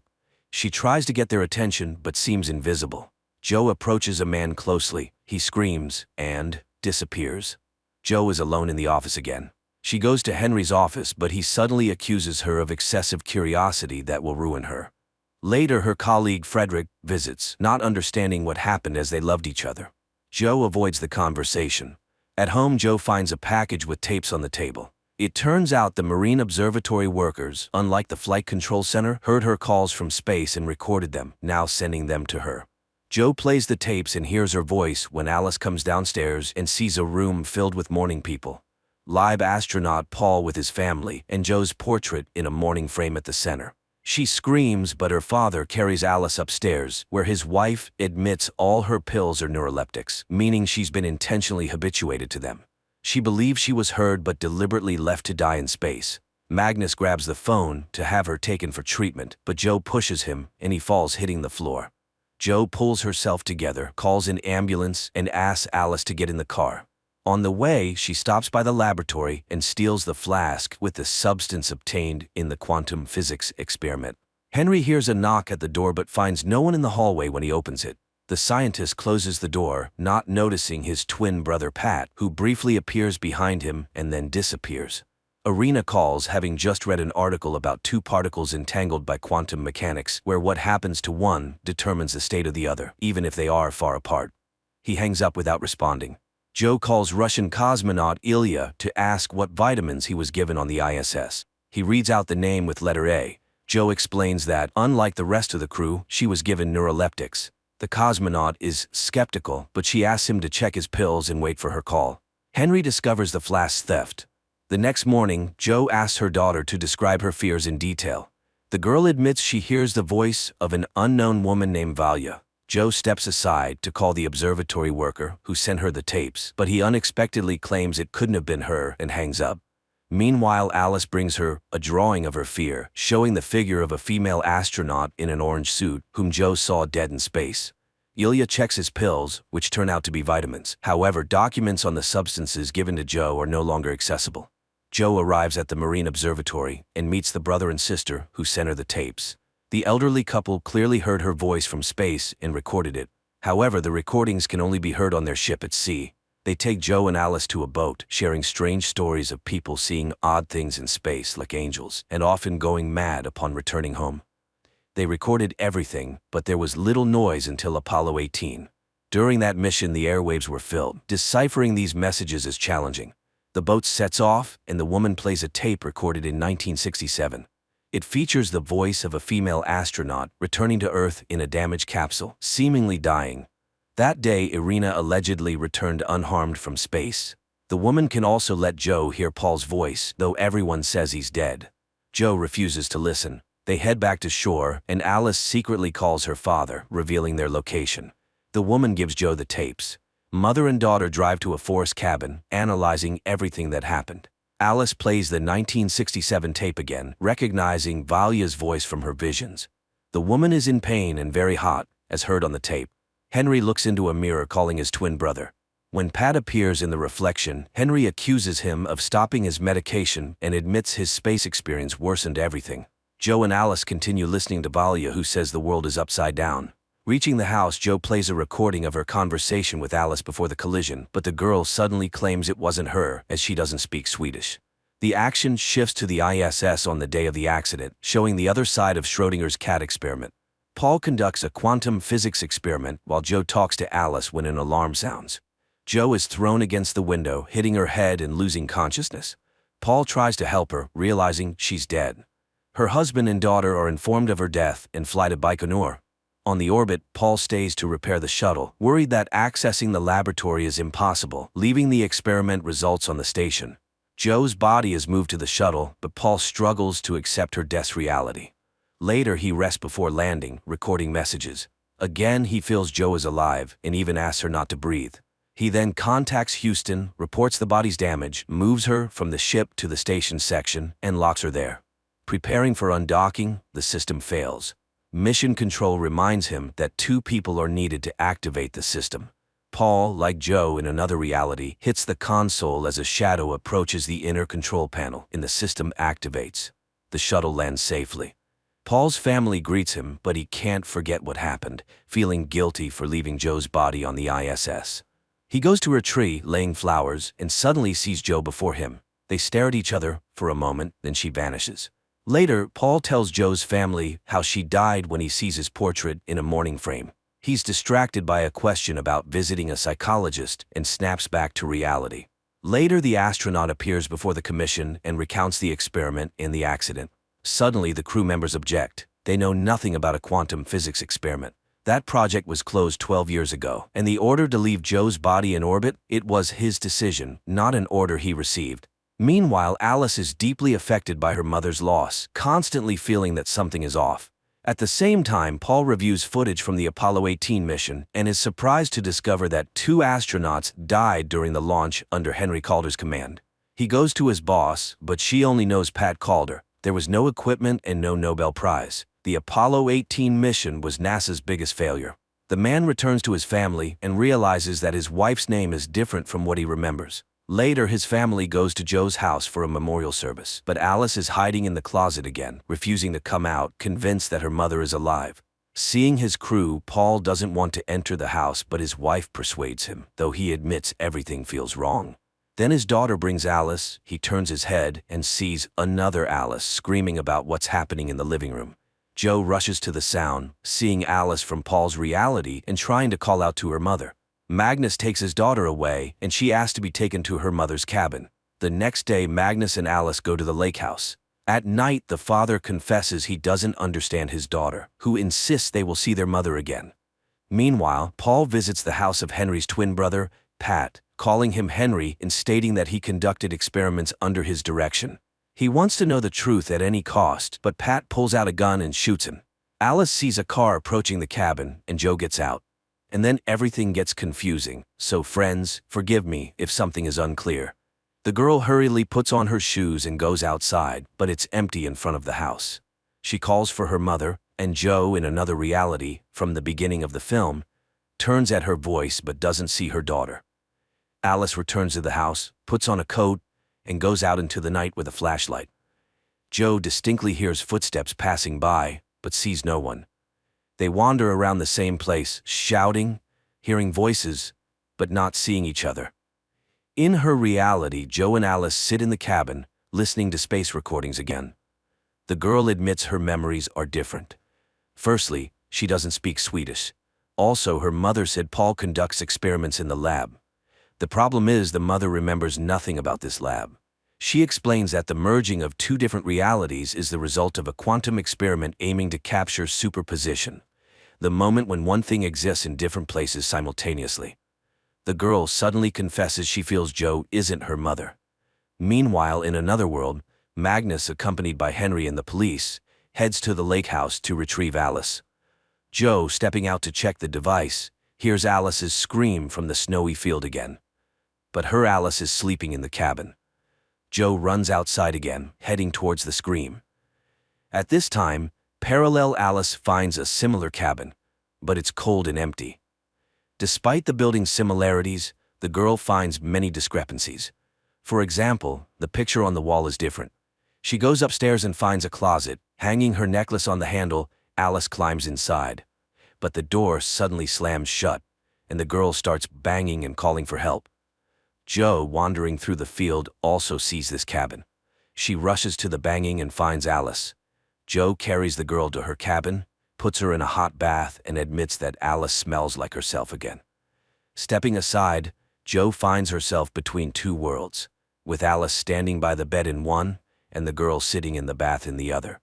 Suddenly, the second Alice stops seeing Joe, gets out of the bath, and calls for her mother. But Magnus wakes up and runs to her. Alice admits she saw her mother, but now she's gone again. Joe, meanwhile, orders the second girl to get dressed and takes her to find the second cabin and the other Alice. Magnus's car is stopped by a blocked road, but the police inform him that a bulldozer is on the way. Alice asks her mother to come back, and Joe admits she doesn't belong to this world, urging them to figure out where the Joe from this reality went. Alice runs away, accusing her mother of madness. The second Alice goes to find the second cabin. Magnus follows her.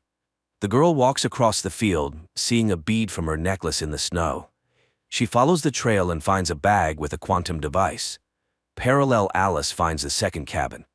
She enters, looks around, and takes an identical tape recorder, climbing into the closet. The second Alice also arrives at this closet and sees the tape recorder inside. The first Alice turns on the recorder and records her voice, calling Alice. The second Alice turns on the tape recorder and hears her own voice asking her to say something. While the girls establish contact, their parents search frantically through the frozen field and house. Joe finally reaches the closet. In her reality, Magnus approaches the same spot. Joe finds the tape recorder and hears the conversation between the two Alices. Magnus sees and hears the same thing. Terrified, he calls emergency services, reporting his daughter is missing at the lake. Joe gets into the car and heads towards the lake, as the kerosene lamp in her cabin falls and sets it on fire. The two Alices, sitting in the closet, look into the mirror and suddenly see each other. They say they are both looking for their mom. One Alice confesses that her mother died. At this moment, Joe notices the fire behind her.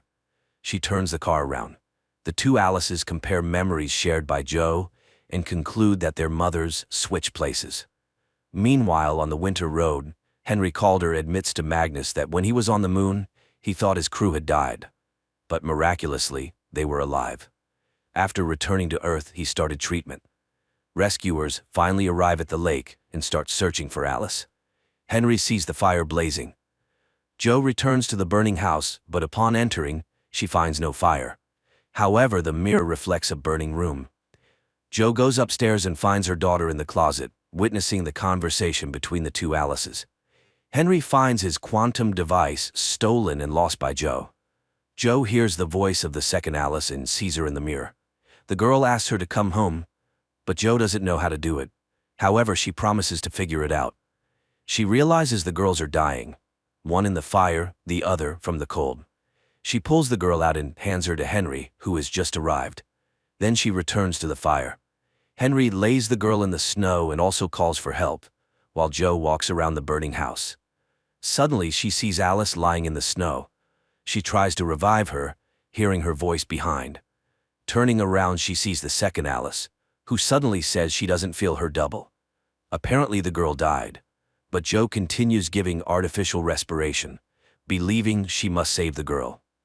Suddenly, Magnus's voice calls out from the darkness. Jo tells her daughter to leave. Magnus sees his wife, unable to believe his eyes, and runs to her, finding his daughter.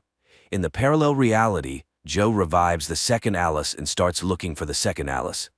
Rescuers grab her, thinking she's crazy. In the other world, Magnus brings Alice into the cabin, admitting he doesn't know what he saw. The injured Alice lies under an IV and suddenly hears a female voice promising to take her to her mom. The girl wakes up, seeing her father, who says Jo left with Irina. In reality, Jo is taken to a psychiatric clinic. Henry finds the tape recorder and listens to his report, discovering his colleagues are alive. He smashes his quantum device, destroying the experiment results.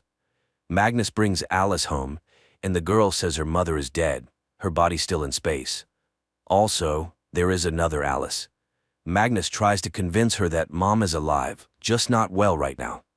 Meanwhile, a piano is brought to Jo's room. Henry is arrested for attempting to kill Paul and murdering a journalist on the ship. He requests his DNA be compared to the person who lived where Paul was shot. He's not Pat. The accuser suddenly says both men are actually the same person and shows a book written by Pat. Henry denies writing it, revealing that his so-called twin brother is actually his double from another reality. Later, Henry shows the broken device to Frederick, blaming Jo for damaging expensive equipment. He has long opposed sending women into space, believing their psyche is unstable. That night, Jo regains consciousness and tries to escape the clinic, but the door is locked.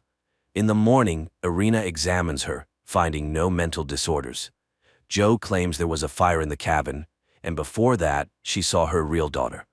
Irina asks her to play the piano and says her daughter is with her father.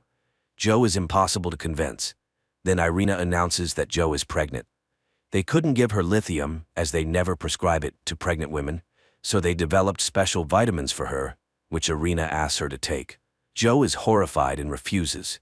She can't have this child, because then she won't be able to return to her real life. Irina says there's another patient like her in the next room, but she won't be able to see him. Jo suddenly recognizes her as the dried-up mummy in space. She screams the words she heard on the recording, but Irina runs away. She calls Henry and asks for a meeting.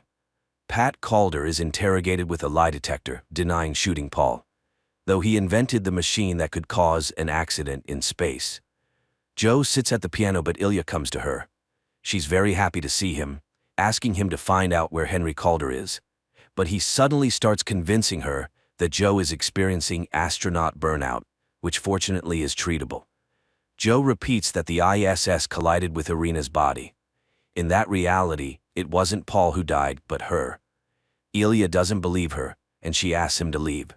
He says goodbye and secretly slips a key to her door, signaling that the room is bugged.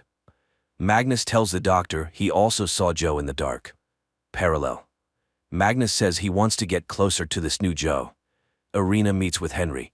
He recalls her flight when she returned alive and unharmed, but years later he learned that Irina died in a space accident.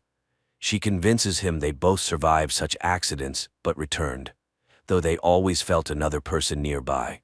Henry suddenly declares he's not Henry. He disappeared and won't return. He's the person who won the Nobel Prize.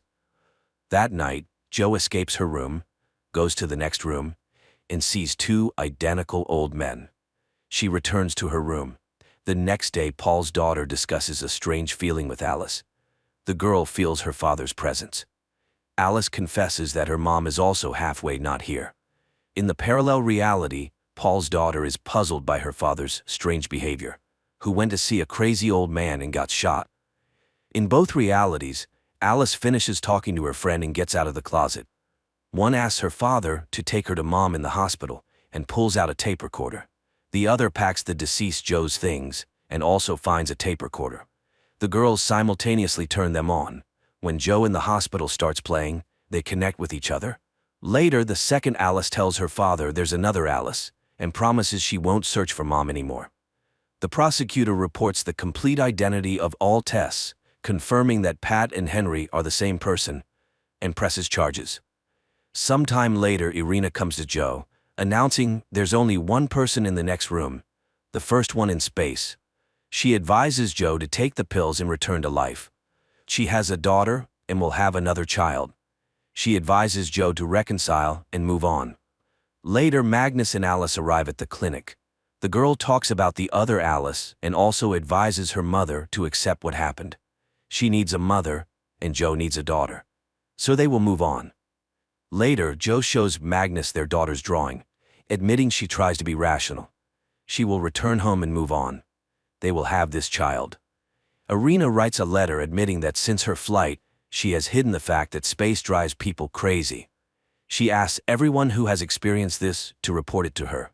At the clinic, Paul regains consciousness, unable to understand what he saw and experienced. Magnus takes Joe home, admitting she doesn't look like his wife.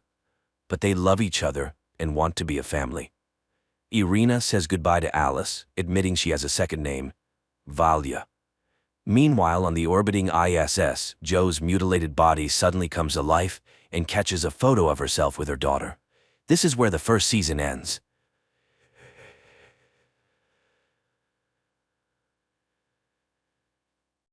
This is the police.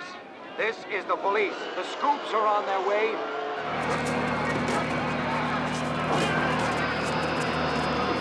New York, 2022. The mindless activities of humanity have led to environmental pollution and global warming, complicating life for mankind. The polluted atmosphere has destroyed nearly all natural wildlife, leaving people to fend for themselves. Natural foods are scarce, and people survive on concentrates produced by the large corporation, Soylent. Their latest product, Soylent Green, is made from plankton and promises to feed everyone. However, it is currently produced in insufficient quantities. New York police detective Frank Thorne lives with his old friend, former police analyst Solomon Sol Roth, who has an excellent memory and serves as a kind of archive for Thorne. Moreover, he has preserved a police reference library to help his friend with investigations. This day begins with a conversation about a recent murder. Saul grumbles that Thorne expects too much from his notes. This isn't the Congressional Archive. Meanwhile, the power goes out. Saul reminisces about the old days when food was real and electricity worked without interruption. But people ruin nature and now everything is dying. The man sits on a bicycle which generates energy for the apartment, while Thorne heads to work, stepping over the bodies of homeless people sleeping right on the staircase of his building. The streets are clogged with old cars that, due to a lack of fuel, now serve as homes for the poor or as venues for criminal meetings. In one of these cars, a young man named Gilbert receives a metal meat hook and instructions for an upcoming job from a criminal world representative. Meanwhile, in the apartment of the wealthy William Simonson, his girlfriend Shirley plays on a machine gifted to her. She is very pleased with a successful move and thanks her master when the security guard Fielding arrives to remind the girl that it's time to go. The couple heads to a store where the vendor sells them expensive products and shows them an item completely unattainable for ordinary people, a beef tenderloin. At this time, Gilbert uses the hook to infiltrate the residential complex for the privileged and ascends the Simonsons' apartment. Seeing the young man, the wealthy man remains completely calm, making no attempt to flee or call for security. Gilbert apologizes and explains that those who sent him can no longer rely on Simonson's silence. The wealthy man agrees with all his arguments and calmly confirms that what Gilbert is about to do is necessary for God. The young man raises the metal hook and strikes Simonson on the head. Sometime later, Thorne arrives at the deceased's home to investigate the case. He questions the caretaker, who assures him that the cameras malfunctioned, and leads the detective to the apartment where Shirley meets him. Ignoring her, Thorne examines the body of the deceased. Searching the apartment for clues, Thorne finds and consumes whiskey, beef, and other foods unavailable to him. Fielding talks about the shopping trip, and the policeman enjoys washing his hands in clean, warm water. He then collects the found papers, some pleasant items like toiletries, and the food into a separate bag, taken from Simonson's bedroom. Meanwhile, Shirley is distraught, thinking that if she hadn't left, Simonson would still be alive. But Fielding refutes her certainty, saying that she likely would have died too. Later, Thorne interrogates the girl, examining her hands. He doesn't fully believe in her sincerity, but Shirley assures him that she wouldn't risk her job. The fact is, she belongs to this apartment, like furniture. Now she will wait for the new tenant if he wants to keep her. At this time, Thorne is informed about the arrival of the sanitation crew. He orders them to take Simonson to the dump, but the crew reports that the wealthy man will be sent to the incineration plant. Shirley is saddened by this outcome, as she still remembers her grandmother's proper funeral. Thorne takes the bag of items and leaves. He returns to the apartment, stepping over the bodies of the homeless, and hands Saul gifts he hasn't seen in a long time: clean paper, soap, and pencils. He also lays out a classified Soylent report related to oceanography found in the deceased's apartment. Saul is overjoyed to see vegetables and cries at the sight of meat. The next day, Thorne goes to work. His boss, Lieutenant Hatcher, is unhappy that the case is still unsolved, but the policeman is convinced that the murder was a contract killing. Nothing was stolen from the apartment, there was no security, and the killer used a meat hook instead of a weapon to simulate a simple robbery. Therefore, the first thing the detective decides to do is check the bodyguard, and after tracking the man, he finds his girlfriend, Marta's apartment. Thorne searches the place, notices a spoon on the table stained with strawberry jam, and concludes that this is too luxurious an item for the bodyguard's girlfriend. Returning home, he sits down for dinner, prepared by Saul from the products he brought the day before. The friends savor long-forgotten tastes, and then Saul gets to the report. Studying the books brought by Thorne, he learned about Simonson's biography and his longtime partner Santini, who now serves as the governor of New York. Together they created the Soylent Project, which became very profitable for its developers. Thorne goes to the phone booth on the corner and reports to the lieutenant what he has learned, unaware that the person who gave Gilbert the meat hook is in his office. Meanwhile, a party is taking place in Simonson's apartment, organized by Shirley. Thorne arrives and demands answers to his questions. Shirley can't say anything specific, as Simonson didn't confide in her. However, she does know Santini. Simonson introduced her to him. In fact, Simonson had been acting strangely in recent months, worried and even visiting church. The couple retreats to the bedroom when the building manager bursts into the hall. He behaves very rudely with the girls, and Thorne declares that he asked them to gather to ask questions. The manager is forced to back off, but the upset girls leave. Shirley offers Thorne to stay the night, take a real bath, and enjoy breakfast. She doesn't like being alone and is happy with the man she likes, as the others don't ask her opinion. Thorne agrees to the invitation. The couple takes a shower together, enjoying amenities unavailable to ordinary mortals. Later, Thorne visits the church where the deceased wealthy man had gone. On the porch, he finds a dead woman with a child tied to her hand. Realizing that the mother can no longer care for her daughter, he takes the child and carries her into the church, but the building is crowded with people who have nowhere else to go. Finding the priest to whom Simonson confessed, Thorne tries to question him. However, exhausted by the huge, sick, and hungry flock, the priest only remembers the fact of the wealthy man's confession, not its details.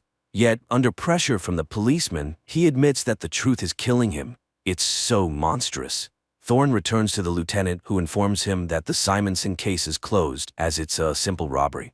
He asks to rewrite the report, but Thorne refuses to do so, finding everything too suspicious. For refusing to obey, Hatcher assigns Thorne to patrol the streets. That same day, Governor Santini is informed about the persistent policeman who refuses to close the case. Learning about Thorne's visit to the priest, Santini orders his elimination. Fielding goes to confession.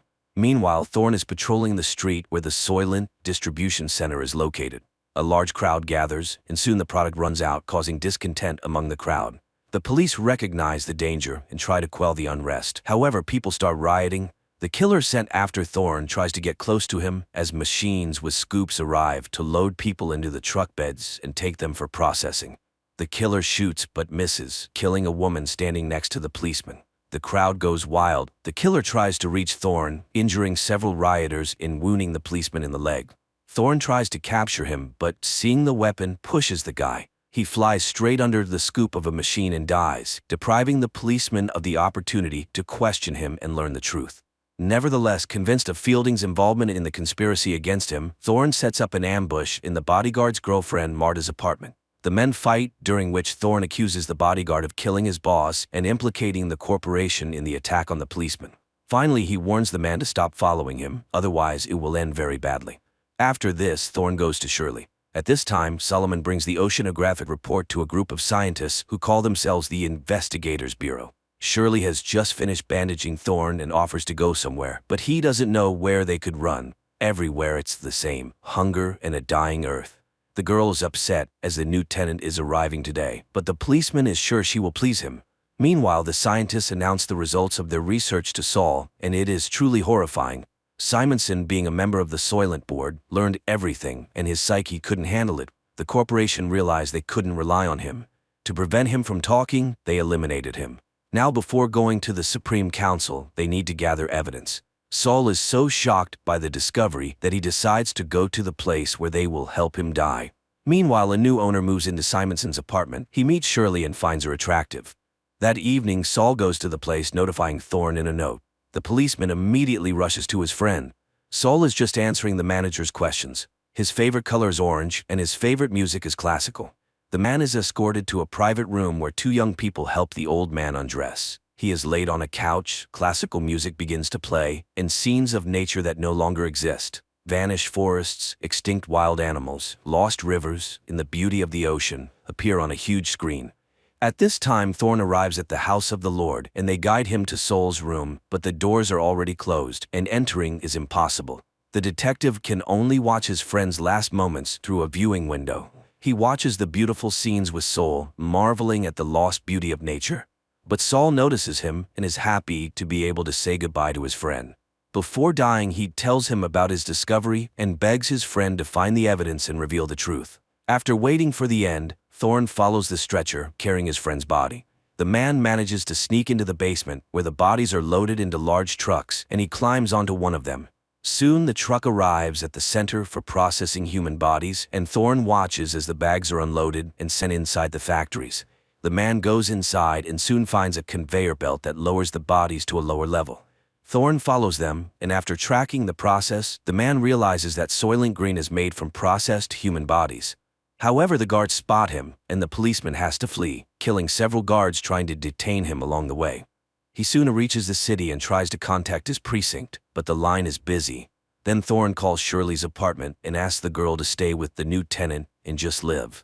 Finally, Hatcher responds, annoyed by his subordinate's actions, but Thorne doesn't have time to say anything before he is attacked by the corporation's men, led by Fielding. The man fires back and runs to the church, though he is wounded. However, Fielding rushes after him. He searches for the policeman among the people filling the church, notices blood drops, and follows them, but Thorne attacks first. A fight ensues, people wake up and scream, but the policeman manages to kill his enemy with a knife picked up from the floor. At this moment, Hatcher arrives. Thorne tells him what he has learned and urges him to tell the Bureau members that the ocean is dying, and the plankton from which everyone thinks Soylent Green is made no longer exists. Soylent Green is made from people. So the corporation is intentionally breeding people like livestock. The lieutenant promises to take the necessary measures. Thorne is taken away by paramedics, but the man continues to shout that Soylent is made from people and asks the lieutenant to stop it. The final scenes replay the images shown to the dying Solomon Roth. The adaptation of Harry Harrison's novel turned out to be terrifyingly beautiful and compelling. The most frightening thing is that there is no resolution, nor can there be. Even if people learn the truth, what will change? And the focus of the plot on ordinary people conveys the fragility and insignificance of human lives, which remains unchanged throughout all times.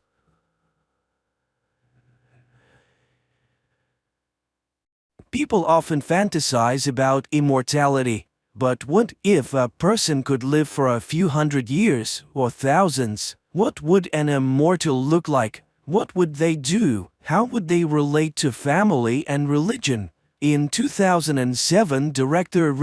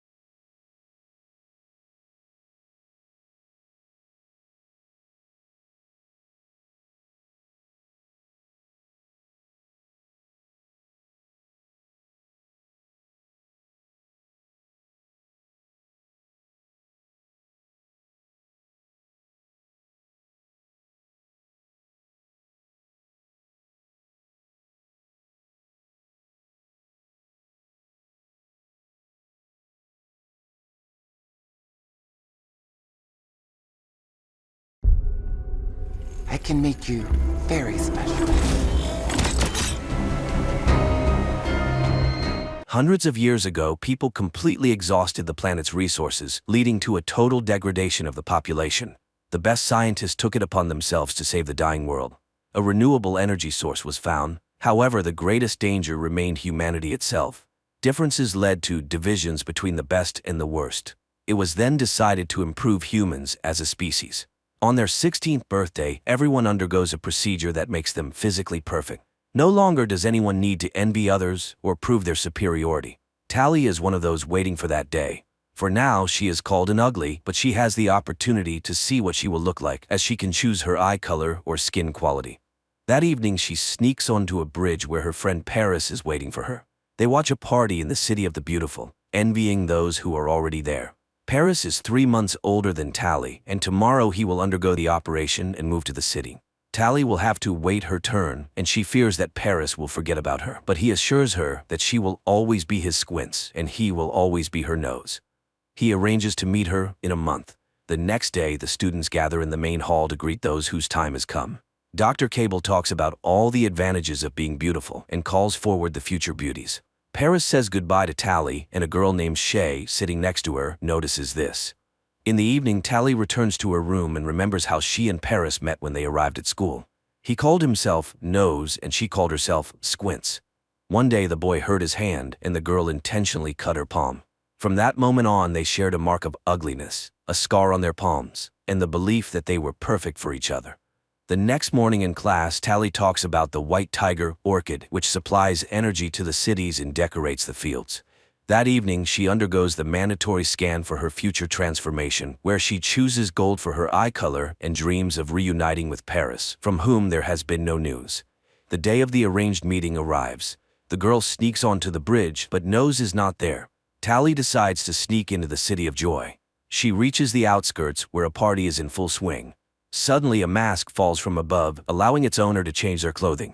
Tally puts it on, selects a dress, and heads out to search for her friend in streets filled with lights, laughter, music, and celebration. Miraculously, she finds Paris, who barely recognizes her. Even the scar on his hand is gone, though he swore he wouldn't remove it. It turns out that after the transformation, an ugly person's life becomes entirely different, where an eternal friendship oath no longer matters. Tally removes the mask to remind him of herself, but immediately becomes an unwanted presence. She runs, grabbing a rescue vest on her way. Realizing she is about to be caught, Tally jumps from a skyscraper. The vest saves her, and she manages to reach the bridge, but she is pursued, and just as she is about to be caught, Shay arrives to rescue her on her hoverboard. The girls immediately feel a kindred spirit. Tally shows Shay how to sneak into the locked kitchen and tells her that her meeting with Paris left her disappointed. One day, Shay suggests that Tally learn to ride the hoverboard and gives her a forbidden book to read. Tally learns that Shay told her friends about her jump with the rescue vest, and now she is the heroine of the entire campus, which could lead to her being denied the operation. But she continues with her lessons and masters the hoverboard. Later, the girls discuss beauty, and unexpectedly, Shay reveals that she doesn't want to change at all. For now, she takes Tally to a training ground where, choosing the most difficult track, she puts on a masterclass. After riding, Tally returns the book, in which she enjoyed the free flow of everything in the world, from natural seasons to relationships. Then Shay suggests that they both refuse the operation and escape with her to the smoke, a place where people live freely. She takes her friend to the edge of the school grounds, and after leaving their tracking rings on a branch, the girls fly into the wildlands. Crossing a river, they arrive at the ruins of an old city. Shay shows her the remnants of a roller coaster, lamenting that it is destroyed. She takes her friend to a tall building where they can call her friends from the wild world by lighting a signal fire. Shay explains that in the outside world, people work for themselves, love, and have children. There are even old people there. Everything is like in the book they read. Shay was planning to escape with her friend David when she saw Tally on the bridge and came to her rescue. She wants to read books and have hobbies because after the operation, a person no longer decides how to live.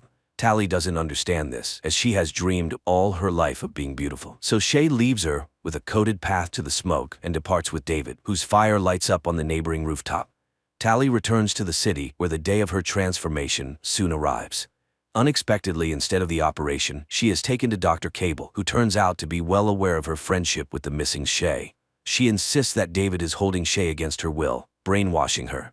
And only after Tally finds Shay and returns her to the city will she be allowed to become beautiful.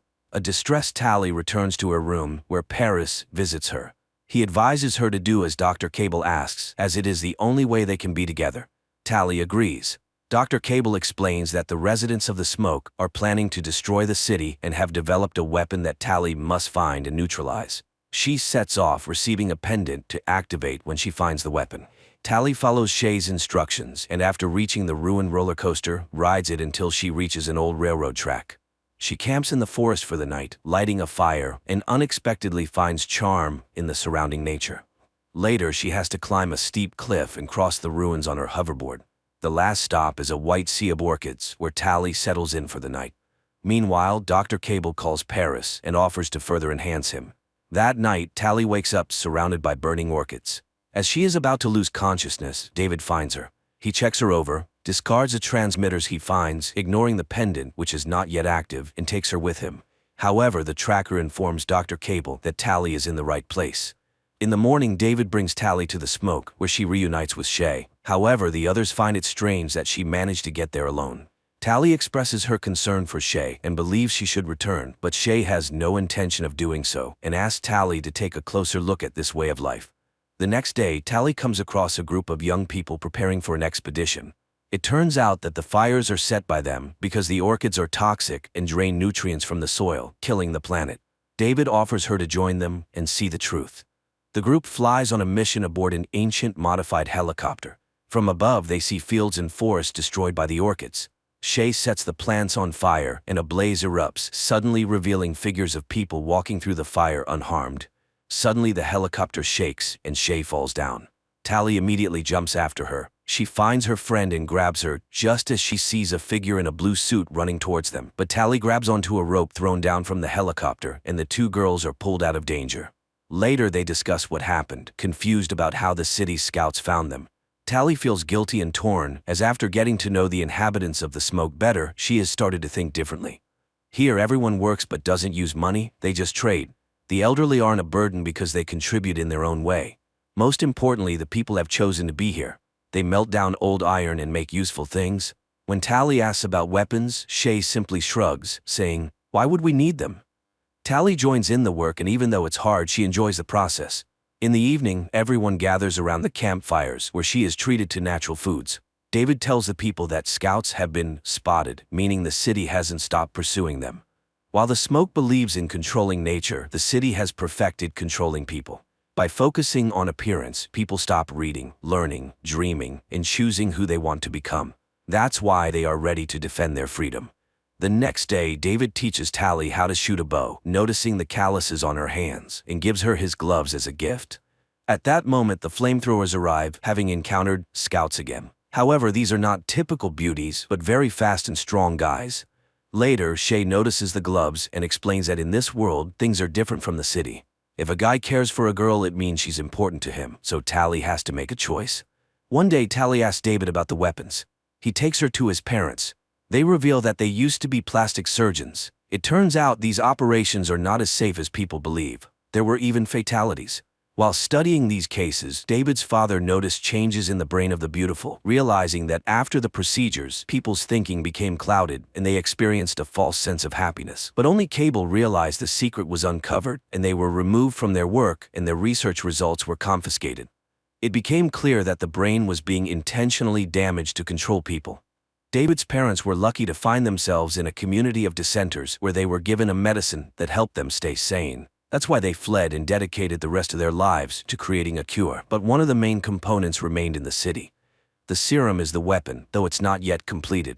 Once they obtain what's missing, they will need to test it on a person, but only if that person agrees. That night, Tally reflects on everything she's learned, takes off the pendant, and throws it into the fire, not realizing that by doing so, she activates it. She tells David what happened, but he reassures her that she has chosen the right path. He tells her she is beautiful and kisses her. The next morning, the city attacks the Smoke. Men in blue suits trap the residents of the Smoke in nets and gather them in the square. Tally holds back David, and they watch the events unfold from a distance.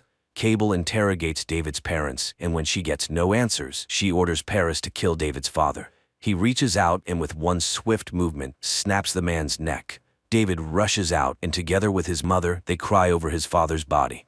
Paris sees Tally but doesn't touch her, while Cable thanks her for her cooperation, revealing her true mission. As Shay expresses her disgust towards her, David's mother secretly slips a vial of the medicine into her son's pocket. Tally breaks free, runs to David's house, and sets it on fire.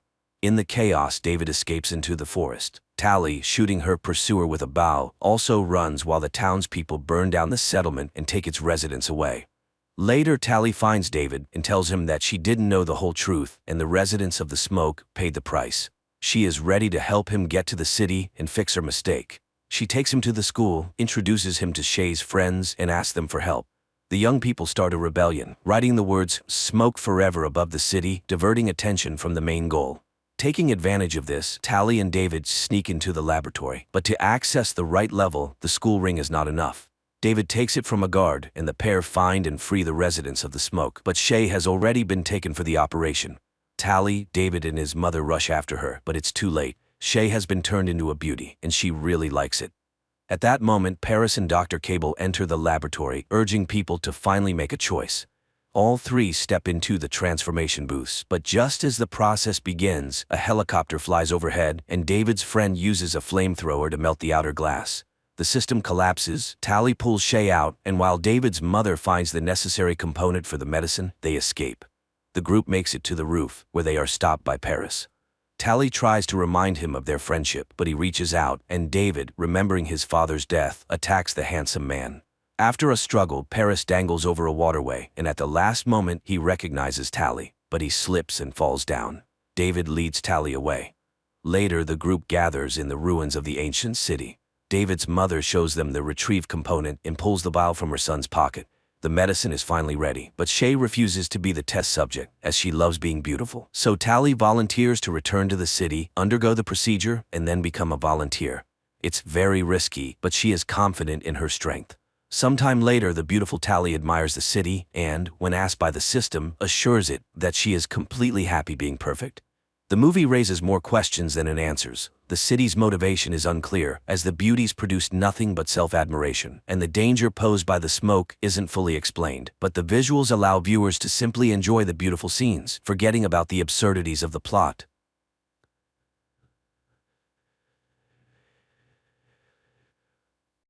A man wakes up in an unfamiliar place, not understanding where he is, how he got there, and where his phone is. He tries to reach out to someone, but a voice from behind the door advises him to be silent and calm down. An unseen interlocutor informs the man that he has been drugged, and he will feel very unwell for the next few days. But now,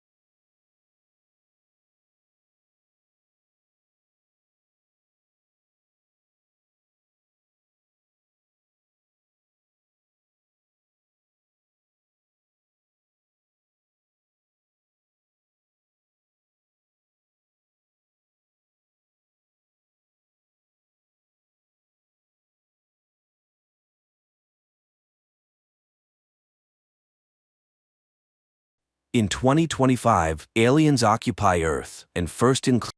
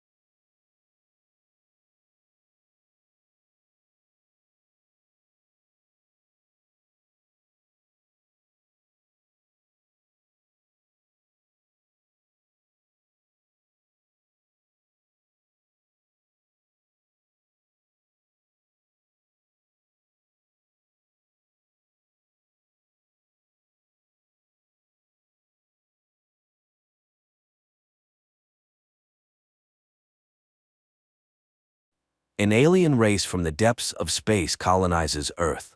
Millions of people from around the world are sent to work in mines on other planets. Those left on Earth are controlled with implanted tracking chips and giant alien robots positioned around the perimeters of cities. Oh, wow, you hear me? Ah!